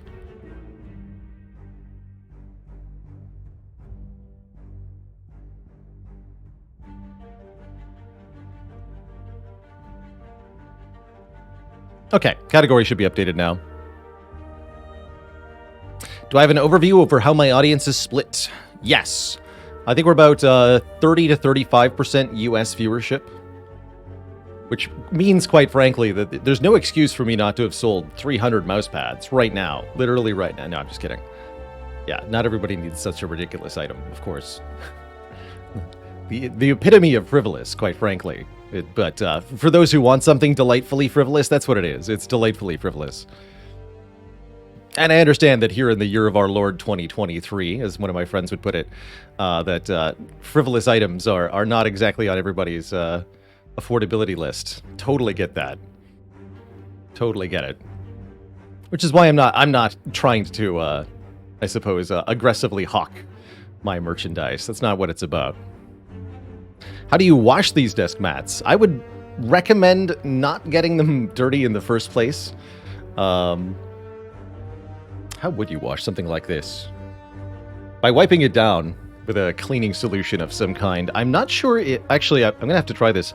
I'm not sure if cleaning alcohol of some kind might be the best ways to get some of it out, but I would start with just water and a wipe and kind of escalate depending on what it's dirty with.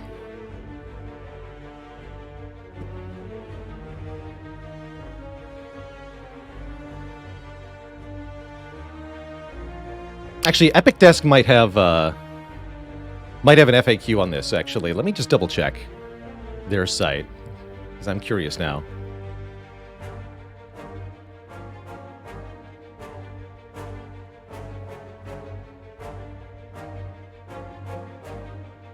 FAQs. How do I clean my desk pad? We don't recommend the washing machine as it may fade the signature and print number on the back of the desk pad. The best method is with dish soap/hand soap, water, towel, and a sponge. Apply a small amount of soap, then add some water to your sponge and gently scrub the soap into the desk pad. Make sure you're gentle. Once you have thoroughly scrubbed the impacted area, you want to dry off the remaining soap and water with your towel. And I'll just give I guess a sort of basic computer cleaning tip/etiquette tip. Do not eat food at your computer desk. It might be very tempting for convenience. I did it for many years, but you will keep your computer area, your mouse and keyboard, your desktop a lot cleaner if you don't eat and don't drink any soda or other sugary beverages either in the presence of the valuable technological items. You'll keep them a lot cleaner, a lot longer lasting, and in a lot better condition if you do that. Yeah, great advice that I never intend to follow. I get it. I get it.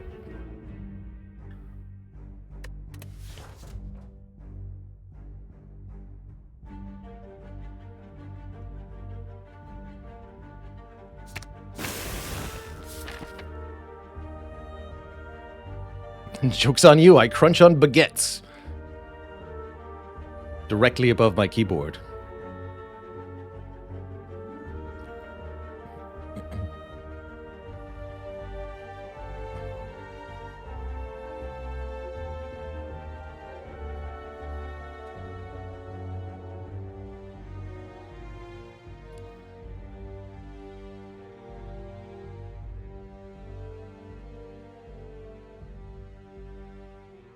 So looking at this layout, actually we should go for the Burning Elite. That's what I see. Yeah, here we go. I was trying to figure out how to get good value out of this act. There's a 3 Elite path, but it means no fire before the first Elite, and I don't really love that as Watcher. I want to go to an early shop to get an additional card removed. We should remove 1 strike so that the Guardian doesn't feel as bad. And then whatever added damage card we go with, it's going to be all the more impactful. Your keyboard eats better than you do. I believe it.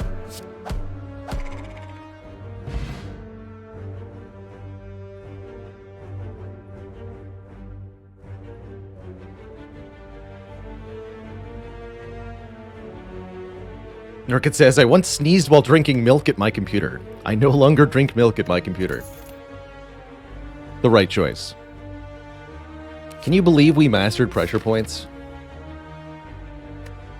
We're on a pretty good streak with the Watcher. I'm going to grab a Consecrate here. Do some good AoE. Actually curious how many wins we can get consecutively here. How many?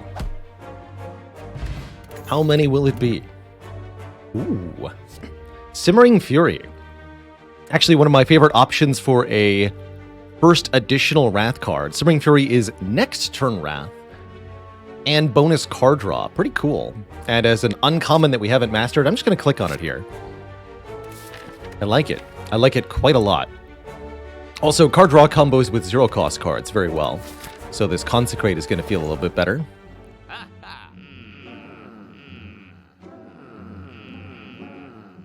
I mean, who needs a Toxic Egg when you can just buy Lesson Learned? Swift Strike's not bad either. But Lesson Learn's a real powerhouse. For 2 cost to deal 10 damage, if you kill an enemy, permanently upgrade a random card in the deck, which is just superb. Or we could remove a strike. But I think Lesson Learned this early in the run is truly ludicrous. Essentially, we'll upgrade every card in the whole deck for the whole run. And that is spectacular. Yeah, why only upgrade skills when you could upgrade everything? Had it not been on sale, we would not have been able to afford that. So, bless the RNG of the Spire for delivering that directly into our hands. And then failing to kill with it. It's kind of funny. We'll be back, Lesson Learned.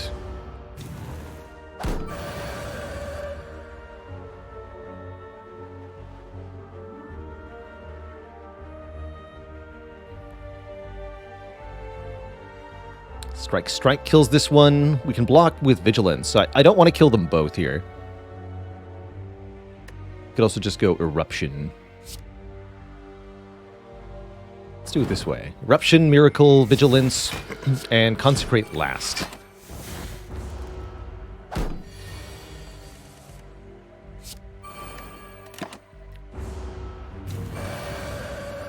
I really like Simmering Fury for its ability to give you really large energy turns like this one, where our Lesson Learned is super easy to play.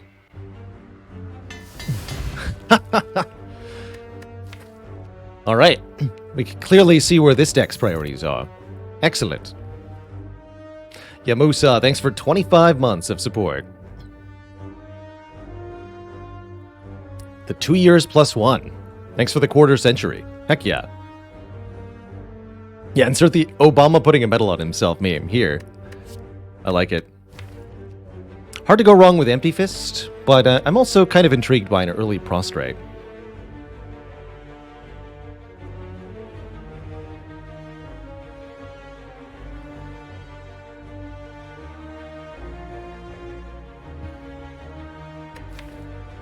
Yeah, the upgrade is only plus 3 damage on Lesson Learned, but it's still pretty useful.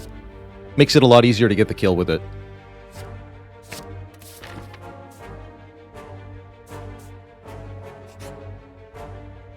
Random upgrades.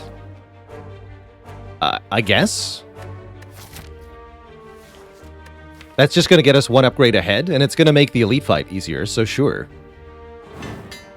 We upgrade Vigilance and Empty Fist. Those are some good early upgrades, and I guess we could upgrade Eruption or Simmering Fury. No, or Consecrate. Consecrate's also a really good upgrade here. So that we can do better AoE. Let's do that.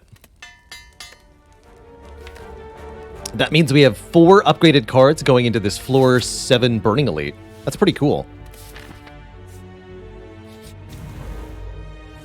If you're lost as to where the Lesson Learned came from, it was on sale at the shop by Divine Providence. Bip, boop.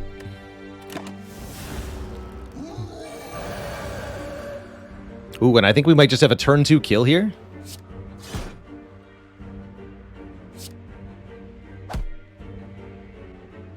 No, we can do 12 and 26, which is not a kill. Maybe that means I want to use the skill potion.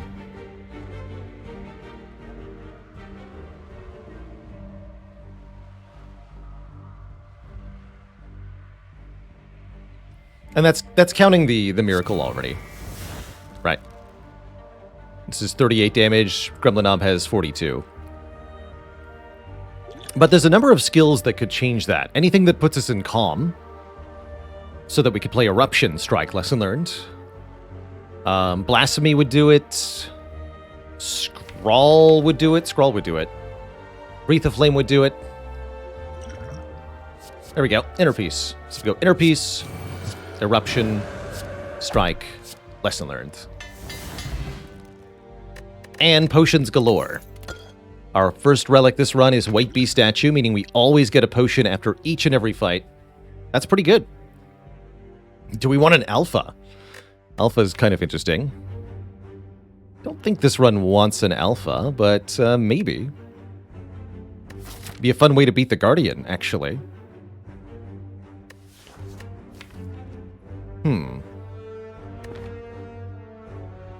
It's going to be an Alpha Plus eventually? That's odd.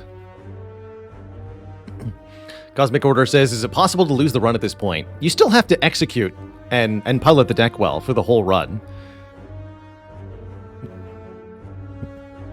So if you make no mistakes from here, maybe you could say it's impossible to lose, but mistakes happen to everybody, even the best players, so absolutely, you can lose the run. Sure.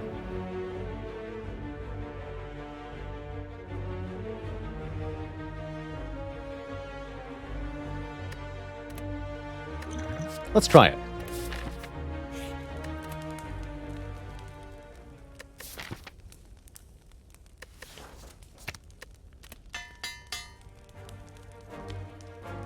This is a run for Curse Mastery? It might be. We can bottle the Alpha. Actually, Bottled Simmering Fury is kind of interesting.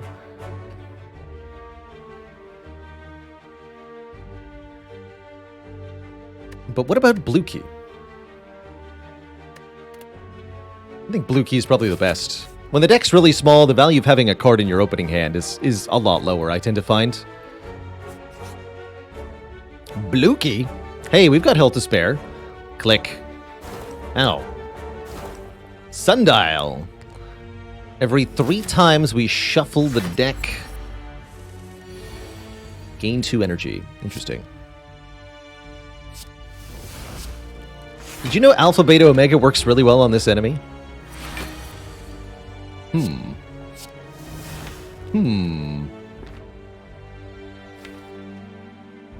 Although...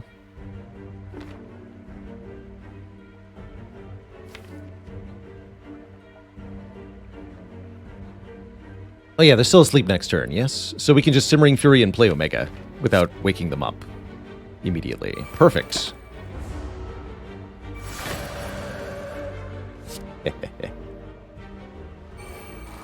Get him. I guess Lesson Learned is not going to happen here. So, let's just do this.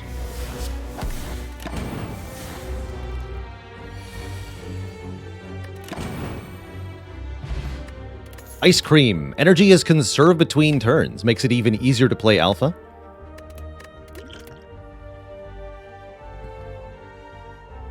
A social mechanic. We did lose to the last Divinity in that Eel Gorgon run, alas. Foresight's also kind of interesting.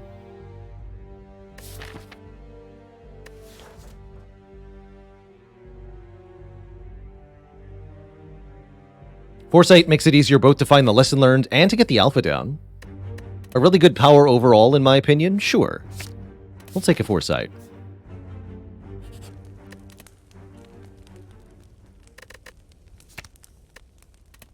Upgrade it to 5-sight.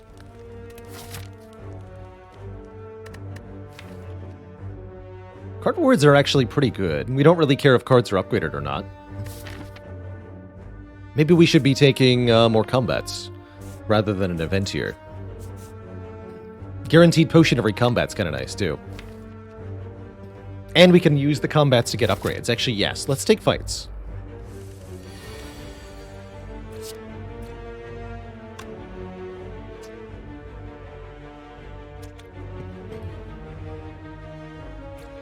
So 35 damage splits this enemy. If we play Eruption, Consecrate, Strike, we do 9 plus 28, which will split. And I don't want that. So what we should do is play the Strike first. Then go Eruption, Consecrate, Foresight.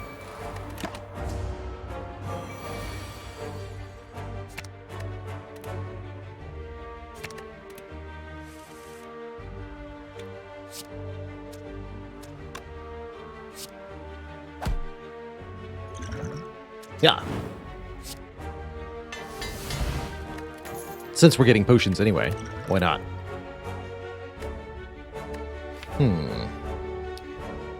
Flurry's not too bad here. Though I wouldn't call it great.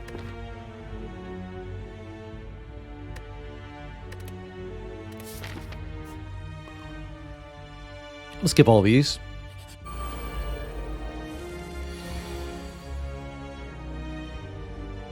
27 damage. Easy. Upgrade every strike. Forever. Oh no. To shreds, you say?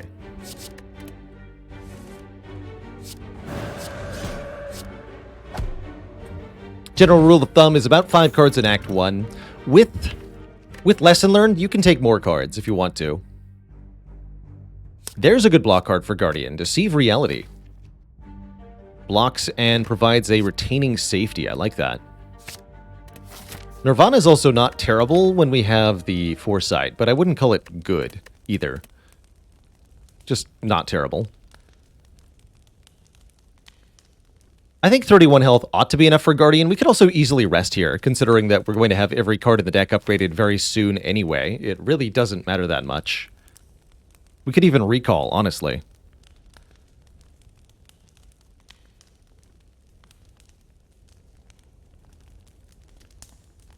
I don't think my stats had a breakdown on cards taken. That would have been a good one to look at. Like how many cards I took on average. 3 keys, Act 1, let's go. Alright, let's do it. Flex on the Guardian. What relic did we skip for blue key? Bottled Lightning.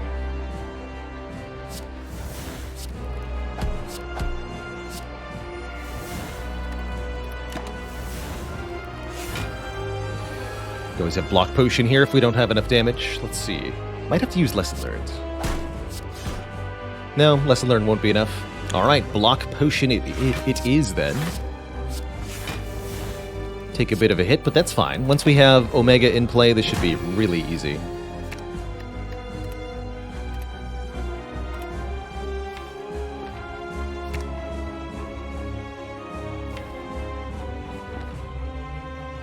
I want to discard 2 cards, exactly. So that Omega goes on top.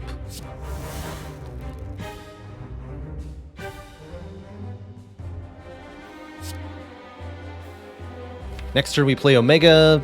Guardian curls up.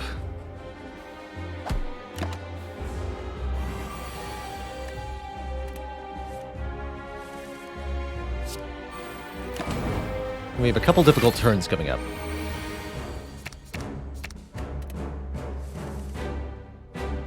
Ooh, Vigilance. Never mind. Easy turns.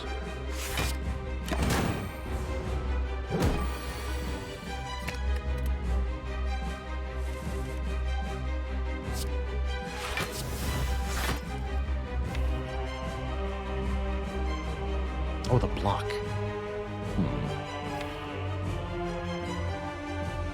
Might be difficult to get Lesson Learned to line up here.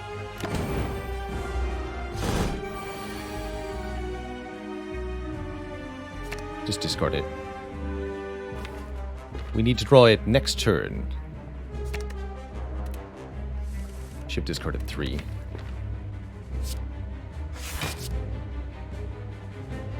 This attack won't occur, so it doesn't matter how much I block for. I guess better to be in Wrath, because Guardian always dies next turn anyway.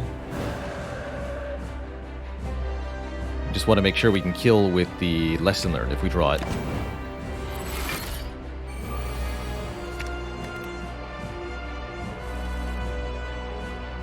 Except... I forgot to account for the block, and it was the only attack I drew, so I bungled it. Fair enough. That's pretty funny. Every attack, all the damage cards in the draw pile. All right. Like I said, it won't matter much. Even if we don't Lesson Learn this fight, we are going to have a fully upgraded deck sooner or later. Double Alpha. Devotion's the only non-mastered card here, but I have to say, with an Alpha already in the deck, Omniscience is, like, hilariously stupid, potentially. And is amazing with Ice Cream. So I think in the interest of building a very interesting / very fun deck, we're going to go ahead and take Omniscience here.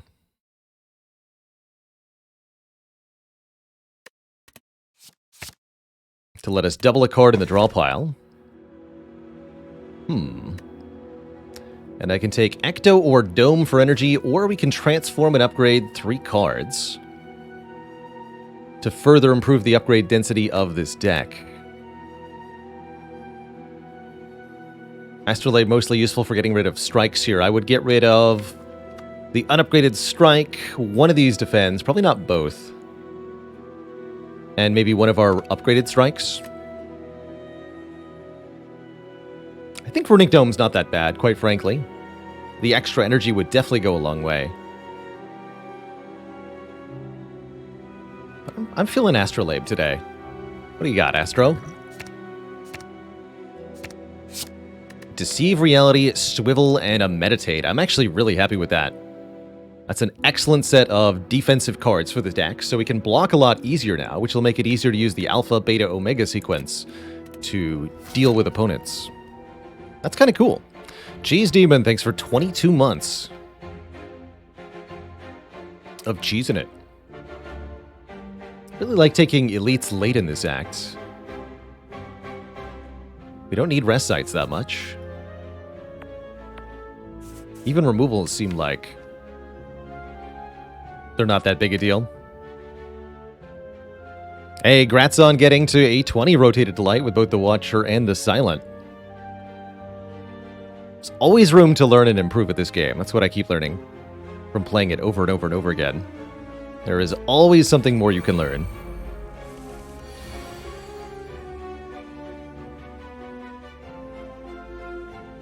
Let's see here. We're going to want to lesson learn one of these fools. Get him. It's a reasonable time to Blessing of the Forge, actually. That would upgrade Safety, Miracle, and Omniscience, so I could Omni a card. Interesting.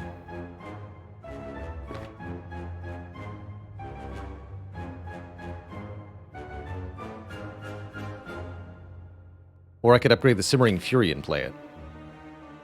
That's also good. Let's do that. Which I guess means I can play the Empty Fist. Might as well.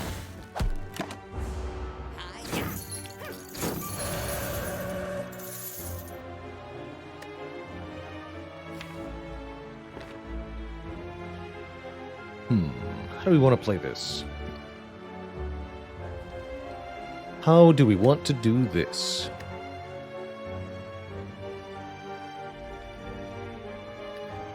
We can kill this guy with Eruption and Strike. And then I can block with Vigilance. Makes it pretty hard to get a Lesson Learned next turn. If I want to kill next turn, we have to meditate the Eruption.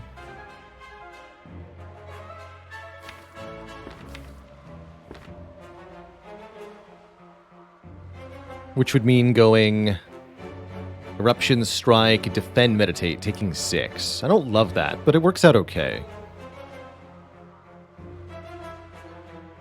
Or we could use the other potion, which I also don't love, but is not unreasonable. I think I'm cool taking 6, I suppose.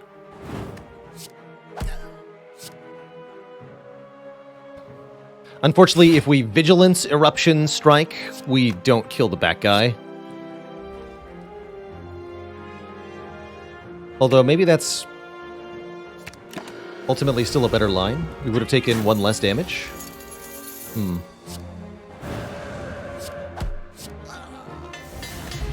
All good. Oh, Wallop with a plus. Now there's a good card. I also don't detest Third Eye here. I think we do need a bit more damage. And damage that is also premium block is excellent. Hilariously, all 3 of these cards are randomly upgraded. It's like the game knows that we're just going to upgrade it anyway, so why bother making us jump through the hoops in order to do that when we could just have it upgraded right now? Let's see, it's normally a 1 in 8 chance for a card to be upgraded, so for all 3 cards to be upgraded is 1 in 8 cubed. 64... What is that? 512? 512. That sounds right.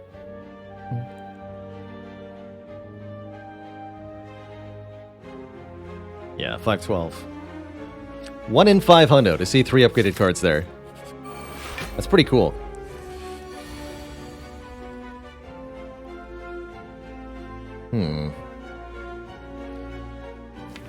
It's not what you want to see. Guess that should have been Vigilance first, huh?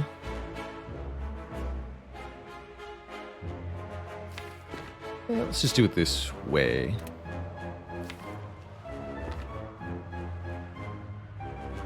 I think this will be fine. Save a lot of energy this way. We got Omniscience. That's got to be good. Surely. All will be well. I can double Swivel. I can double Deceive Reality.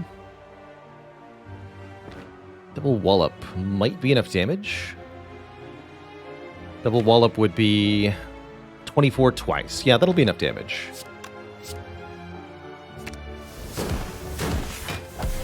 Don't need to lesson learn every fight, especially if the draw order doesn't cooperate. Don't need any of these. Swap this for an explosive potion. That could help me get a lesson learned kill by doing 10 damage. Ooh, the Abacus. Every time we shuffle the draw pile, gain 6 block. That's kind of cute. Apotheosis is funny.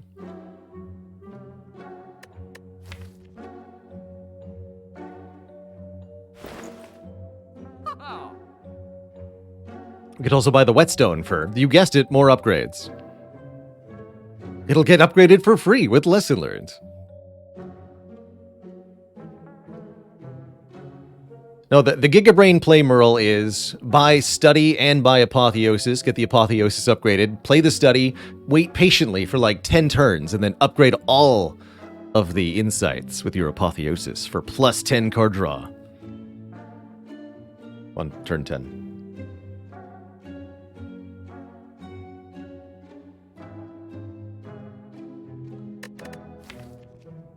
The power. I guess we can lose this last defend. Can I still buy the Abacus? I can. Let's do it. 6 block whenever the draw pile is shuffled. That might be surprisingly often. Especially with our Scry power. Should play this before we get cursed. Do I Wallop and strike? I think I just strike. Just one, please.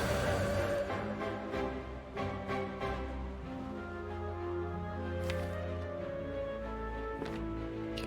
Lesson learned next turn, huh? I'm gonna be weakened. Interesting.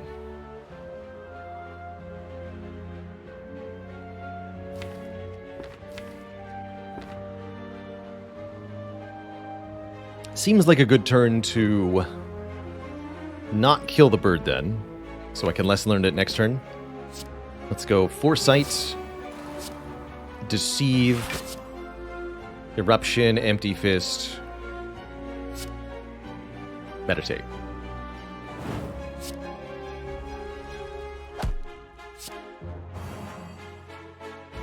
The Eruption back into my hand, get, I guess, Wallop back into my hand. So we're protected on this turn. Scry away things that I don't like.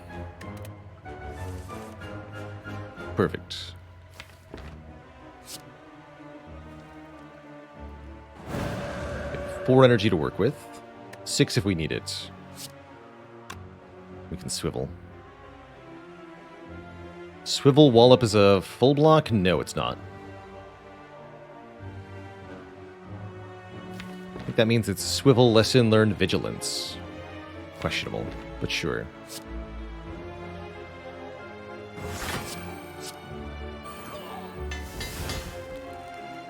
Note that the Omniscience doesn't get upgraded in our hand until the combat's over. Kind of odd.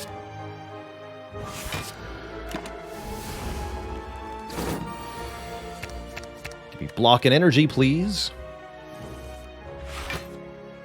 Please and thank you.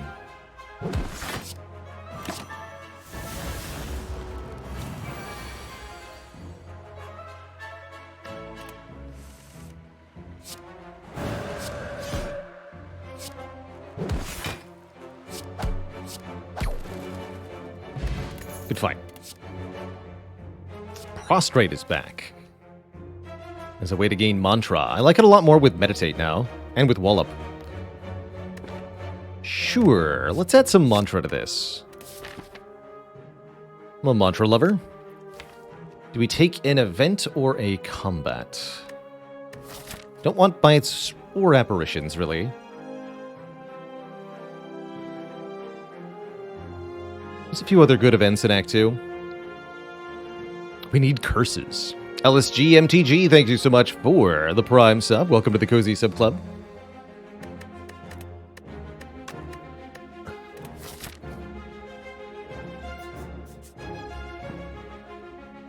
Take another fight. Fight the snake plant. Got lucky we didn't get attack turn 1. That could have been brutal.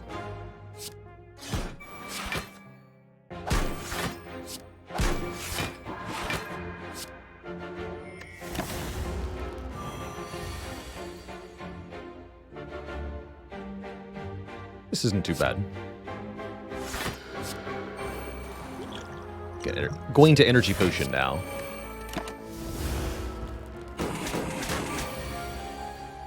Let's see, how do we want this?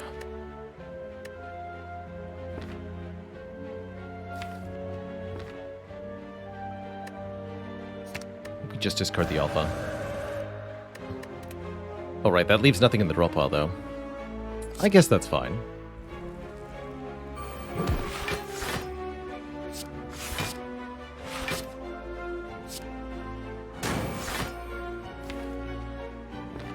Give me back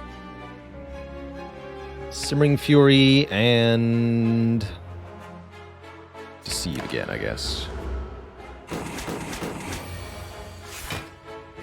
Perfect.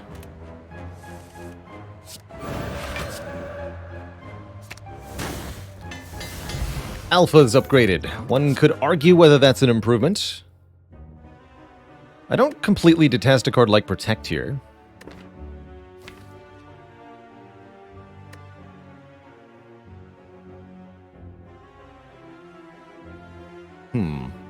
Yeah, Writhe at home. Well, except it can win boss fights for us, so maybe not. Is this the run for Like-Water Mastery? Arguably, we should grab Like-Water just because it's an unmastered card. It's actually not too bad with Meditate either. Sure.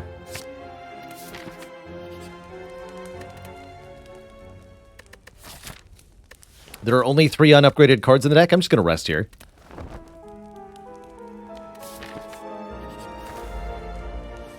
And now for Bird Nerds.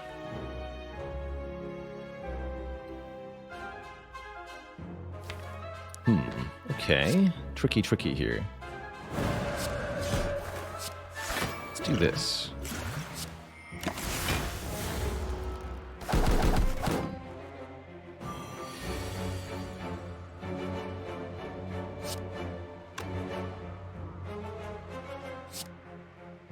Some regrets are had.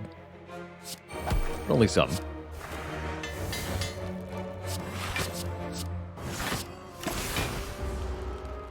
Could be really bad here, though. Hey, we're fine. Life's good. Could have been horrible, but it wasn't.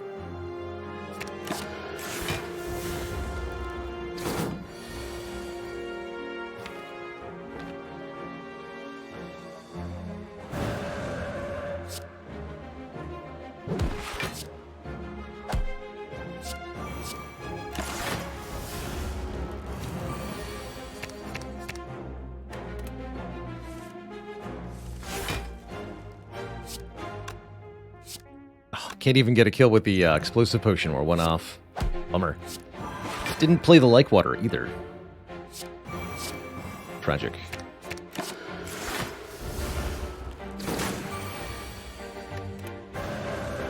Truly tragic.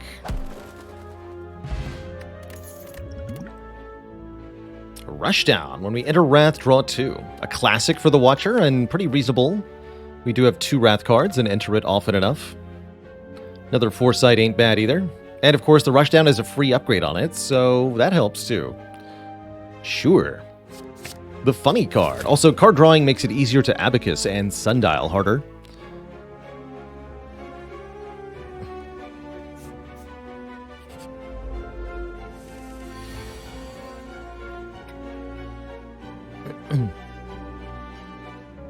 And a dad joke for the crowd, courtesy of Booger Ban writes, what kind of pillows does the watcher sleep on?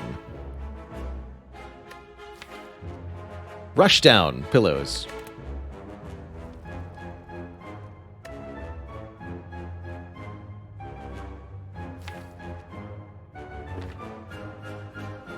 No refunds.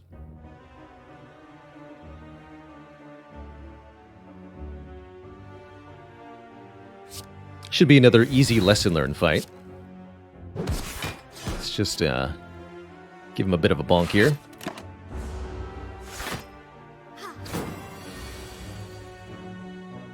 Ow. I refuse to take damage when I could simply not take damage instead. Guess we can Omni Vigilance? Sure.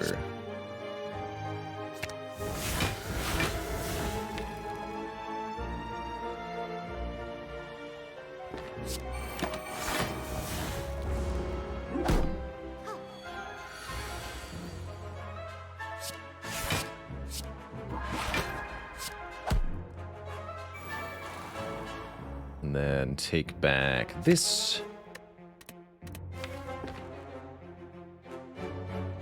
This. Actually, keep that too.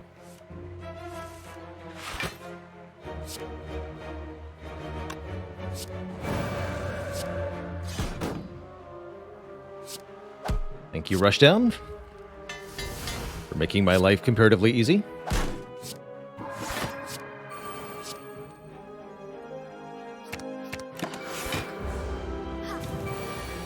It's actually working kind of beautifully.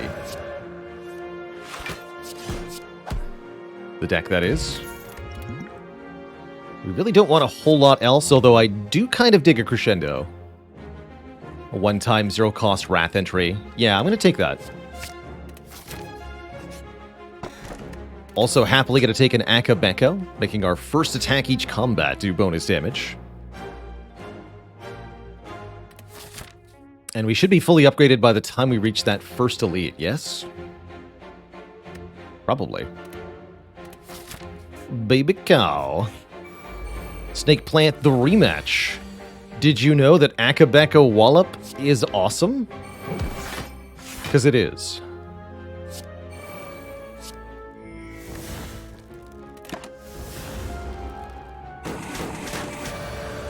Blocks real good like.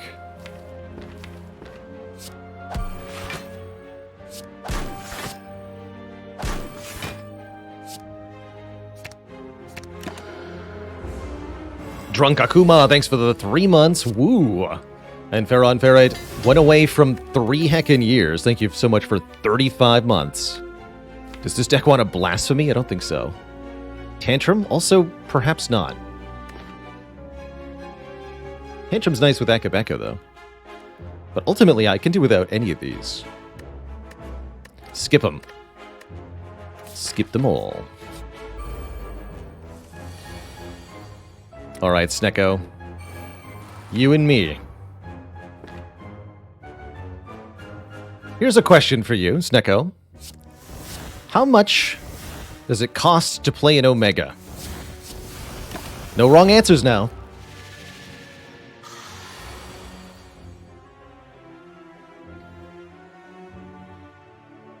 Ow. But my face, though.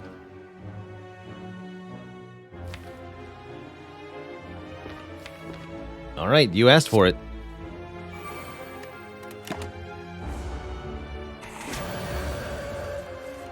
Oh, no wrong answers indeed. 3 is how much it costs to play an Omega.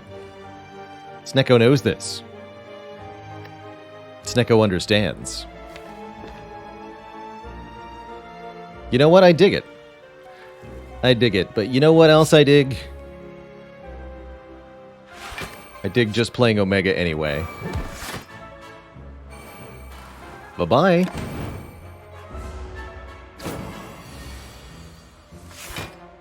Double.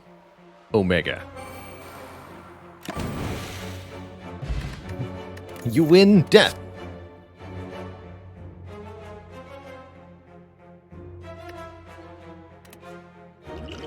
Actually, what about Warship here? It's a really good omniscience target. Actually, yes.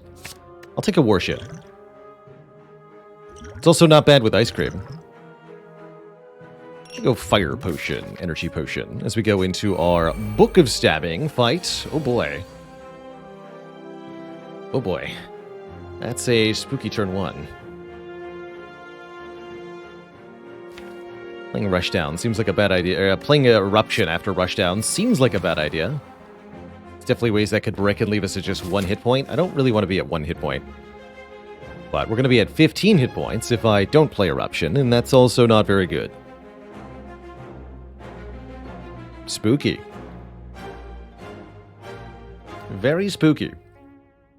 Could actually end up in a dire situation here in our next fight. That Alpha Plus going to cost us a lot. This run could very much end very soon.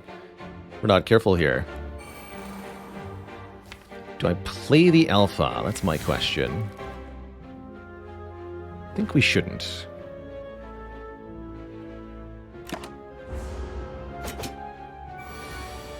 Top 2 cards were Vigilance and Meditate. The fools we are. We didn't play the Eruption. I should have trusted. I should have believed. Ow. Oh well. Now we've got good cards for this turn. And for next turn.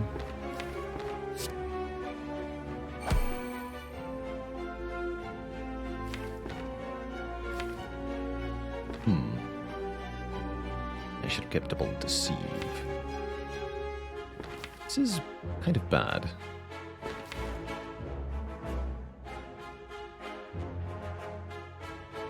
Give me Empty Fist Vigilance again.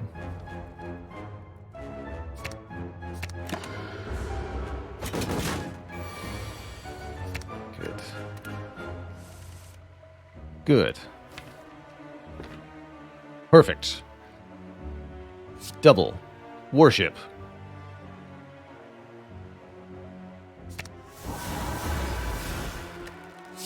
Boop. Bump. Bippity. Then we can go Vigilance like Water, Simmering Fury? Yeah. Of course, we block 50 on that turn.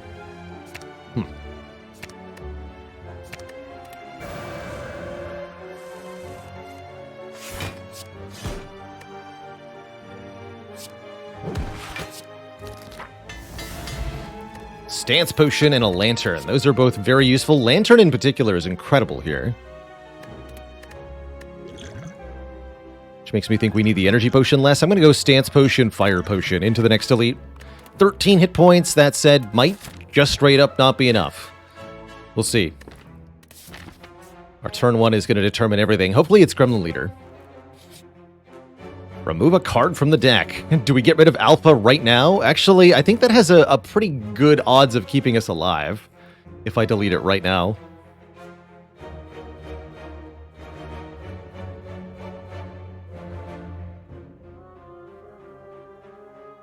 That means we'll have to find a different way to beat Bronze Automaton, but I think I'm okay with that. Overstrike? Yes, Overstrike, because we actually can use the strikes to kill a Slaver on turn 1. We need to not get killed on turn 1. The next question mark will be Bonfire Spirits. Then I'll give up the Lesson Learned, because the whole deck is upgraded. If we have Bonfire Spirits. Also, we don't get Bonfire Spirits until next act, so we'll have a heal between now and then anyway. So yes, let's lose Alpha. It's crucial that we not brick our turn 1 and get killed here. And I think this is a really good example of why. If I see one fewer card, if our opening hand is Alpha, Crescendo, Empty Fist, Strike, Simmering Fury, the run's over. But we get one more card, the run's not over.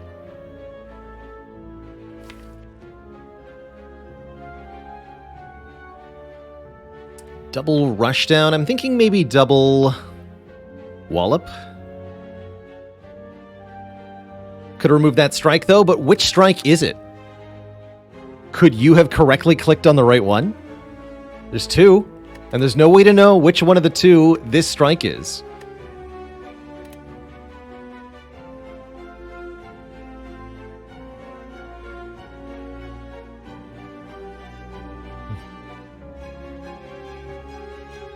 Double Swivel's pretty good this turn as well. Yeah, I like Double Swivel. The effect from Swivel does stack. We just need to block this hit.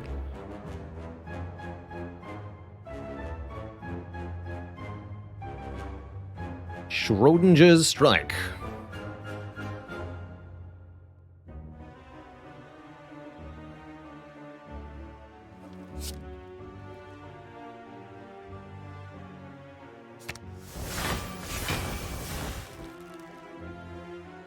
We can play this. Might as well use the Fire Potion. Here.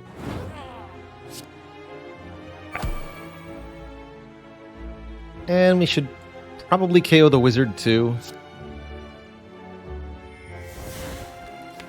We could probably do it with Consecrate, though.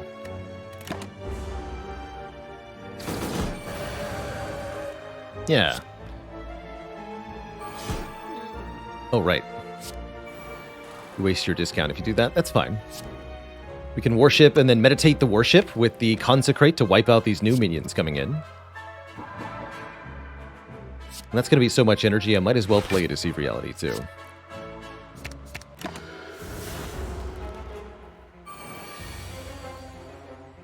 Easy peasy.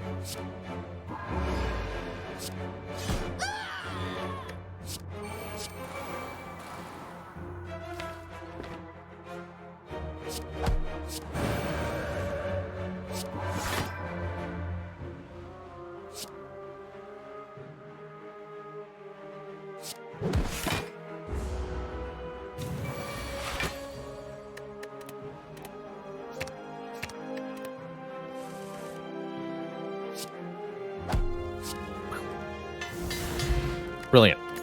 Happy Flower, another way to gain energy that works really well with ice cream. Energy every 3 turns. And a rare card that hasn't been mastered, Spirit Shield, gives block per card in our hand. We do have quite a few ways to get more cards in hand, and I wouldn't exactly dislike more block, so sure. Why not? Sweet, merciful sleep. Feels good to be alive.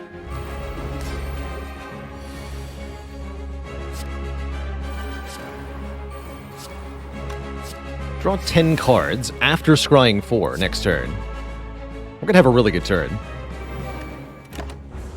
Oh, I guess draw 9. Sure, draw 9 cards after scrying 4.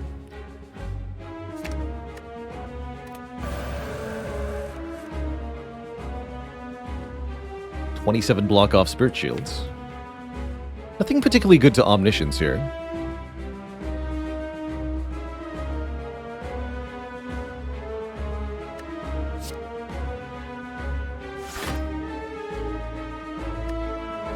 We just go Worship, Like Water. Bam.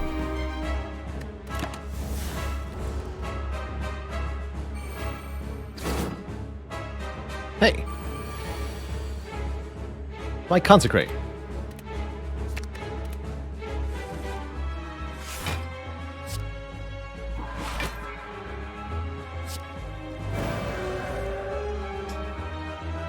And my Meditate.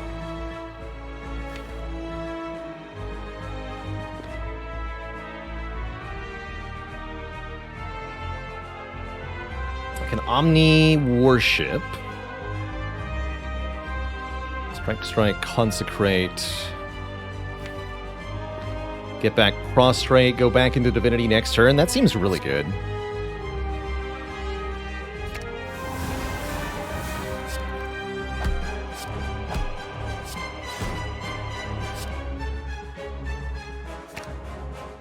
Guess I don't need Consecrate anymore, so give me... Well, it's still a free attack, actually. Sure.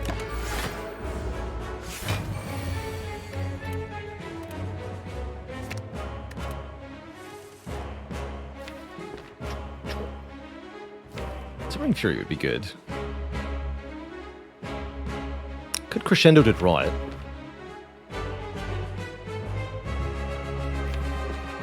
But then I'm shuffling without all the stuff. Ah, heck it.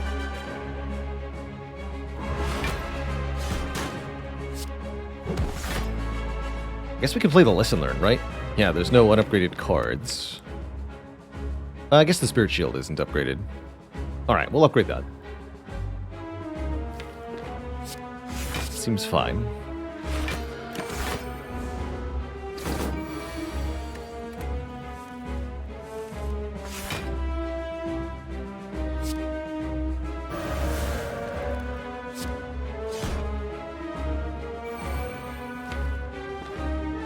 Way back into Calm.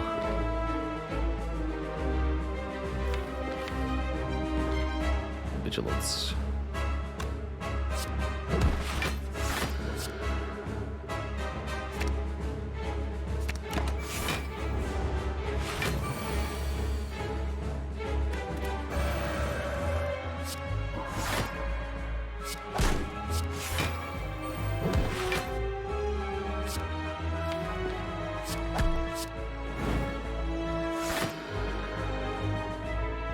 Perfect block.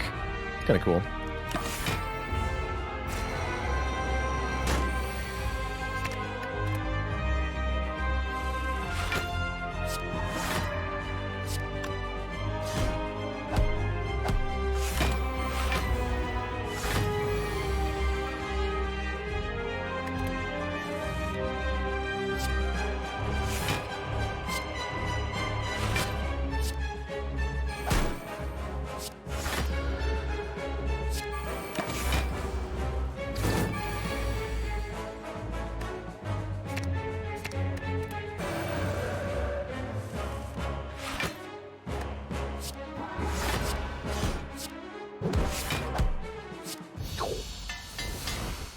Easy peasy.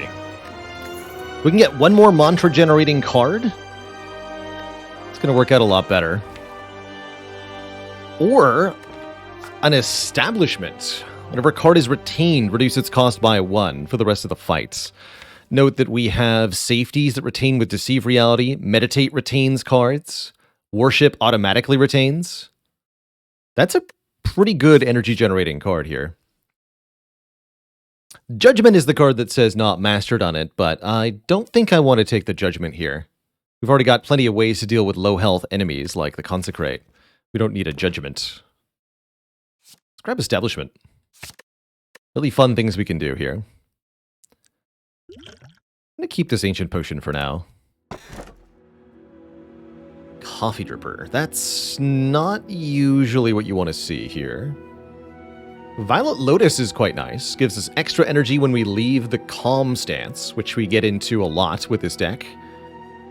Sometimes the bursty energy of this can be a problem. It can generate a lot of energy on one turn and then no energy on another turn, but we have Ice Cream, which means getting a lot of energy on one turn and then no energy on another turn is just fine. As long as we can get into calm in the first place.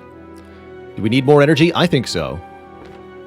I mean, all of our options are more energy, so it's either take more energy via the Violet Lotus or skip, and there's no downside to the Lotus, so why would we ever not take this? I don't have to, like an Empty Cage or anything else to debate against. These are all energy forms, and the Velvet Choker is right out.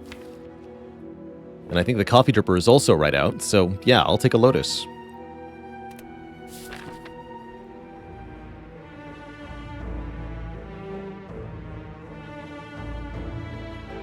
But will I be bold enough to fight 4 elites? Not sure about that.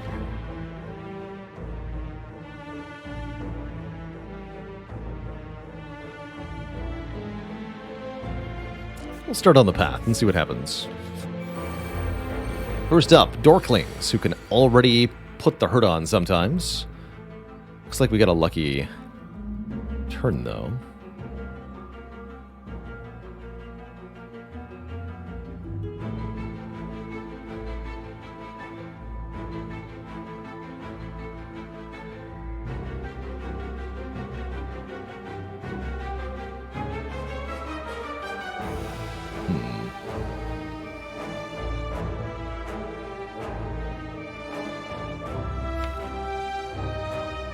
To end in calm, if I could. Guess I've got a stance potion. Okay, with the stance potion, we'll just do it this way.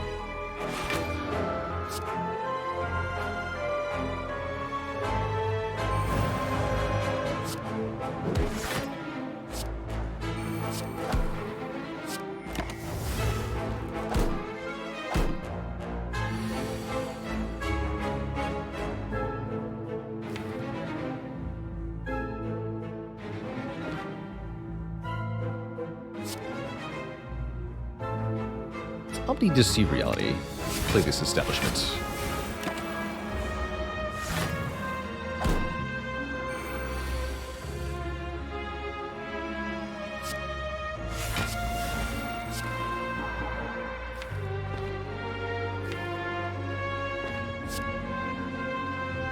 Keep me back. Worship and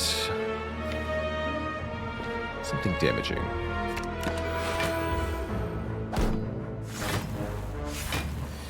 Card are we trying to master this run?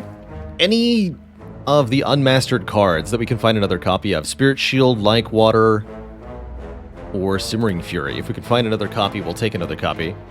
So far, we haven't been offered anything of the sort, though. Bit sad.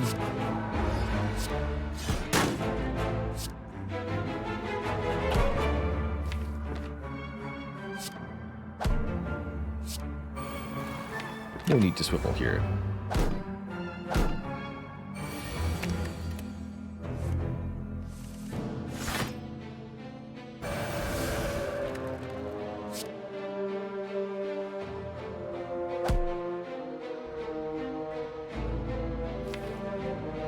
Again, there's nothing unupgraded left.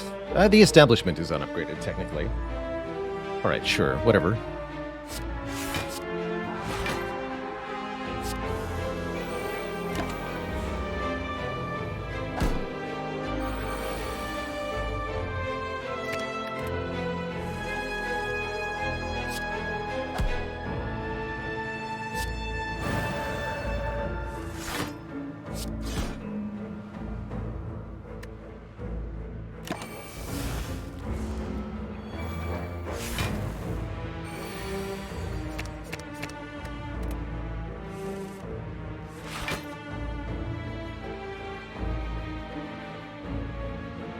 Quite, huh? Not quite. But I can use this stance potion, sure. There we go.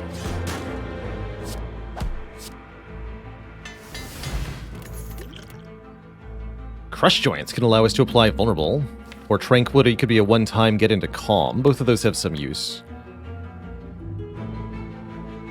Having access to Vuln is a good damage multiplier. We're sort of hurting for attacks anyway. Let's take this. Prey, another unmastered card, actually goes decently into this deck. Dark Shackles is a nice way to shut down certain enemies.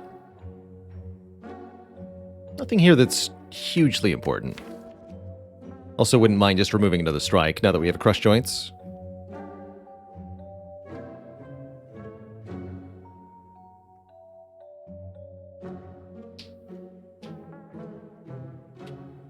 Prey is Mantra, but Prey is also another card that might not do things on turn 1.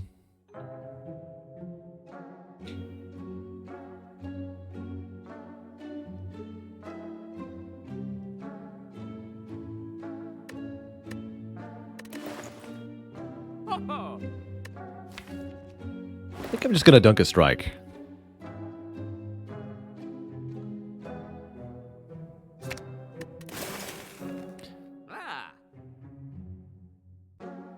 Defect is Reinforced Body, and Ironclads would be second win, yeah.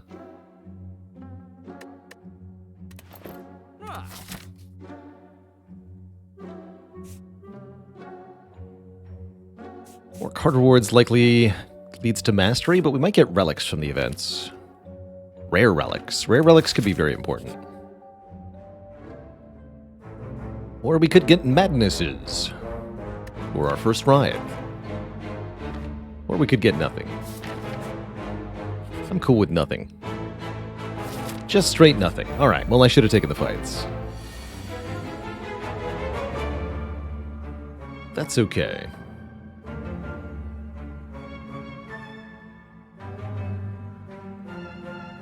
This is not enough damage to kill. Bummer.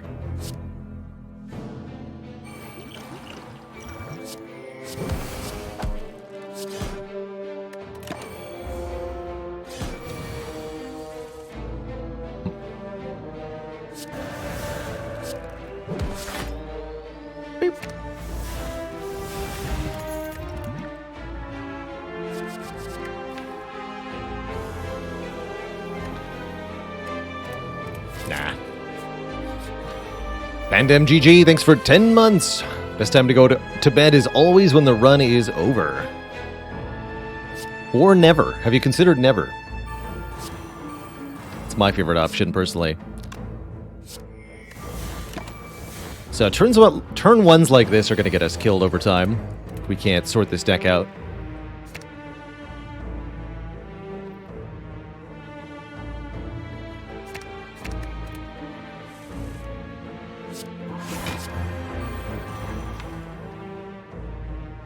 Can Omni the Like Water? Is that even worth it?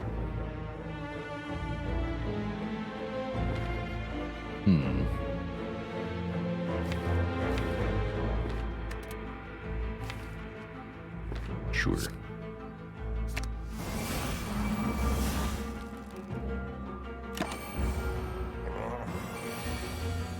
Two. Guess we want Eruption.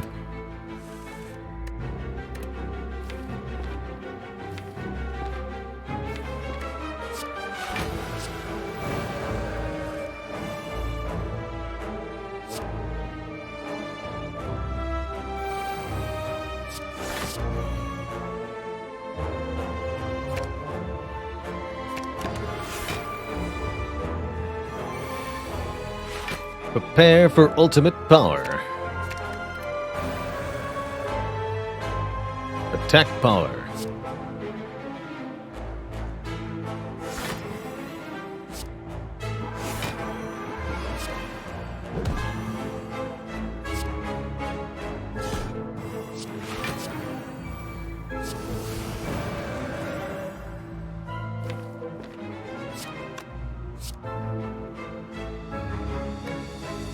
Re-worship seems kind of obscene, actually.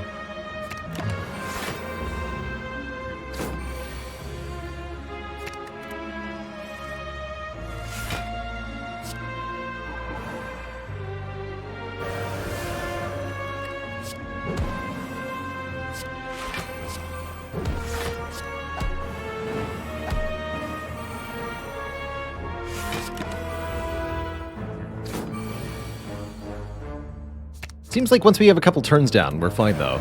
It's just the early turns we're kind of at risk here. Good. Ornamental Fan will help a bit. Double Establishment? Not today. Not today. No thanks. I think I also learned my lesson about the events.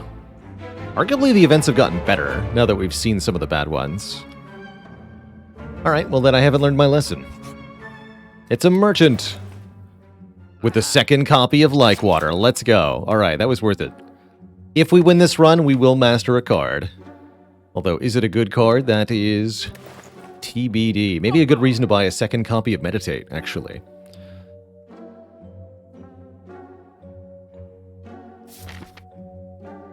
Although that's yet another card that doesn't do anything on turn one. I don't know, man. This deck really needs an Empty Mind or something.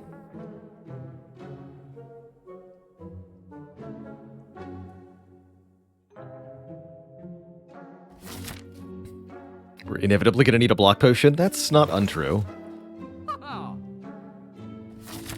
It's not untrue. So about those turn ones. Actually, this one's comparatively not that bad. Not a terrible time for Distilled Chaos, though.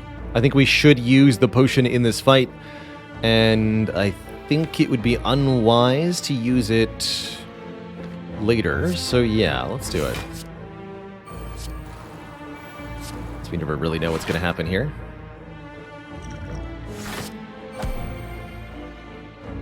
And a center Spain. Okay, that was pretty good. Safety becomes free.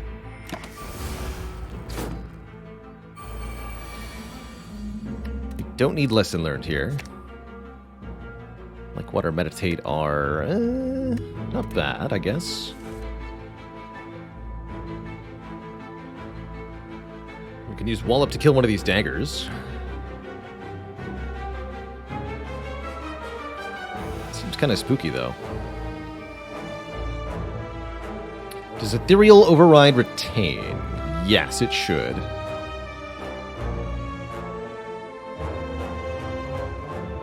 Walk for 21, 33, 40. Yeah, 40 is not enough.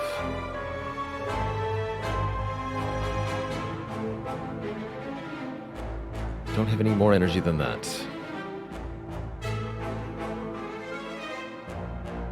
Spooky.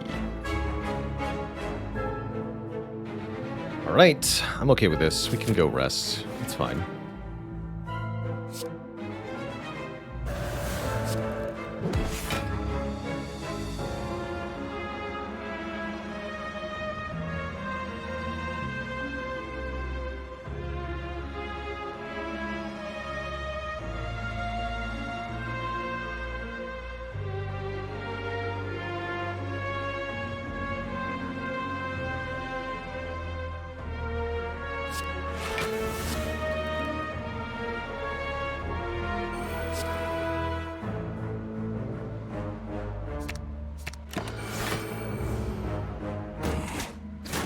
Ow.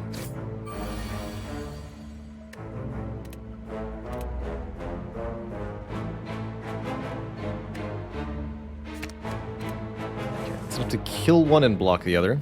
You don't need to kill both of them here.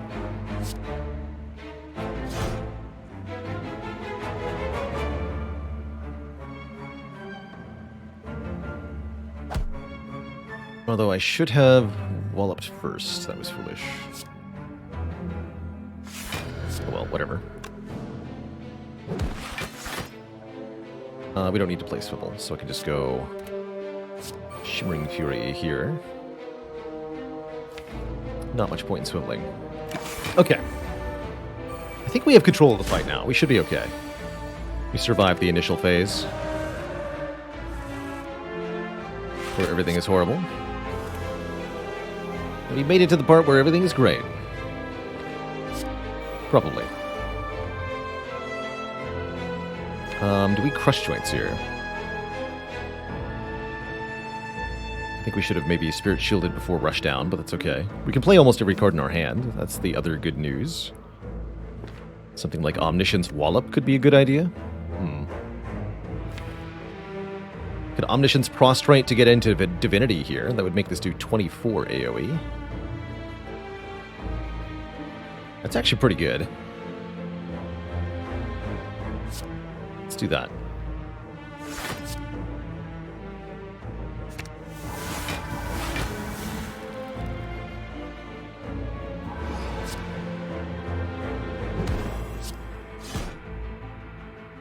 I'm not sure why I thought I had Wallop in my hand.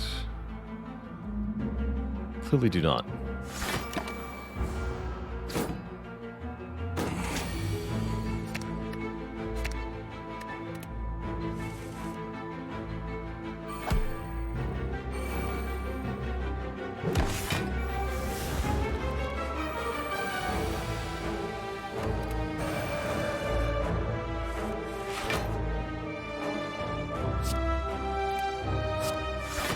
Alright, now we're getting the hang of it.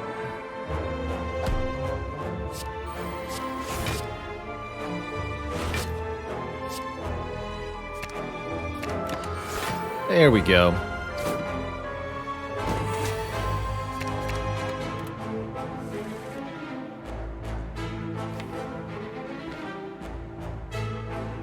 I had a dad joke for Hajanasu. What do you call a Spire elite that steals everything in sight? A kleptomancer.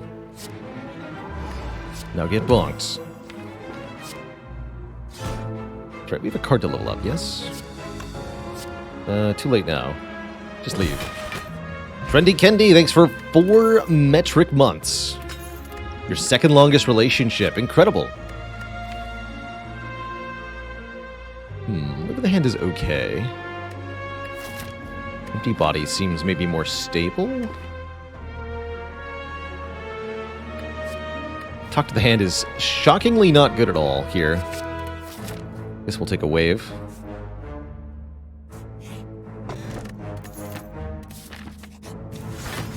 Uh-oh.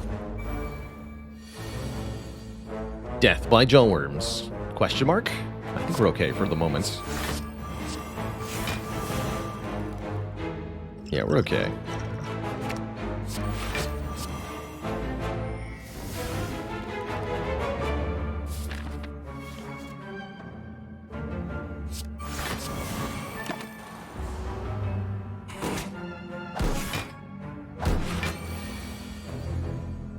And then they all buffed. Horrifying.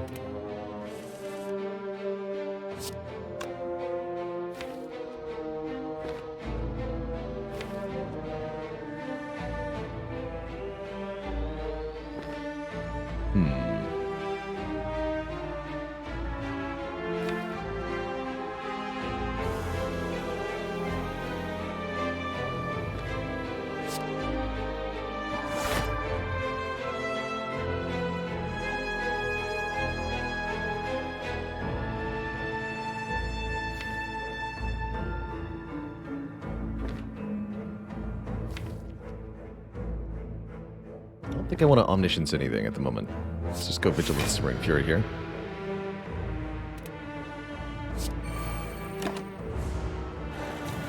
We should be able to KO several of them on this turn. Especially with the Scry. Nope. Don't need you either. Good.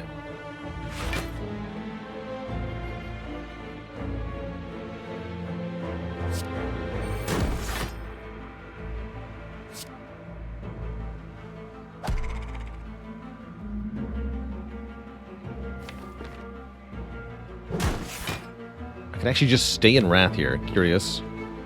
Let's not do that.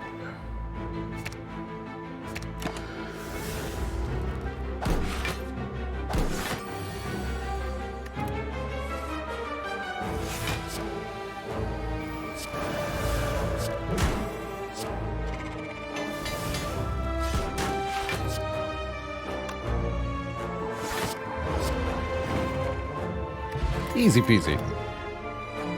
Never had problems with jawworms in my life. No siree. Actually considering it just lucky here. I think it's vaguely okay, but this deck definitely has too many card syndrome at the moment.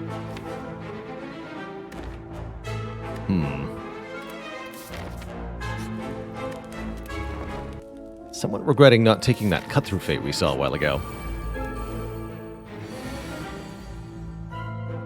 Hello, everyone. Nice to meet you all here.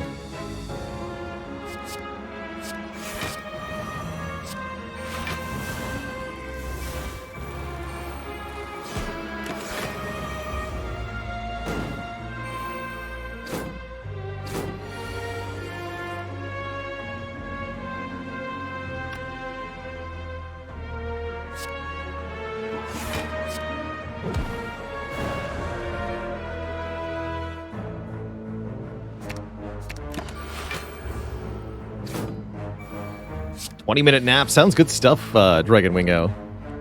Wish I could take naps midstream. I think it would make things easier for me. For some reason, I'm not allowed to do that. Ridiculous, I tell you.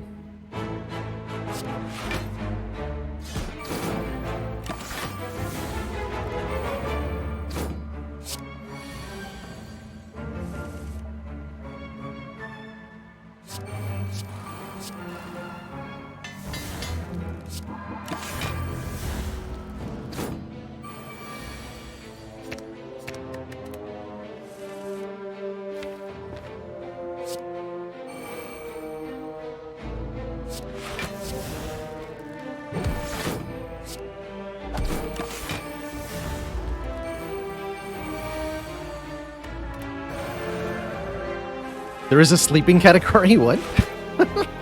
Since when? That's great.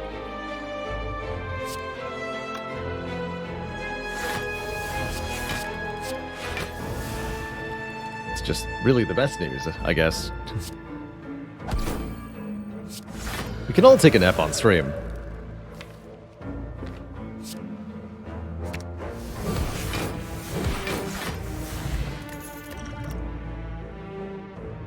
Perseverance ain't it for this run. I'm thinking we'll be fine with 2 more combat encounters. Do I really want to do 2 more combat encounters? The answer actually is no, I don't. Kind of cool as we are. Alright. Aha, I thought we might get a rare relic. Let's do it. I'll mess with these 2. I'll do it. Don't think I won't. Because I will.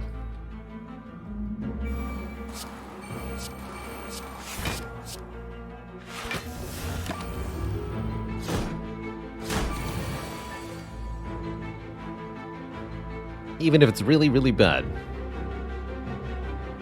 I'm down for it.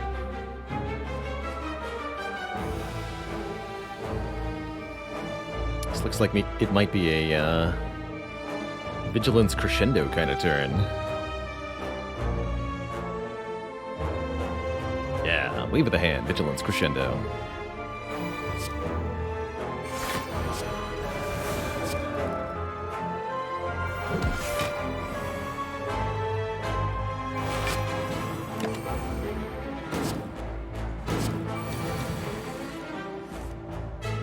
Could always just die. That's an option too. Thankfully, it seems like that's not what's going to happen here. Or is it? If I Omni Prostrate, we can get Divinity here. Although that wouldn't actually be enough to kill.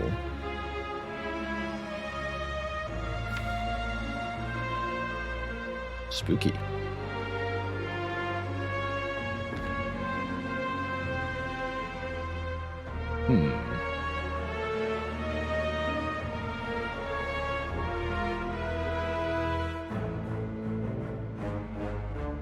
Could Omni meditate? There's no other instant calm card in the draw pile, is there? No. Tricky, tricky. Omni Spirit Shield is a lot of block, but is it enough block here? I don't think it is. Actually, wait. How much is it? We'll have 7 cards in hand, so it'll be 28 block twice. That's almost enough block.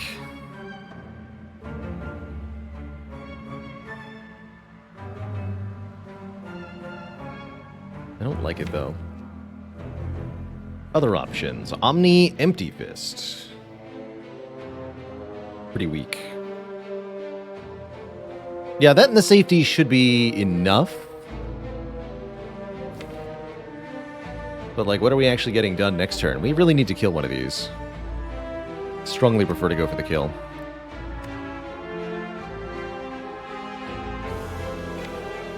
So I'm thinking Omni Consecrate, probably. Or Omni Lesson Learned could be kind of funny, too. It'll do 26 damage twice.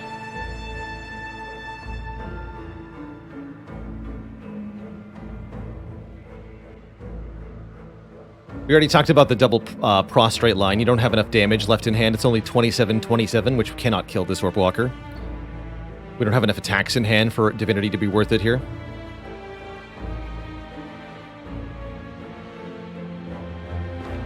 So yeah, I think it's going to be... we're also going to use the Blessing of the Fortune and the Miracle this turn.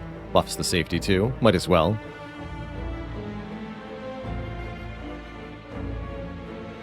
And I might even be able to play Swivel, although I don't think so. So we're going to do 16 twice.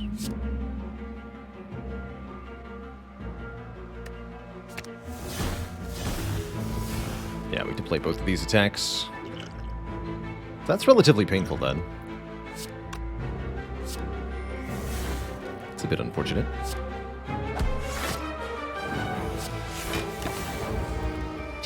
19 damage. I don't know if I made the right choice here. Looks like I didn't, because it sure seems like I'm dead.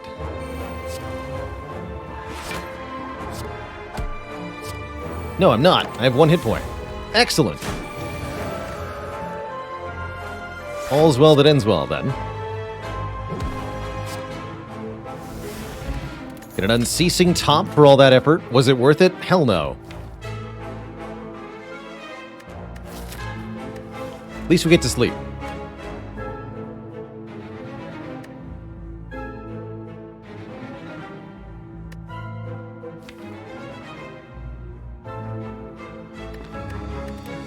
I think we're going to die to the time meter. Or maybe just straight up the awakened one, actually. We could easily die on turn 1 here.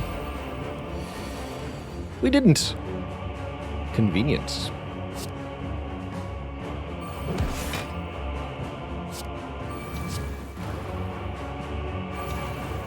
Still gotta take some damage, though.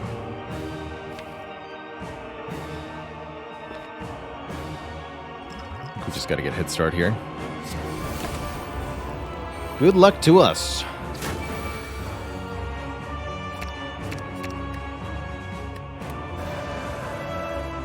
Good.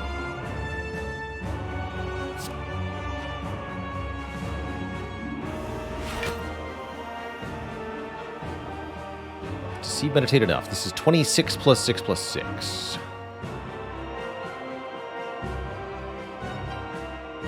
Yeah.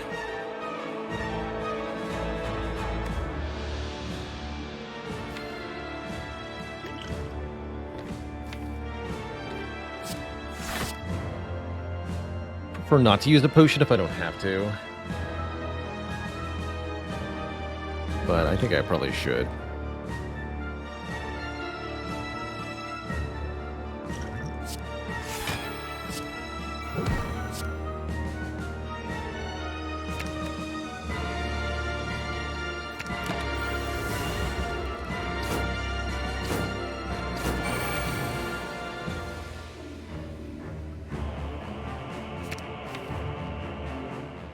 There's no way out of Wrath in the draw pile here, huh? Okay. It's a bit unfortunate.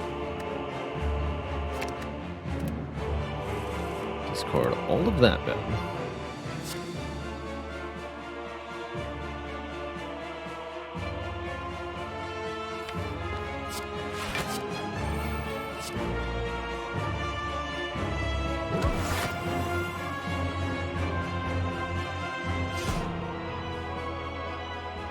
$644 full blocking exactly. I like it, actually.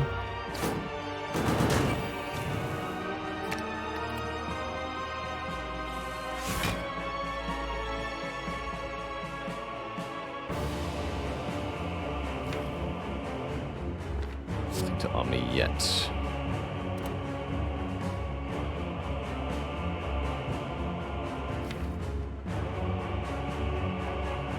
So tricky.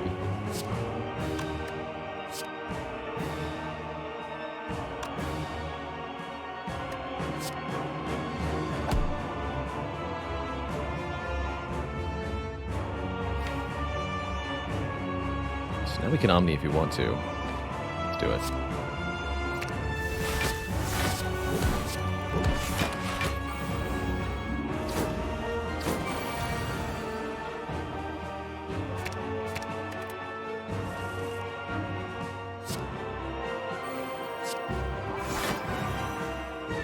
Should really be killing this bird though, yeah? Just a hunch.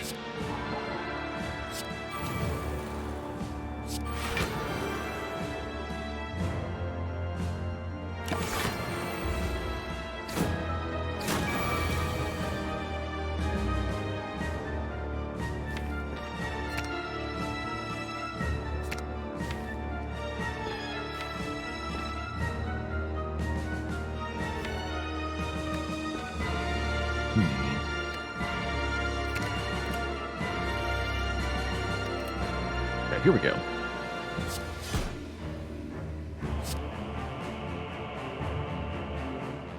That could be enough.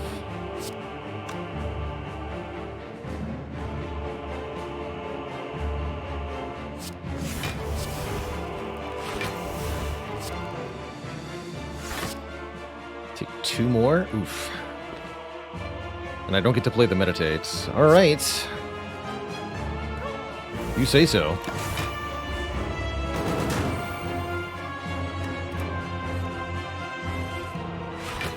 Can't say I like this.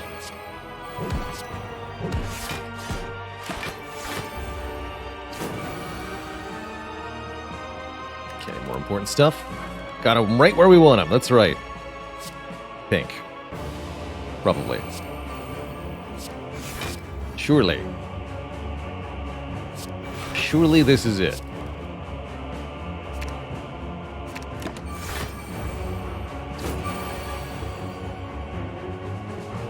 We do have some heckin' sweet cards, I gotta say that.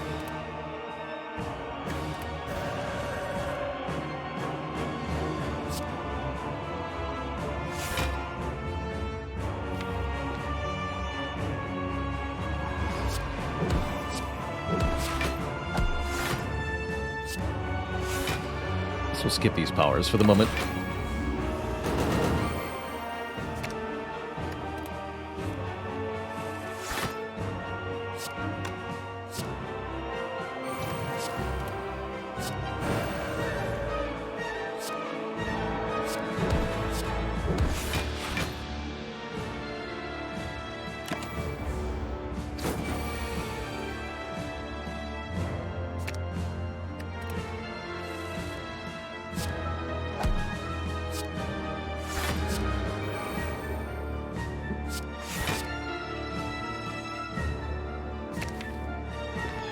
Do the damage.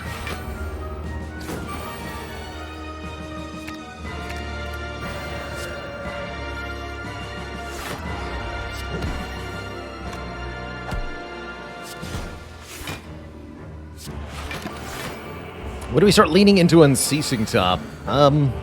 Pretty much never because of Meditate, but there's definitely a few turns we could potentially try to use it, like this turn. It's kind of nice to know that we have it.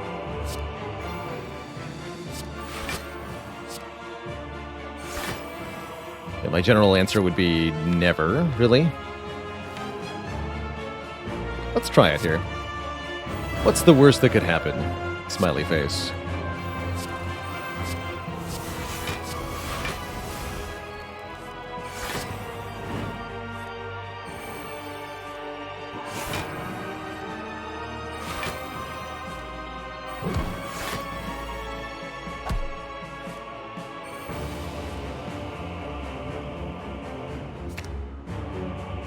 Actually, give me Prostrate, Crush Joints. Seems like fun. Seems like helplessly careening off a cliff and then doing a cool landing at the bottom.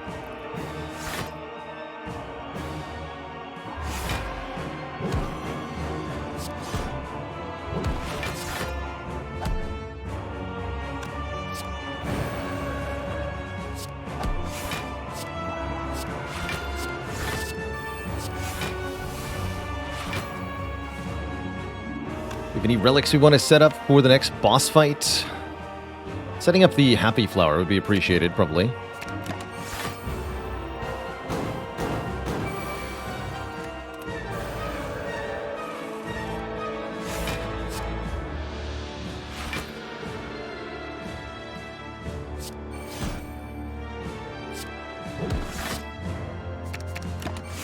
There we go. Would removing Meditate be worth it? No, we're not going to be able to use the Unceasing Top as a strategy in the final fights because they have statuses anyway.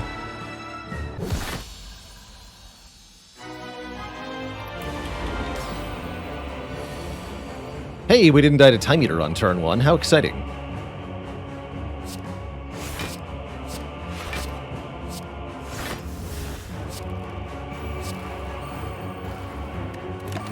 Can Omni exhaust statuses? Yes. But it's a really, really inefficient way to do it.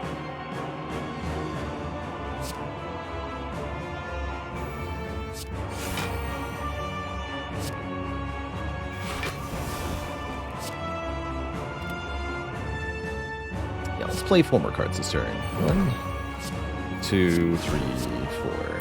7 by 3. Block it. Got lucky we didn't get hit by any of the really nasty stuff on turn 1 or turn 2. Next turn looks like it could be a real problem for us, though.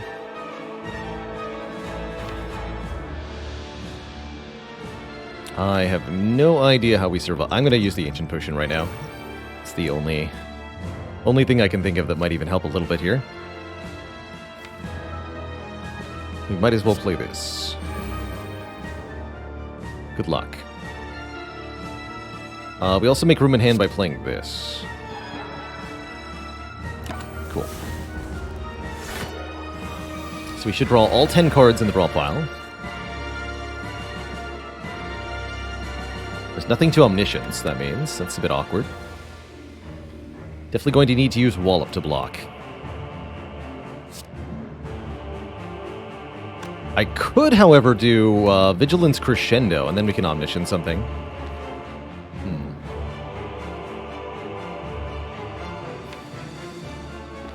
Food for thought.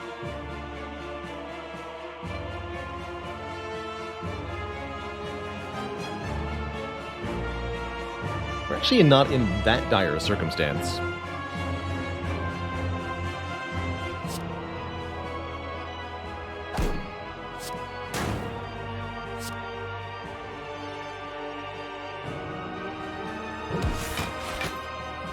It's basically already a full block. So we can do Foresight, like Water, Meditate. That seems pretty good.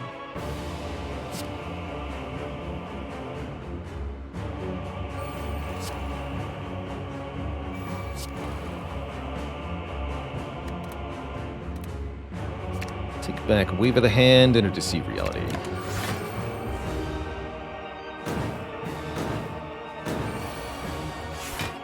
Can you torment me?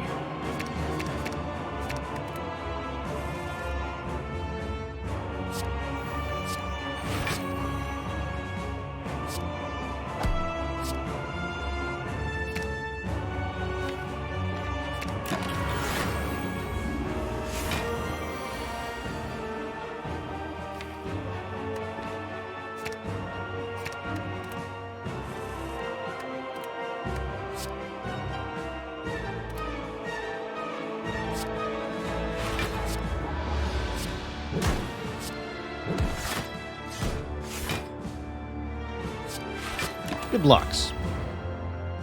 I think we're going to make it through the Time Eater fight, Twitch chat. I was worried we wouldn't make it to Act 4, but I'm concerned no longer. Life's good.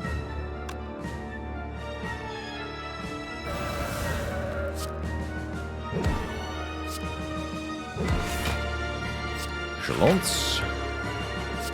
Worship Fury. Foolish, foolish.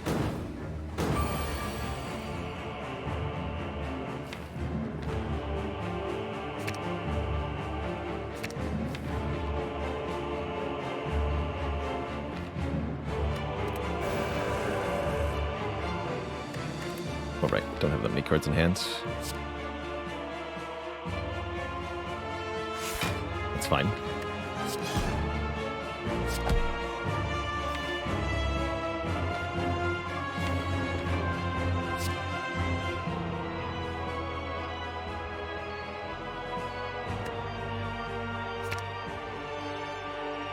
This and sure.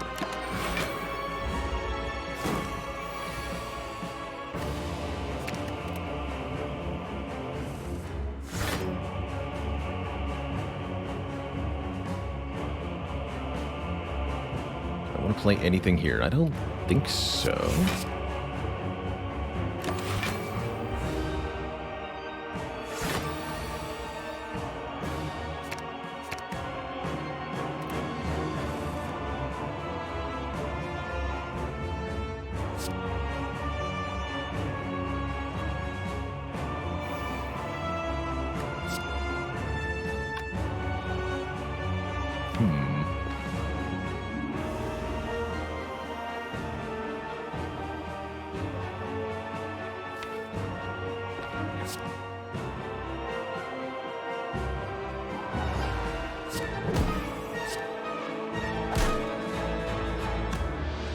Wait a minute. That's not enough block, is it? Oh, yes, it is. Okay. Oof.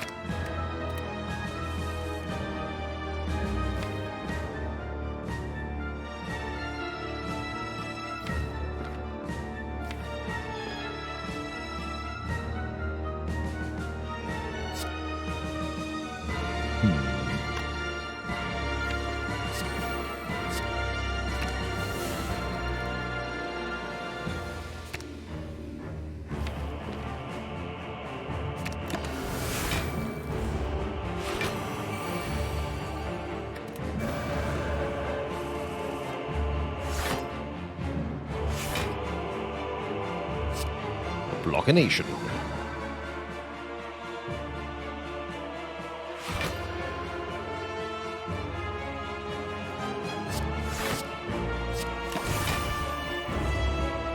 Maybe didn't want to play that Slimes. The amount we have to block each turn is getting a little overwhelming here.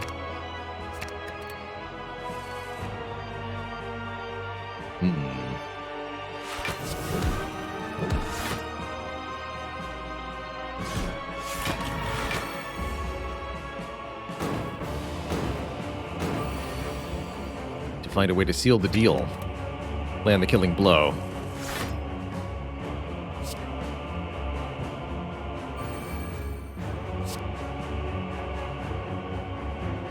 Looks like next turn. Here goes. There's Worship and a lot of attacks. And Crush Joints. Perfect. Boop. Bop. Bippity. Blap. Kerblap. Even got the relic set up. GG, we're on to Act 4. That was a pretty tricky battle. Wasn't quite sure we were going to make it there, but we did. We can buy new potions and relics and such at this shop. We can heal to full at the rest site. Nothing that has happened so far cannot be undone. Full health. Membo card. Duality Calipers. Calipers is pretty hype. Do I want a fasting? Not really. Calipers are definitely interesting, though, allowing us to retain block from turn to turn. I guess in conjunction with one another, they could be strong. Although it's yet another power to put in play. I don't know about that.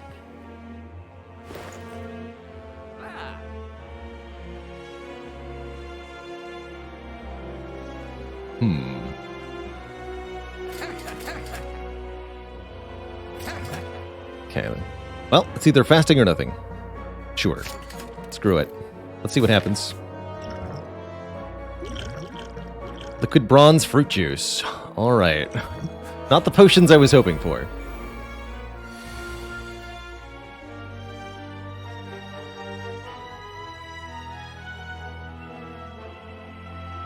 Definitely not the potions I was hoping for.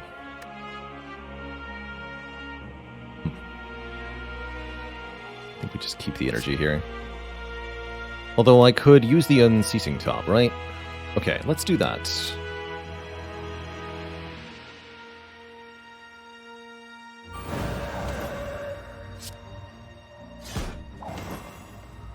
Also, duality is a thing.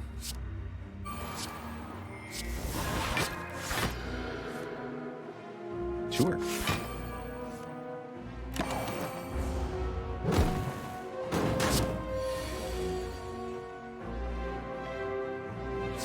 It'll have to do. I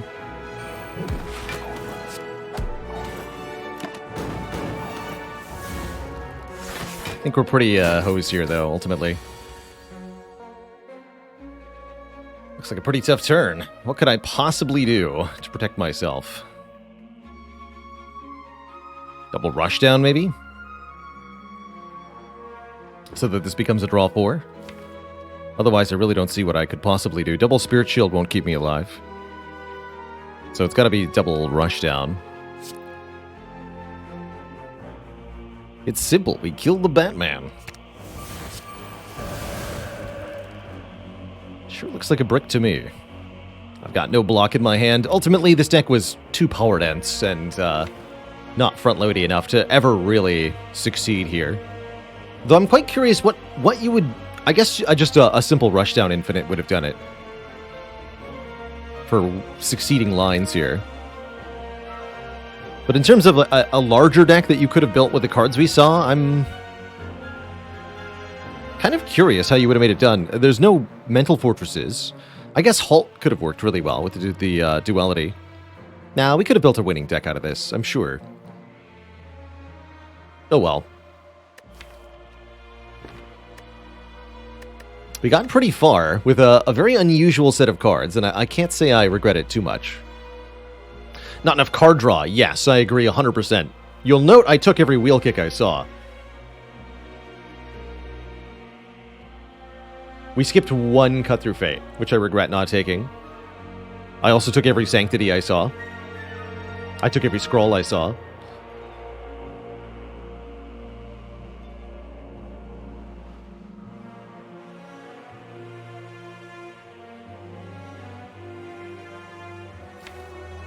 Did we see a wheel kick? Shoot. Every Empty Mind? I took every Empty Mind I saw.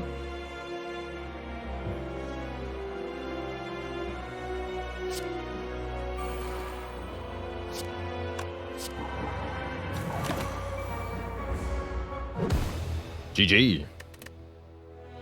Swatcher Run bites the dust, and I cannot say I am surprised. We definitely piled on the hot nonsense. Too many powers that don't do anything immediately. Too many setup cards, not enough front load. A classic way to lose is Watcher, trying to build like this. GG. I'm actually impressed we got 2 Act 4, quite frankly.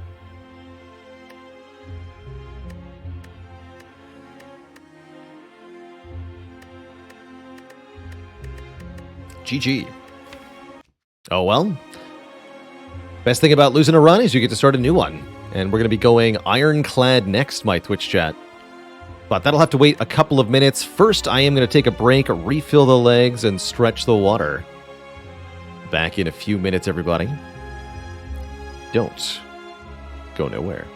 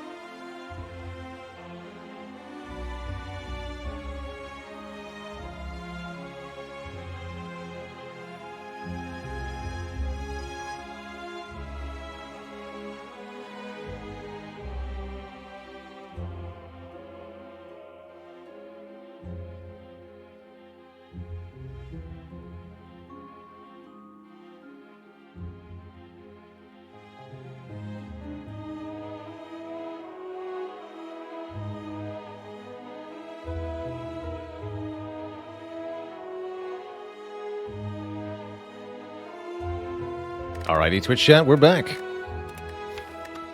We're back. And we're playing some Clad. Glad. Clad is glad to take damage to start his run. For 250 gold especially. I do like gold starts on the Ironclad. Heck, on anybody. Taking 18 damage, less penalizing for Clad than the others, thanks to that heal 6 per fight. There's ways to make up for it, and if we have to sleep, so be it. 3-1 health enemies could lead to a free elite for us. That's pretty tempting. But it's no 250 gold, so I'll take 250 gold. I like it. Uh-oh. Oh, wow. Normally this fight goes really badly. Could have easily been attacked for 12 by the green slime here, but mercy was given. And we take 0. How lucky. Yeah, exactly. 250 gold also gives you a free elite, because you can just win the fight. Did we beat Time Eater? Yes, but not the Spear and Shield that came after. We did beat Time Eater, though. We did. Wow. One of the last unmastered cards, and it's a good one for Act 1. How can you say no to an uppercut?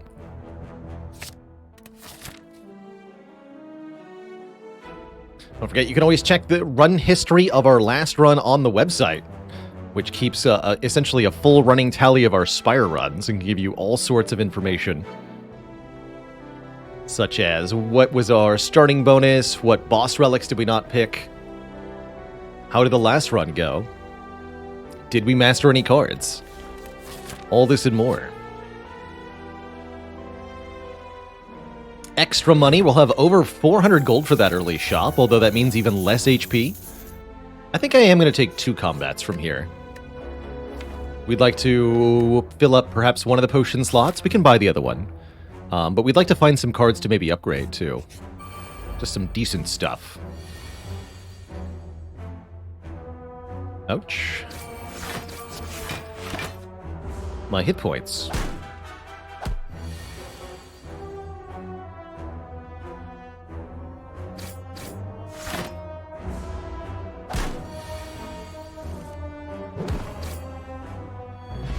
Slowly hemorrhaging health, but that's okay.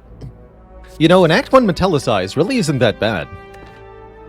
I kind of like it more than I like Heavy Blade or Wild Strike. It's 3 block per turn, including, crucially, the turn you play it on. Providing constant passive defense. It's immune to Frail. Works pretty well in some later game fights. Let's try it.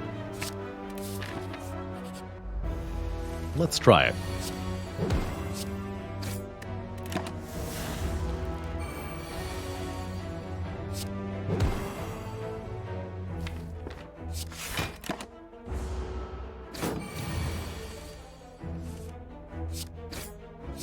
Good old Cultists, one of the easiest fights. Just gotta be aggro. Flame Barrier, Clash, and Dropkick. Interesting. Wouldn't call Clash very good. Flame Barrier is takeable, especially going into Hexaghost. Dropkick's okay with the uppercut, I suppose. I'll take a Dropkick here. It's an attack that draws a card and gains energy if the enemy has the vulnerable status, which we're pretty okay at dealing. Oh my. And then we bought a pocket watch, and everything changed. Could also get orange pellets here, allowing us to remove debuffs by playing a power attack and skill. But man, is pocket watch one of the strongest of the cards. We play 3 or fewer cards, we get 3 more draw on the next turn, and early game Ironclad can't really help but play 3 or fewer cards. But there's Mayhem. Mayhem to master.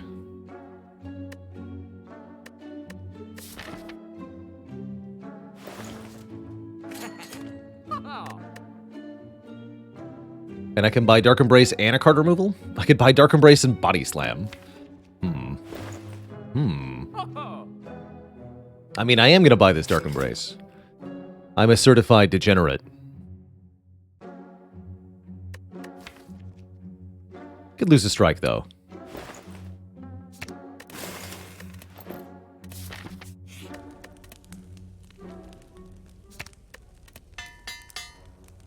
All three of the elites should be very easy with Pocket Watch. Especially with Dark Embrace.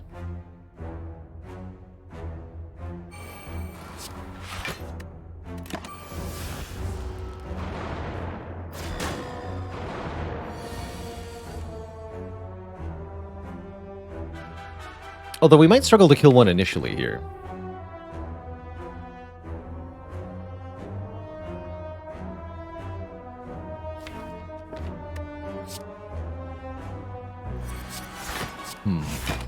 Normally I wouldn't recommend this against 3 sentries, but we can do it with the powers.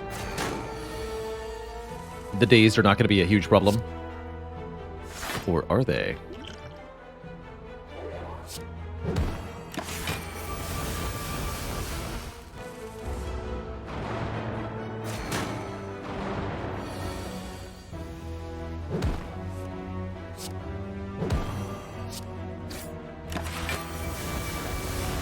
Alright, now we should be fine. Did have to take a bit more damage than I would have liked.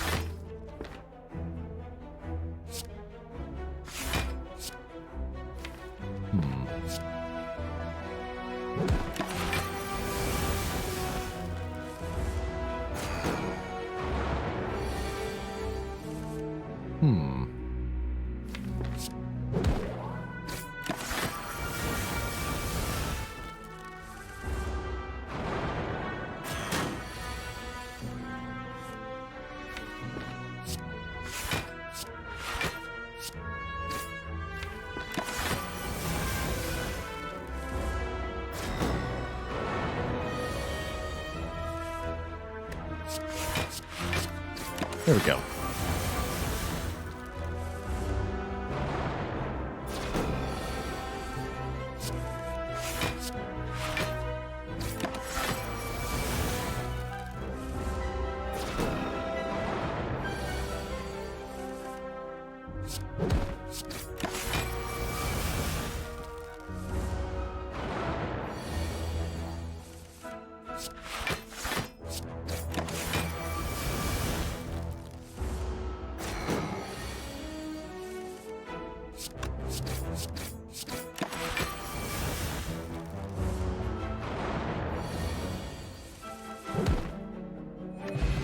Okay. And a feed. Holy crap.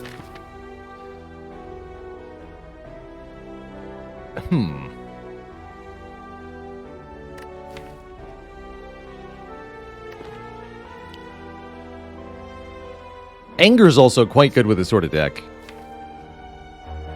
Although it can break Pocket Watch a bit.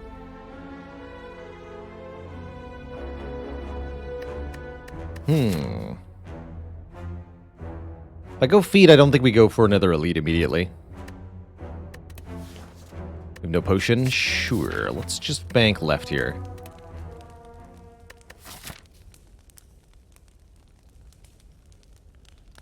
Do something like this. Which lets me upgrade feed here. Can this deck even lose? Absolutely. We could lose to Lagavulin straight up in the next fight. So we have to be a little careful here. Extra damage per turn with the Hourglass will certainly help. Here's another way to lose. Click on the Scrap Ooze a bunch of times and just die.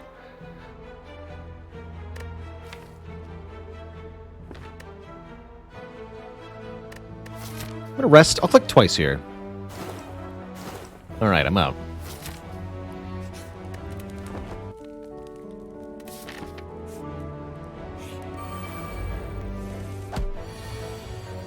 Very weird run so far.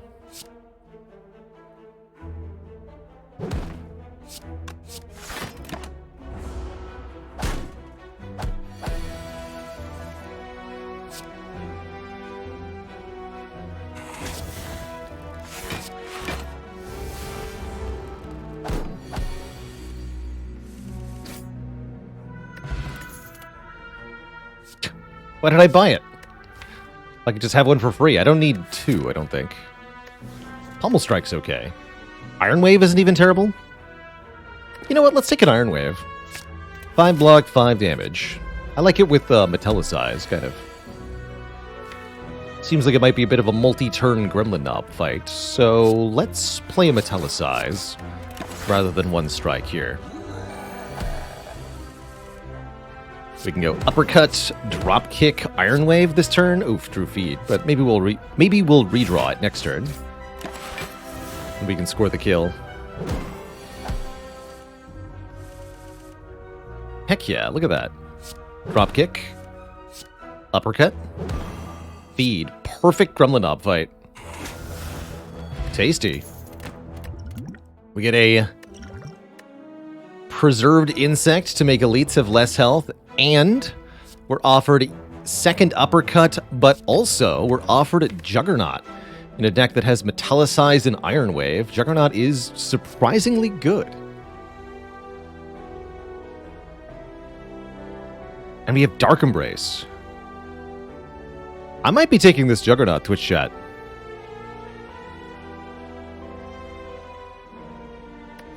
It's definitely a little awkward with feed, but that's okay.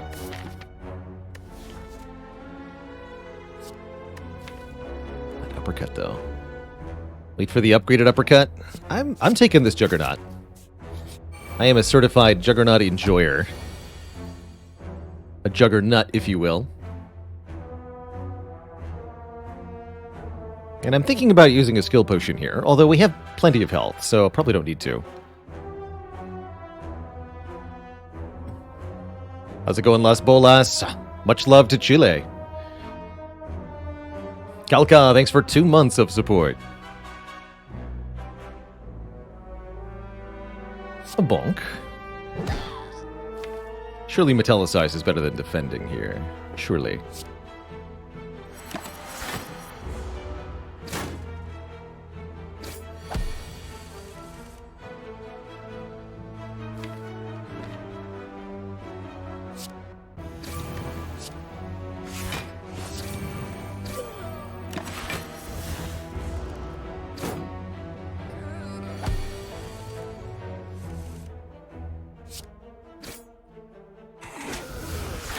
Actually, I think defend would have been better.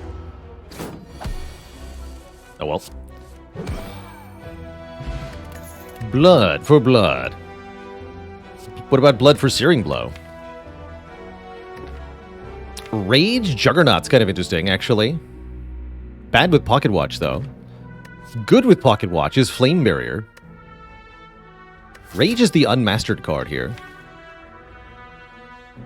And Dark Embrace can make Rage really strong. Okay, let's take a Rage here. Whenever we play a attack this turn, gain 3 block, says Rage. And I'm going to upgrade the Juggernaut as a main damage source for Hexaghost here. We do actually need help damaging Hexaghost. And I think Juggernaut might do the trick. Do I get to feed on the Ghost? Probably not, but let's hope for it. Oh, check this out. Rage, uppercut, drop kick, Irony Wave, the Blockination.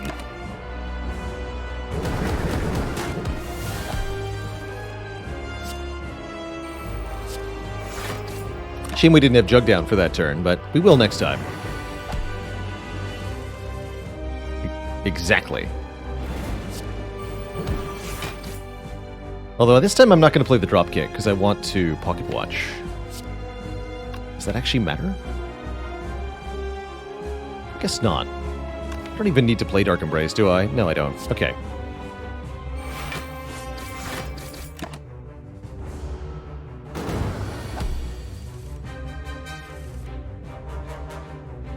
Let's go Telesize and Bash.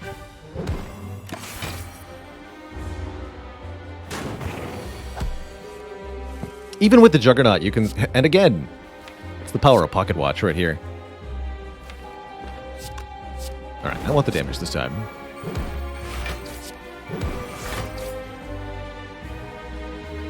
Actually, do I? No, I don't.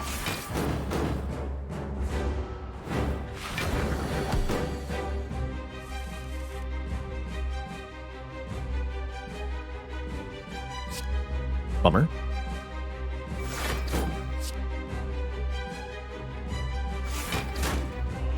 Time to consider the skill potion, but only briefly. We don't even take that much here. And guess what hand we drew? Looks oddly familiar.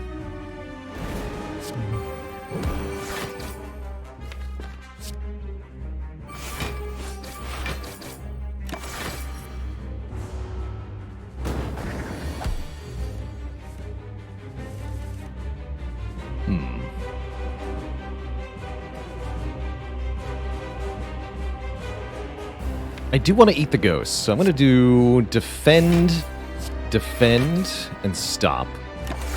We take a bunch of damage here,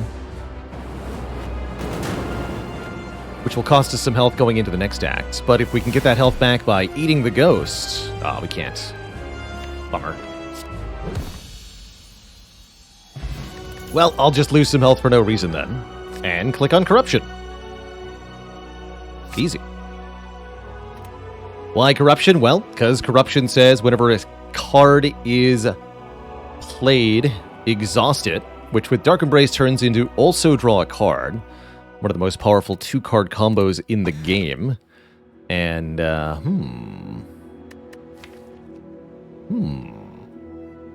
Pandora's Box, you say? Interesting. Defends are quite a bit better with Dark Embrace, Corruption, Juggernaut, but some random cards sure could be nice.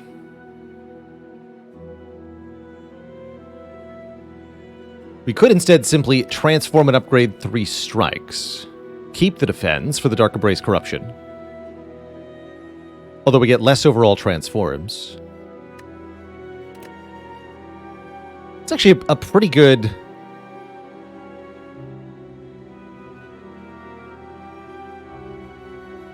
balance between the two here.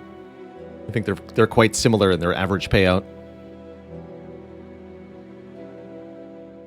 But Feel No Pain Barricade, exactly. That's what we want. Although I'd really need an upgraded Barricade. We can't really afford to play it otherwise.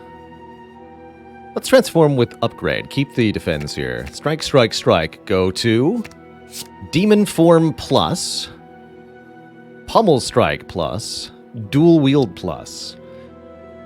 Interesting. Very interesting. Not bad at all, but not necessarily good either.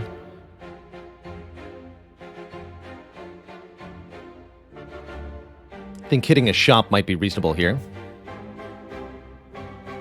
Though I will take some combats along the way, so that we can eat. Elites are relatively reasonable with the preserved insects, but I think we'd still need good potions for them to be comfortable. Yeah, where's the mummy hand at? For this deck to really thrive, I think we need to upgrade the Dark Embrace and the Corruption to be 2 and 1 cost, respectively. Or 1 and 2 cost, respectively. Excuse me.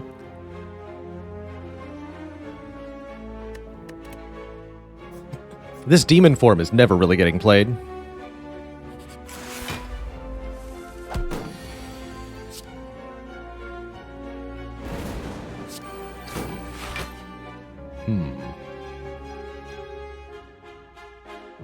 A bit of skill potion here. Yeah.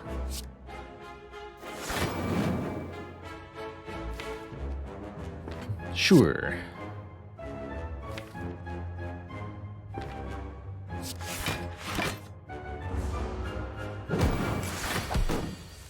Dual wield the Corruption, obviously. Who wouldn't? Oh no, not again. Help.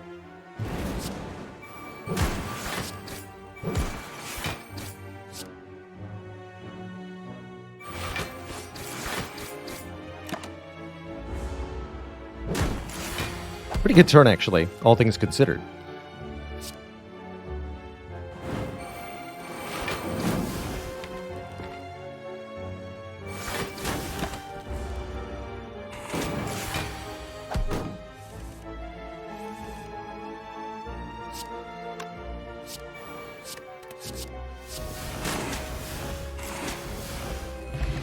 Nice.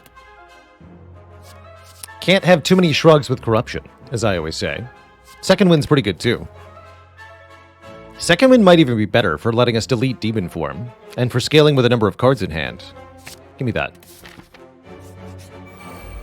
Thieves, how dare you? I will eat you. Perhaps both of you.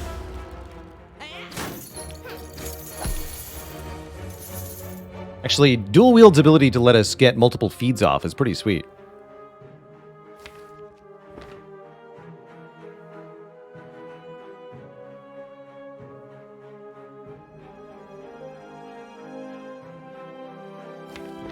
Let's go uppercut, pummel here. There's feed. 1, 2, 3 cards getting deleted so far. That's not too bad.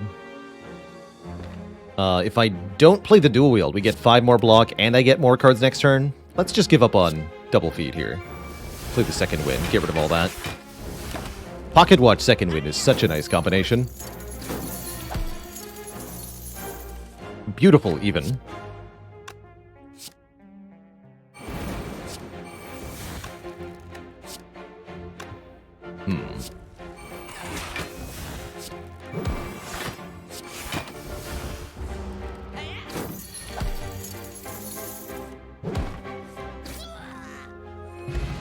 Nice.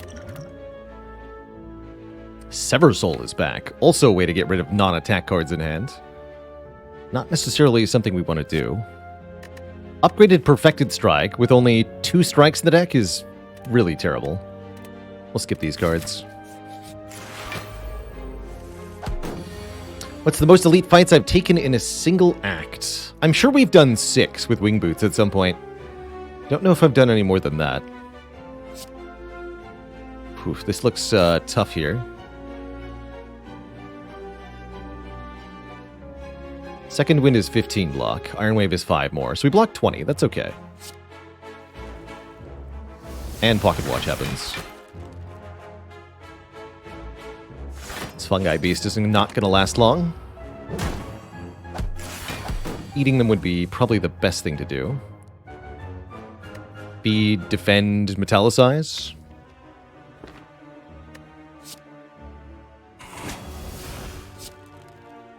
No Corruption or Juggernaut quite yet here.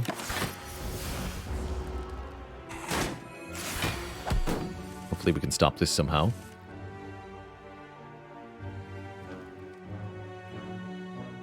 Second wind will do it. Get rid of everything. Could have done bash, dropkick, second wind. That would have been a little bit better.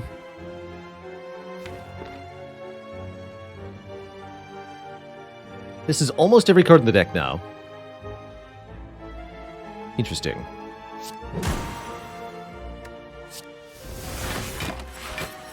Should be able to do some nonsense next turn.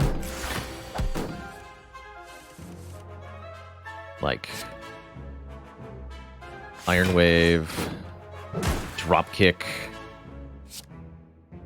Pummel Strike, Dropkick, Iron Wave. That's pretty good.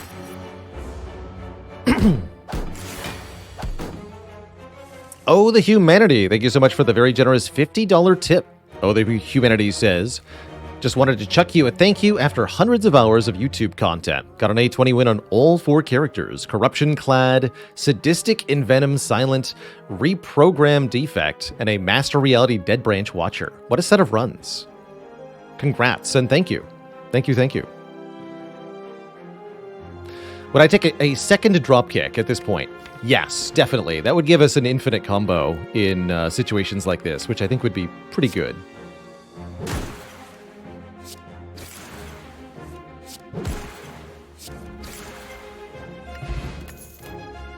A Sundial would also get us there almost immediately. Do not have the energy for a Whirlwind, although it is a nice AoE card.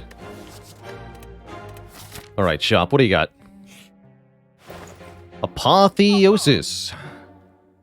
Upgrade all your cards. That's pretty good with Corruption, especially.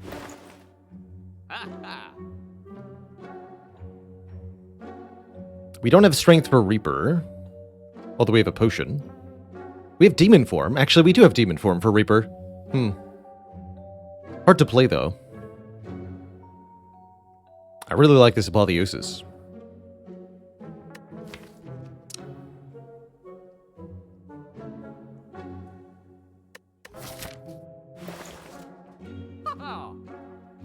Could also dual wield the Reapers. Leads to weird stall strategies, but I don't dislike it. I think that could be quite strong. And we already have the feed, too. That would pretty heavily discourage playing Juggernaut, though.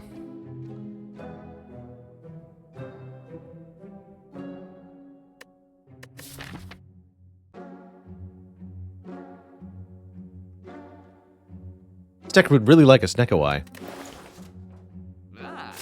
Take the Epo. Do we want a Heavy Blade? I don't think so. I think we want nothing more. No one event before the Elite. We've got pretty good potions. Am I going to fight that Elite? Actually, is a good question. We don't have to. We could fight just these two. Don't even have to fight this one. This one's very reasonable. This one's dangerous, but not that dangerous, right? How dangerous could they possibly be? Smiley face.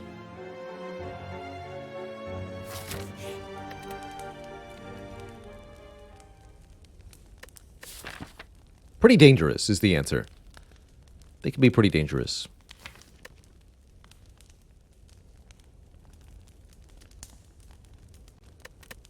I guess I'll upgrade the Apotheosis.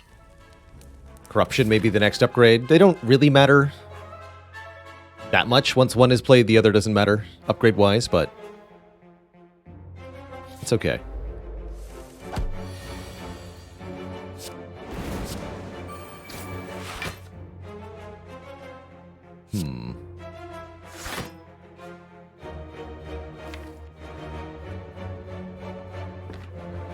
Might be wise to take more of a hit here to not...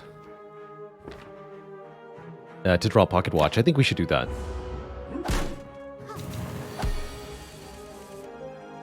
Ooh, a chance to play the Demon form. Or we could just play the Corruption. That might be smarter. Let's do that. Should have dual-wielded Feed there. Alright, now Apo is free. Excellent.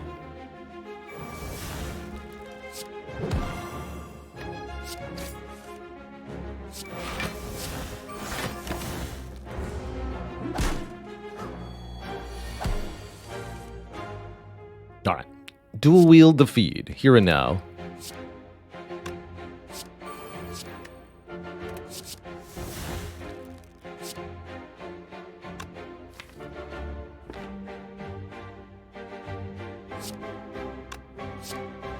(10 plus 36 won't kill. We can kill with triple feed, but then I can't feed on them both.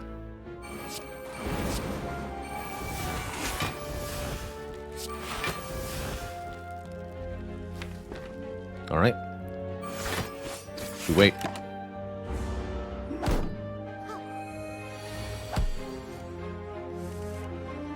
You dare. You dare. Listen here, lady. I will end you.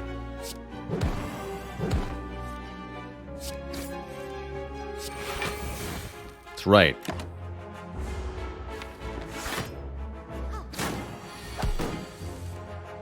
Don't think I won't.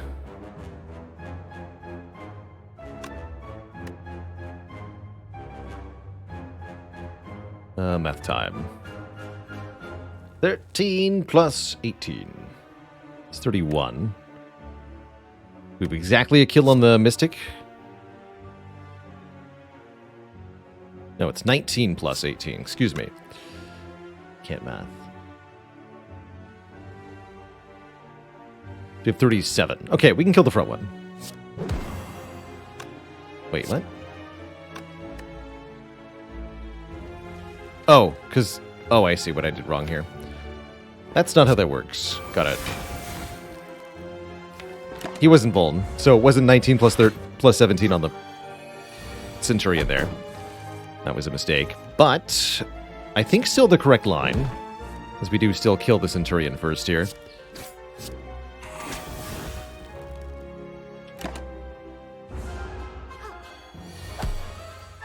Yeah, that felt correct. Alright, Brain bungled it for a reason. Good job, Brain.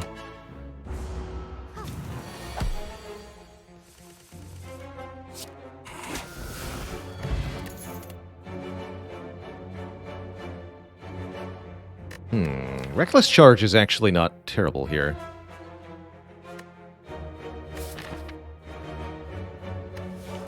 I'm gonna take this.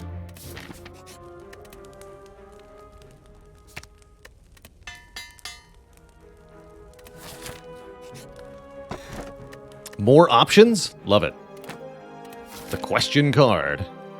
And let's take some late Act 2 events. Those are always fun. For example, the Wheel. Uh-oh.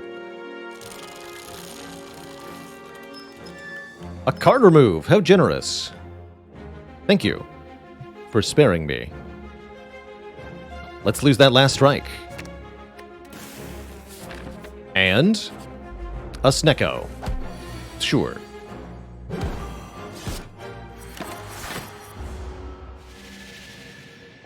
Somewhat dangerous opponent, although corruption could change that.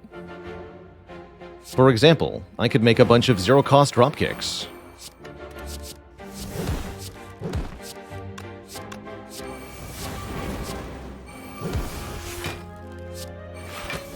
And then I could play Demon Form.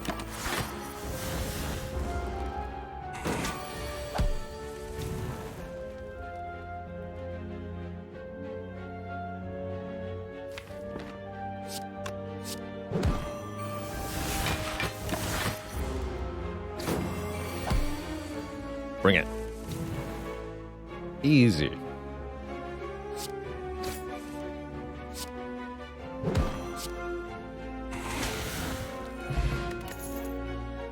Let's take that weak potion. 94 health, and now another shrug. Shrugs are good. Give me a shrug.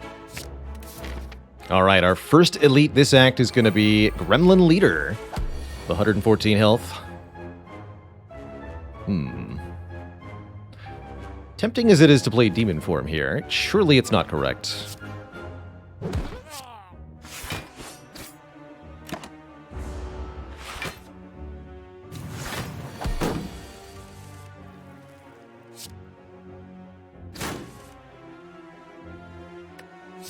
Corruption, Apotheosis.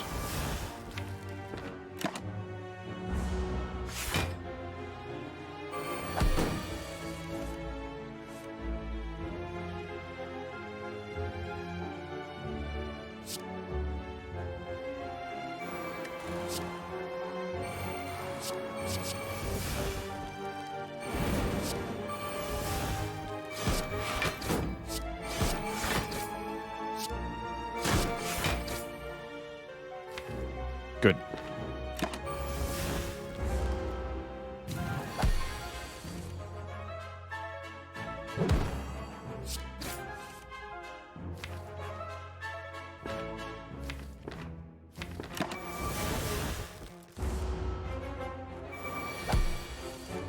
$16 by 3, huh? We'll see about that.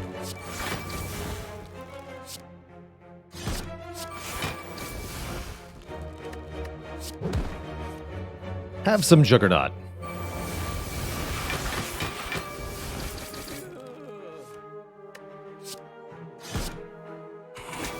Delicious. Alright, well that elite went flawlessly. That's a very good sign.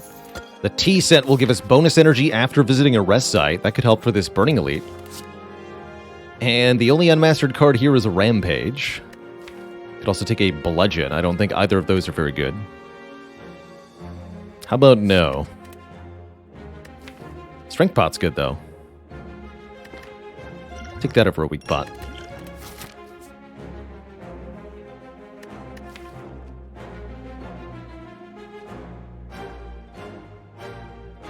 Can actually draw the Rampage fairly often, admittedly. But, it's completely unnecessary. As usual.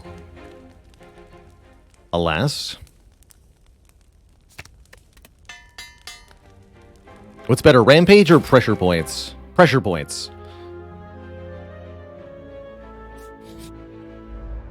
Like, a lot better, sadly.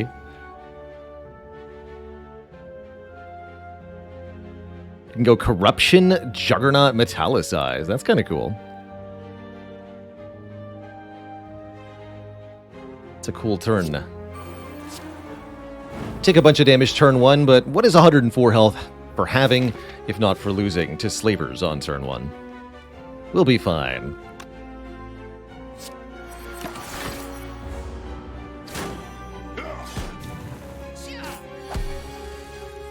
Get him, Hourglass. You got this.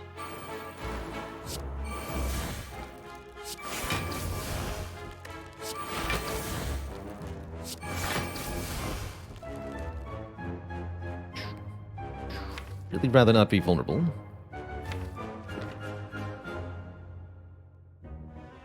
Seems like I may not get a choice in the matter.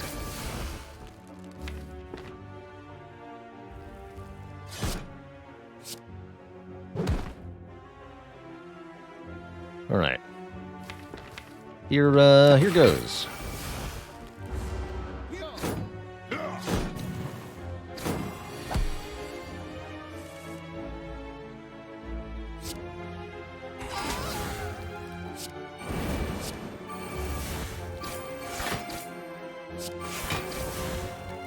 Oh. Oh no.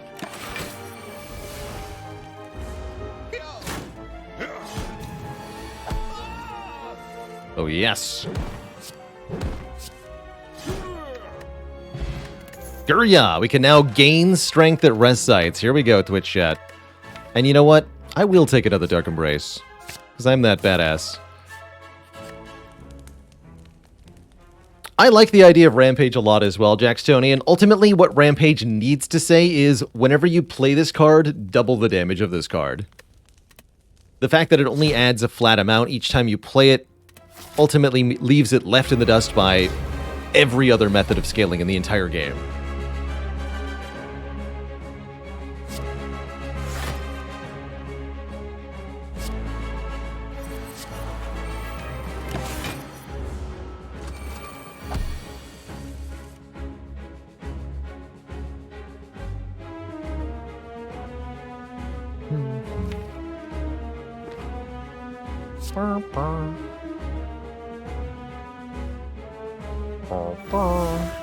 Oh.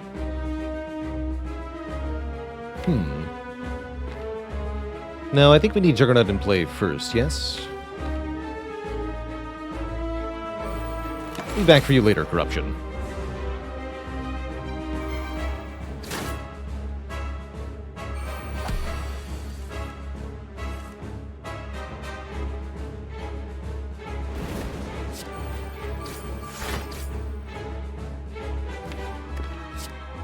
I'm here for it.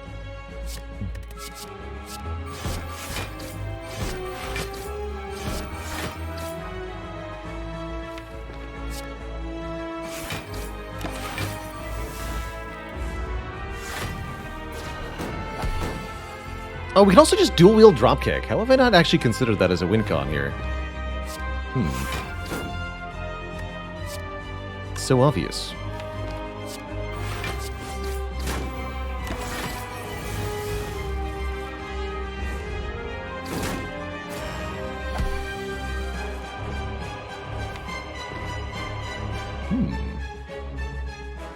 Just play Demon Form here. I'm gonna do that. It's a nice way to win this fight.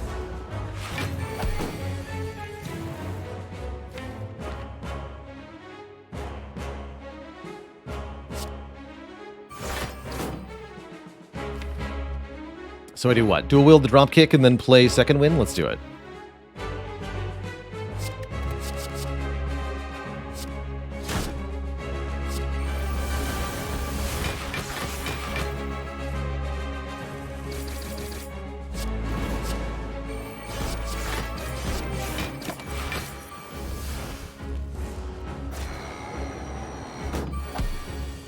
Nice try, nerd.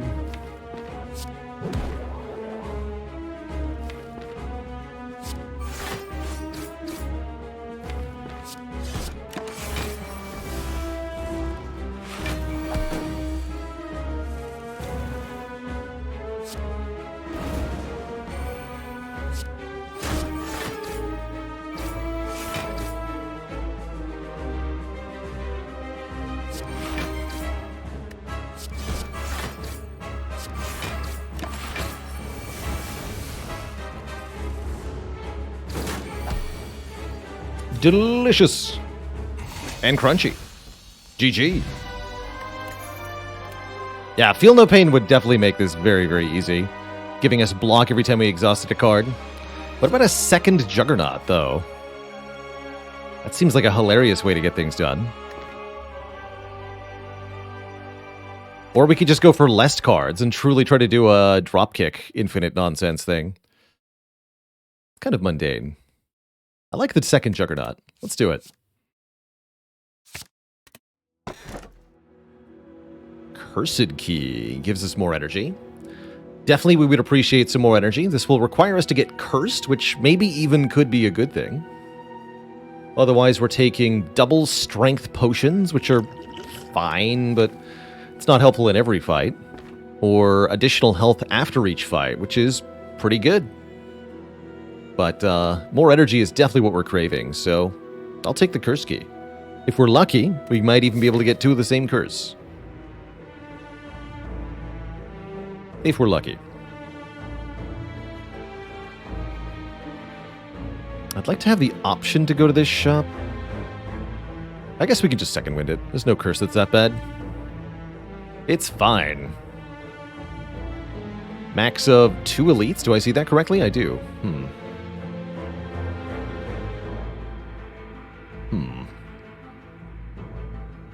The shops are all weirdly placed. Alright, alright. We'll start here. Guess I don't even need to go to a shop. But I want to. I do. I want to. No. No way to heal, huh? Trouble.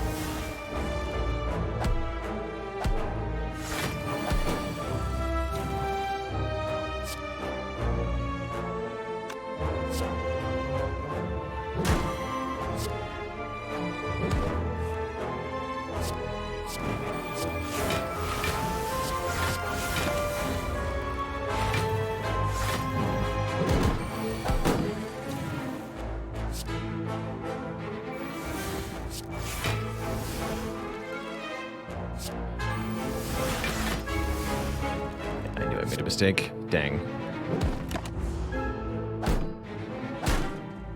Not playing that Dark Embrace. Bad idea. Oh god. Even worse.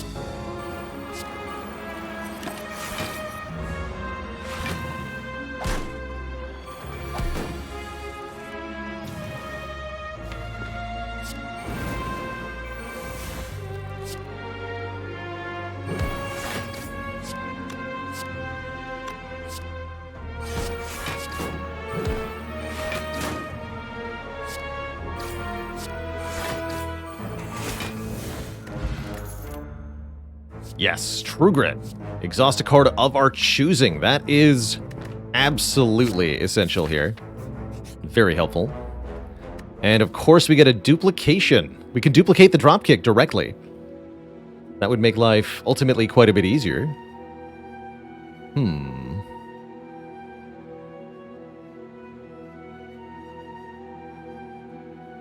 Or the uppercut. Or any other card we want to try to master here, right? Rage. Rage is unmastered. Let's dupe Rage.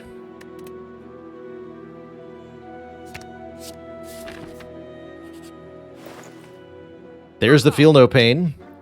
And I was hoping we'd find this. Oh, boy. So, hilariously... Yeah, actually, good. We didn't get the second dropkick. Because we have an infinite with a Reckless Charge now.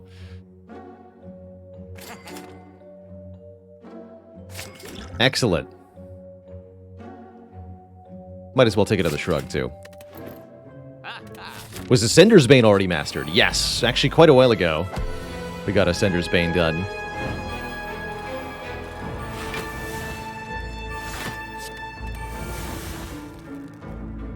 Boo. Although, actually, unboo. I eat you now. Could have dual-wielded it. 1 feat is enough here. Especially considering.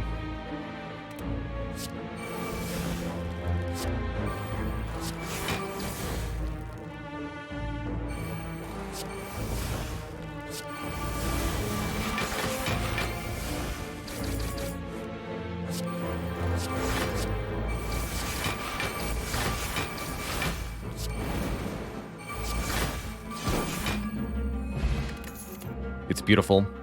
Rampage is back. Get out of here, Rampage. I want a bloodletting so I can have more energy to keep doing more stuff. More stuff. Transient. Do I defeat Transient? Deeply unclear.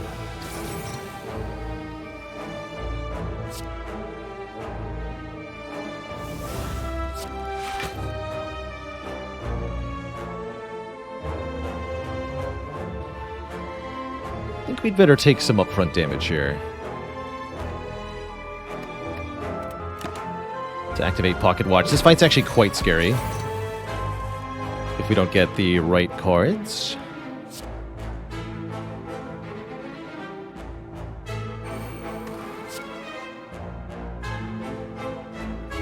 Second wind is only one card, huh?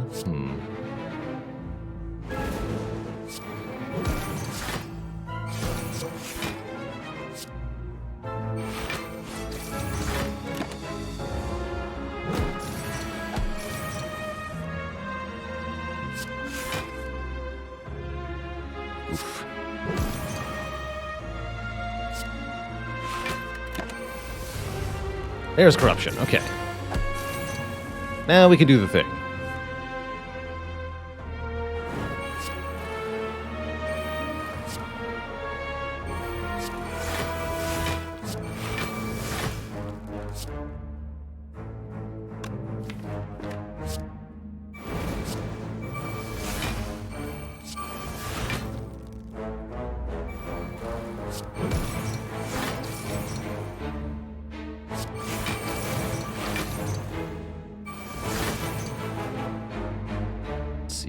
Bash.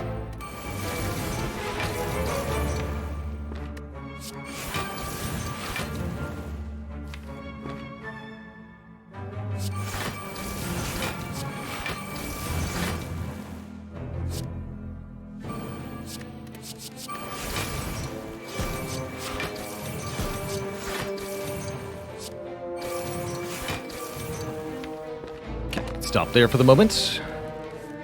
Need a bit more energy for the next turn here. But now we can just reckless charge a bunch of times and use the days to keep drawing here.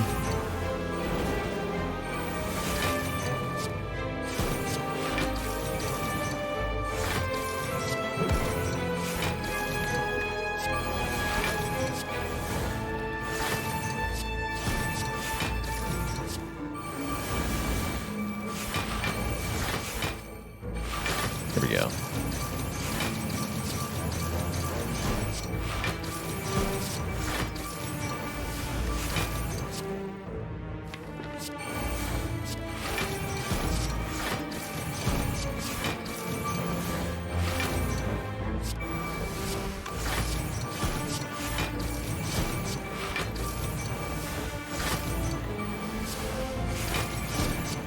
Infinite, by the way. We can do this as long as we want to. Play 2 reckless charges, play 2 days. It's even block positive, thanks to the Feel No Pain and the Rage here.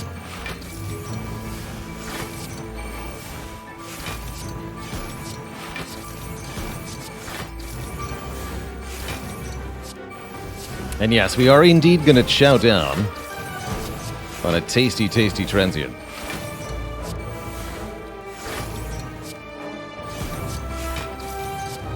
Delicious. Simply delicious. Cool. That went exceedingly well. Welcome. Welcome to the Nonsense Town. You'll love to see it, right? Whoops. Actually, that's fine. I'll take an armaments. It's not what I meant to do, but here we are.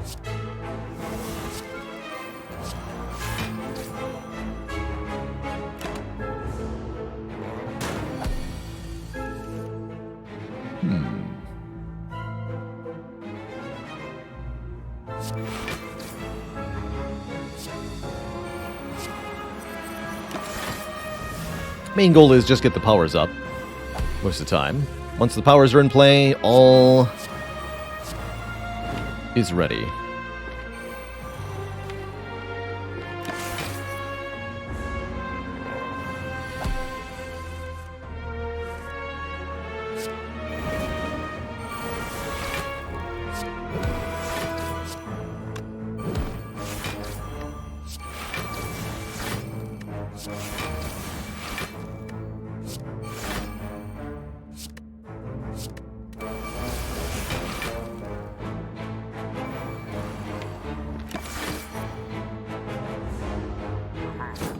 Why are you still here?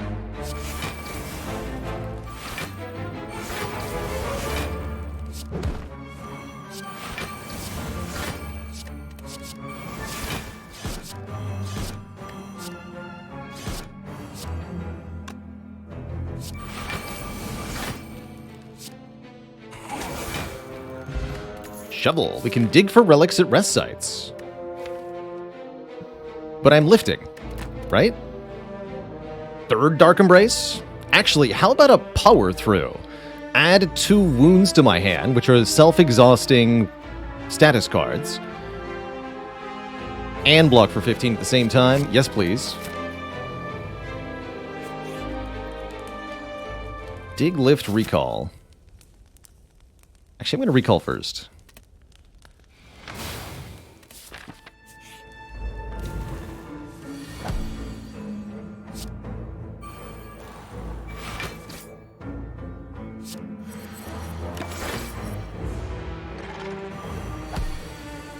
Dirty 30.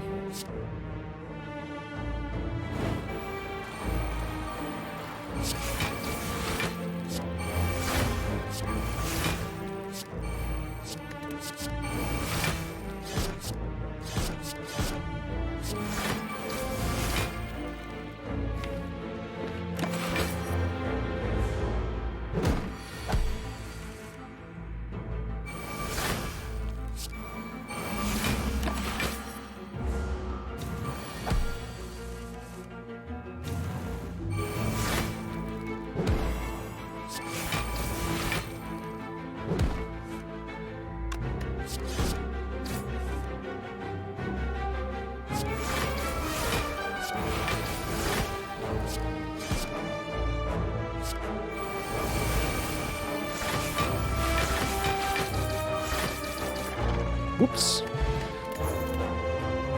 Ooh. I like to see red. And I like to open cursed treasure chests to get the blue key. There's an unmastered curse in there. Pain. Yay, pain. While in hand, we'll lose 1 damage whenever we play any other card, which seems like it could be a bit of an issue, actually.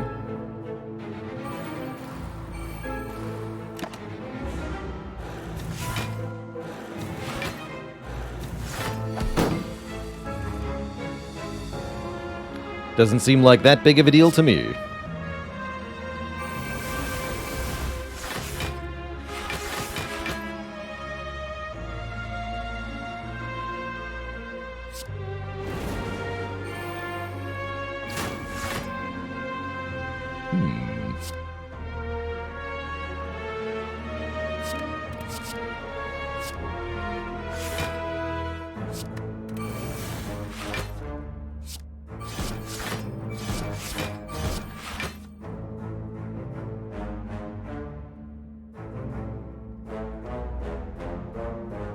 Not enough, though.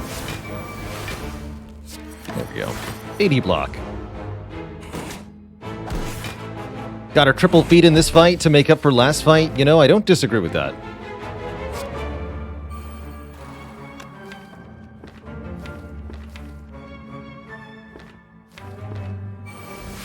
That's something I can get behind. So no Juggernaut plays that. There it is, dual wield on the feed. Let's go.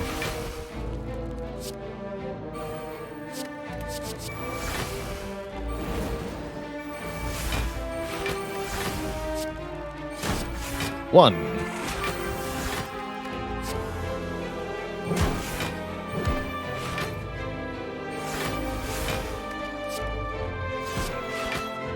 Two.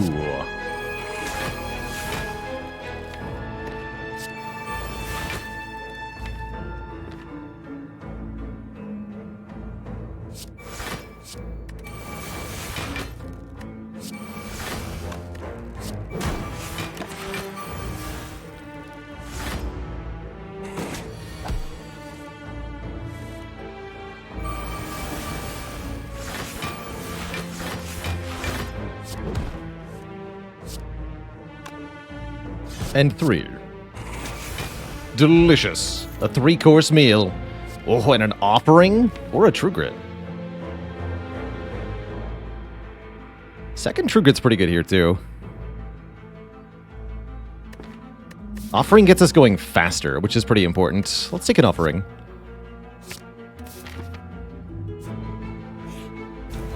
Our second elite is Nemesis. Suspicious of what we're doing here.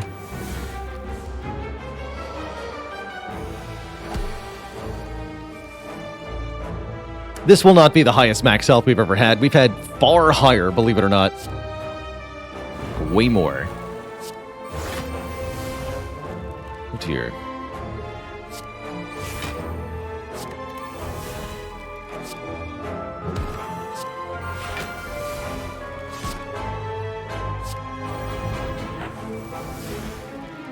Well, that seems to only be getting worse now. Guess I'll just stop.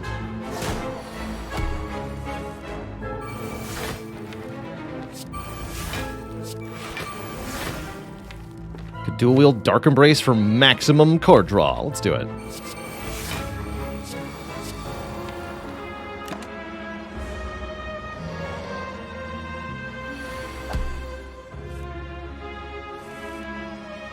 Dang it. There we go.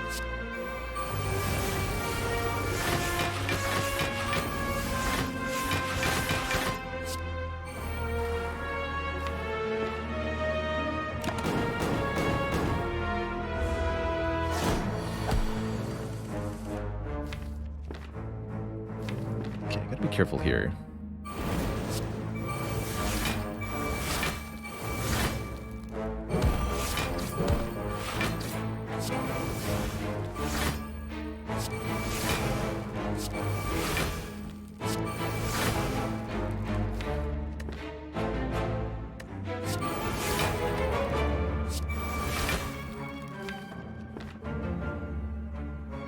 Stop. Can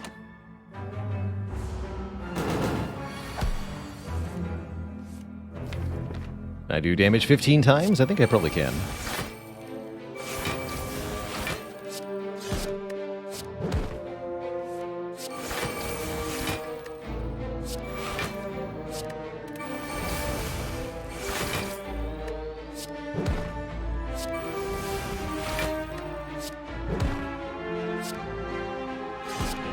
Delicious.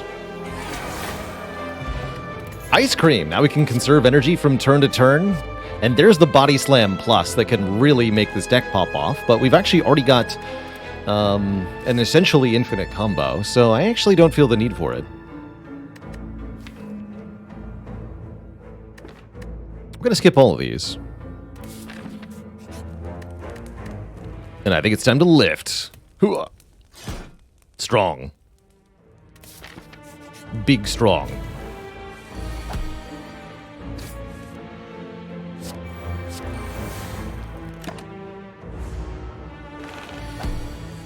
Very big strong. Oh boy.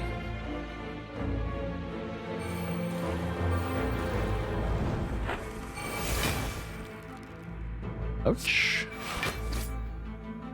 None of these are exhaust cards.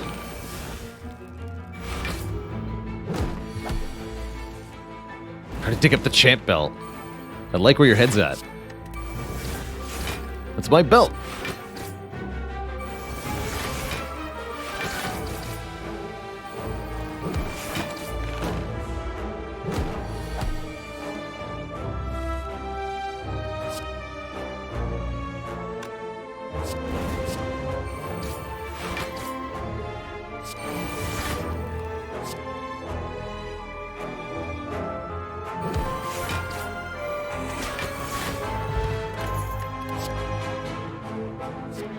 Already got 2 rages.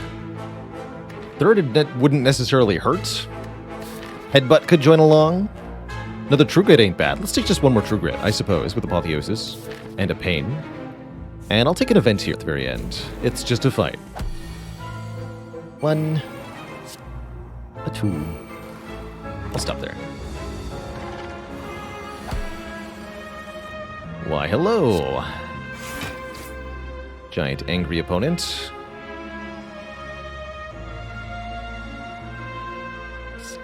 You just exhaust all of it? Sure. Goodbye. All of my cards.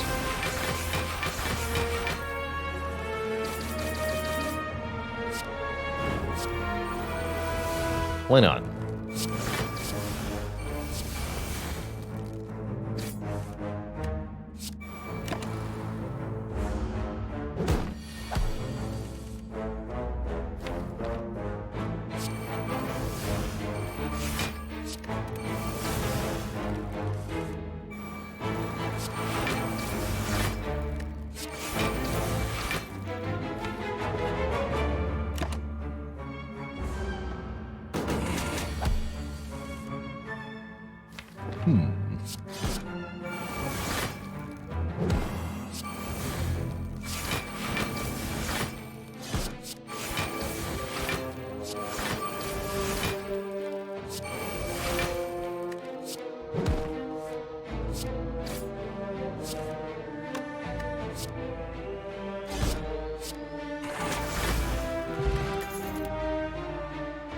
We don't need these.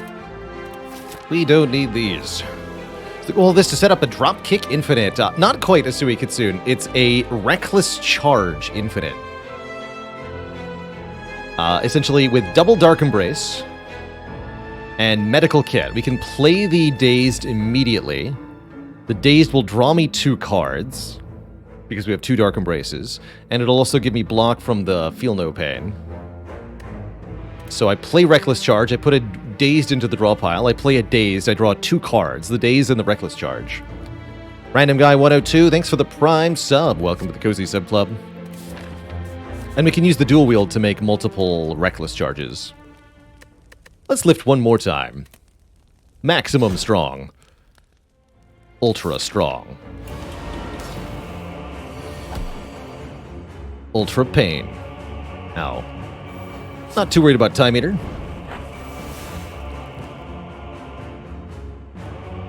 Maybe I should be.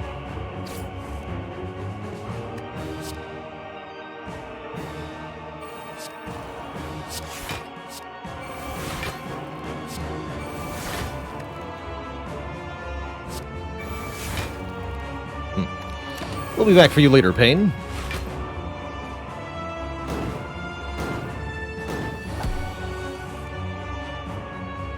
Also not necessarily going to play Corruption immediately here.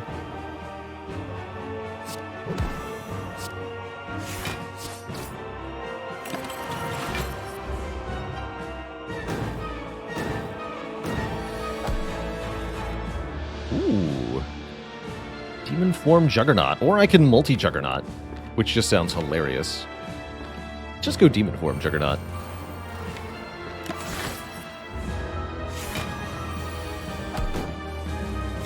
Now I can figure out how I'm going to block 51. Easy.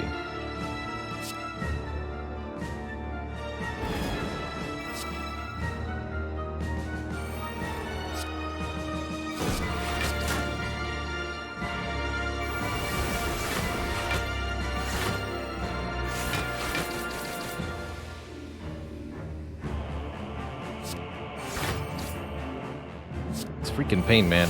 There we go. We get rid of Corruption in this fight? I think so.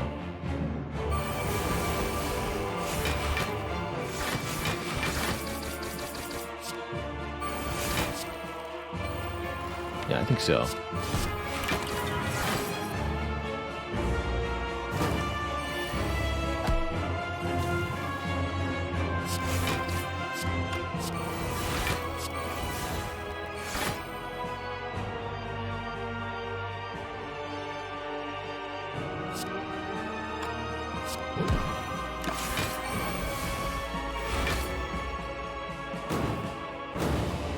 Second Wind Juggernaut combination does truly tremendous damage.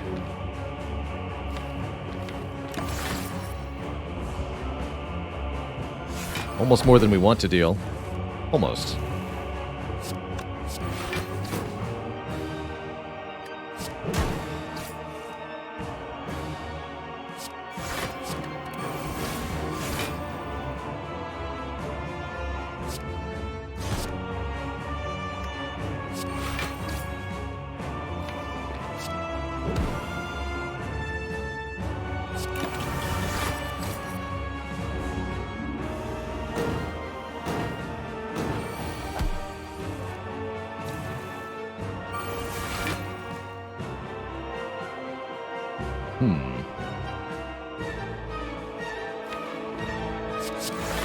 Looks like we're not feeding on Time Eater today.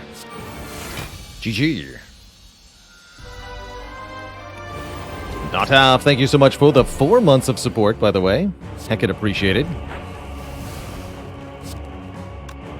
Get a Feel No Pain plus down.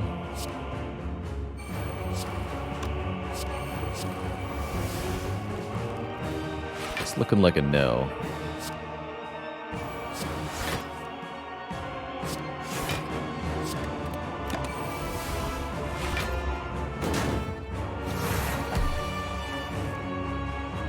This is a good fight to play Corruption in.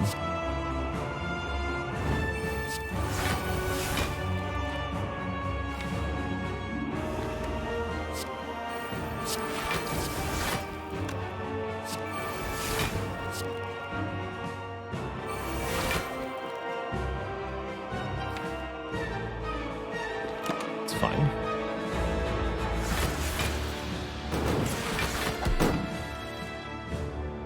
That's not fine. That's not fine at all. Dang it. To use a potion on this, or I have to just take a bunch of damage. Bummer. Let's go Iron Wave. Wrong order there. There we go. Take a bunch of damage. We can always rest going into the next act.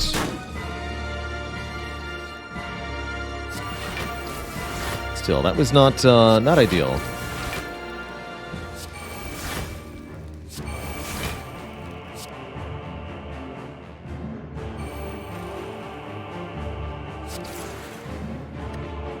You are. You stinky pain. Get out of here.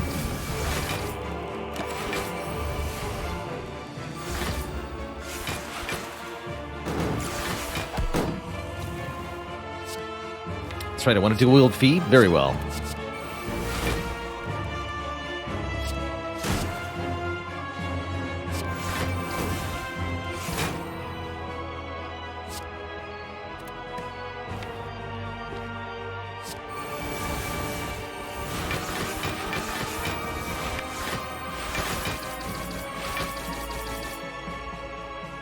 Pretty good.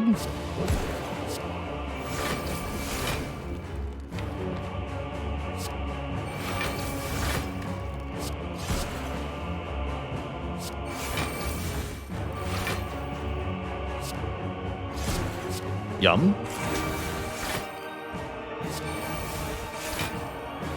Yum. Delicious. To thump, a deep pulsing dread give you felt out the room. Is this the heart of this spire, the source of all these hit points? Chunky. Chunky. This has been a pretty delightful run. This early feed turned into well over 100 additional max health. Speaking of, we're probably going to rest for some of that health. We could also upgrade a card, which really doesn't matter very much, or we could dig for a relic, which isn't likely to be all that useful. Not as useful as this much health, anyway. We sleep. Second corruption. Chemical X is here. Anchor is here. Nothing to allow us to master anything else, unfortunately. Boat thingy is fine. I'll take a boat thingy. And you know what? A second Gambler's Brew, I think, is actually the secret sauce to winning this run.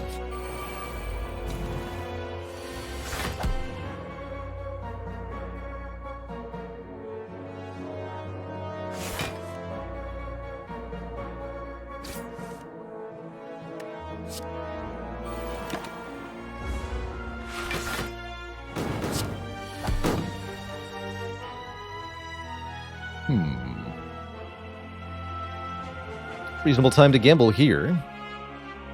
I can exhaust almost all of this. But we don't draw any more cards.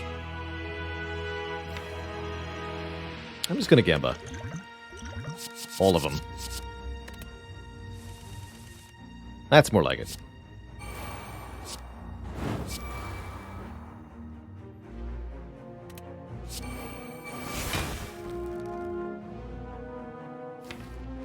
Who's this jug?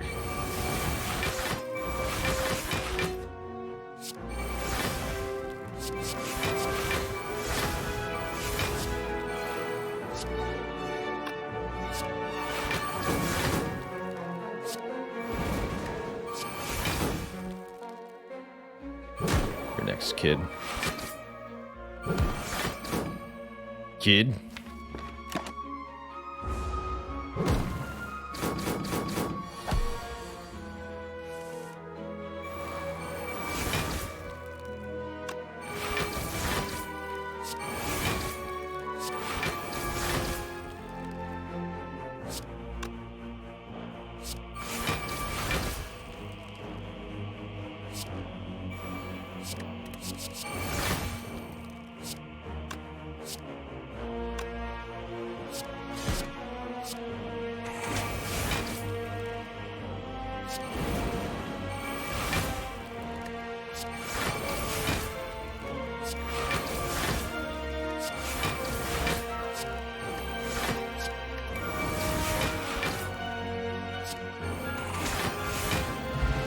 Tasty.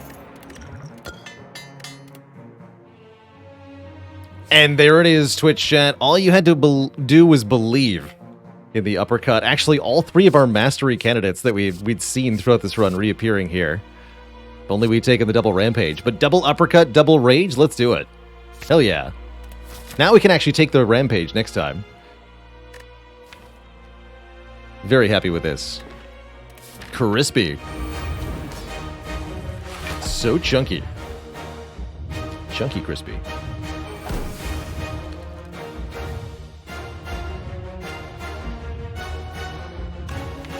think we're just gonna corruption immediately in this fight, huh? I think so. I am not afraid. Here goes.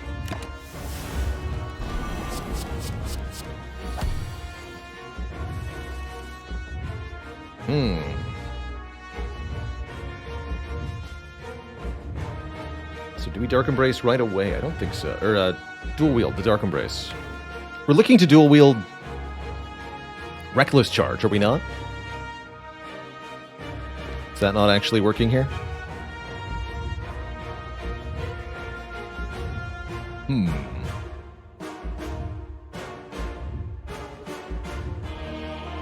Also a reasonable time for the Snecker Whale. Feel No Pain's not even in play yet, huh?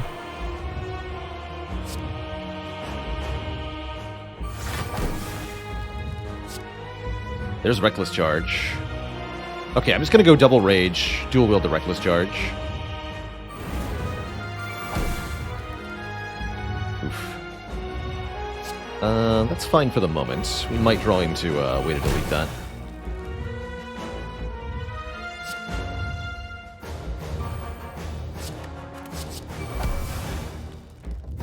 This is getting worse and worse. Reasonable time to gamble now. We can get rid of Pain, Feed, Burn, Juggernaut.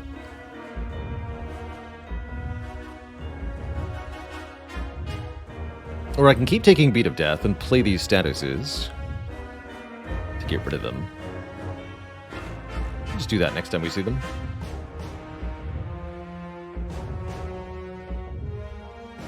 Well, this is going to get played, right? But, okay, let's get rid of this first. Arma. Double jug.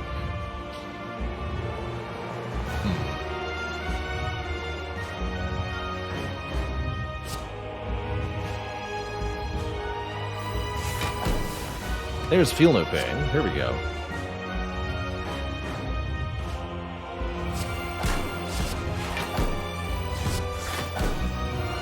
And now I'm going to Snecker Whale with 3 2-cost cards in my hand. We draw 5 cards and we randomize, which gives me 3-cost Dark Embrace, 1-cost Juggernaut, 1-cost Uppercut.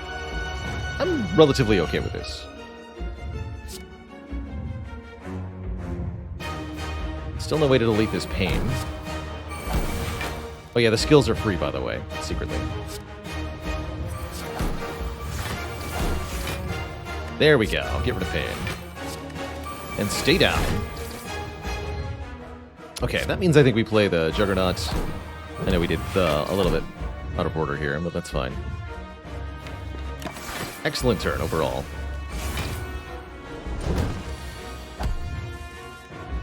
Excellent turn.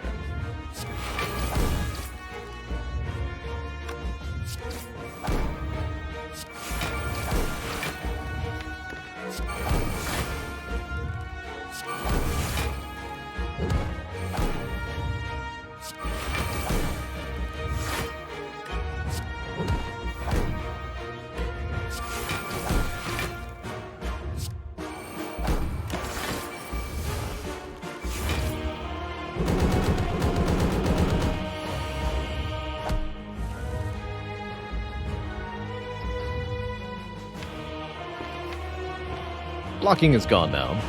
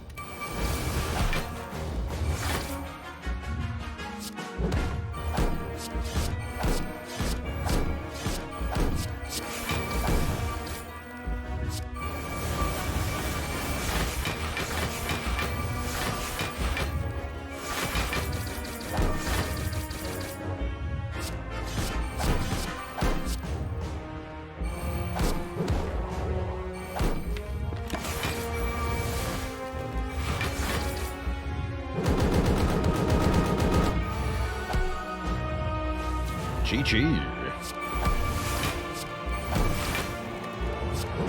Feed that clad. Tasty. GG, Twitch chat.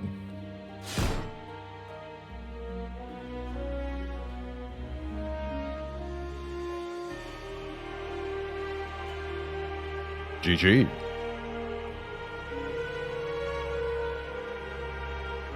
Two more cards crossed off the list. Uppercut and Rage. Good times. GG, everybody. We're getting really close to being completely done with Ironclad. A few tricky cards left. Searing Blow. Rampage.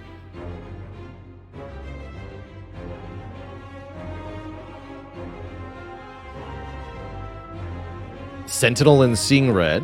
Sever Soul. Spot Weakness. But we're getting really close to complete for Ironclad. Almost at 90% now. Old Tor, thanks for 5 months. Pleased to announce that thanks to continuously learning from streams, you finally got your first character, the Clad, to A20. Well done. Any cool card interactions we found because of the Mastery Challenge?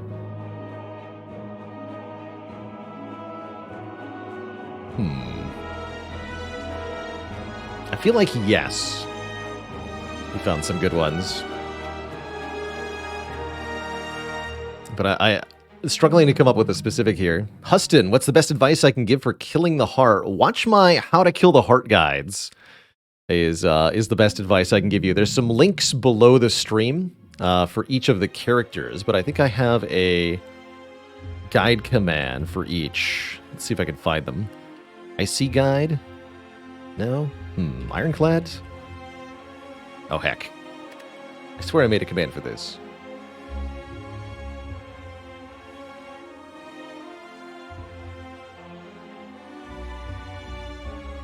We've got a tier list there. I did revamp the below the stream link guide. Should update that exclamation point guide command, actually. So many videos, so few commands.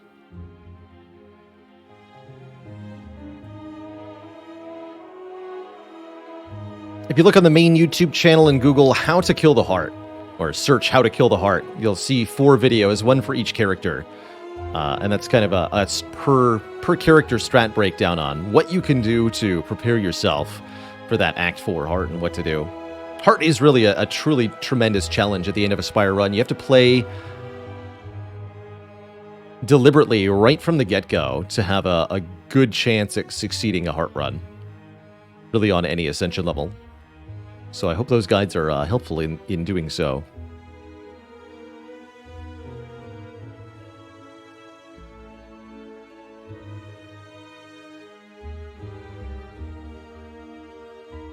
Hope that helps.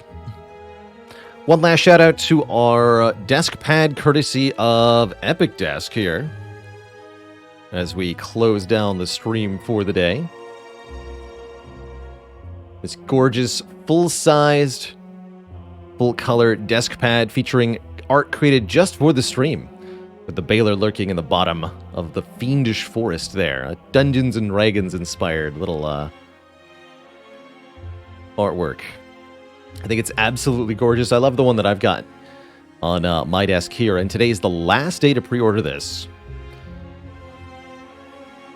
How it works is once orders close at the end of the day, they make exactly as many as were ordered, ship them out, and then Epic Desk never produces this design again. So this is a one-of-a-kind opportunity to get one.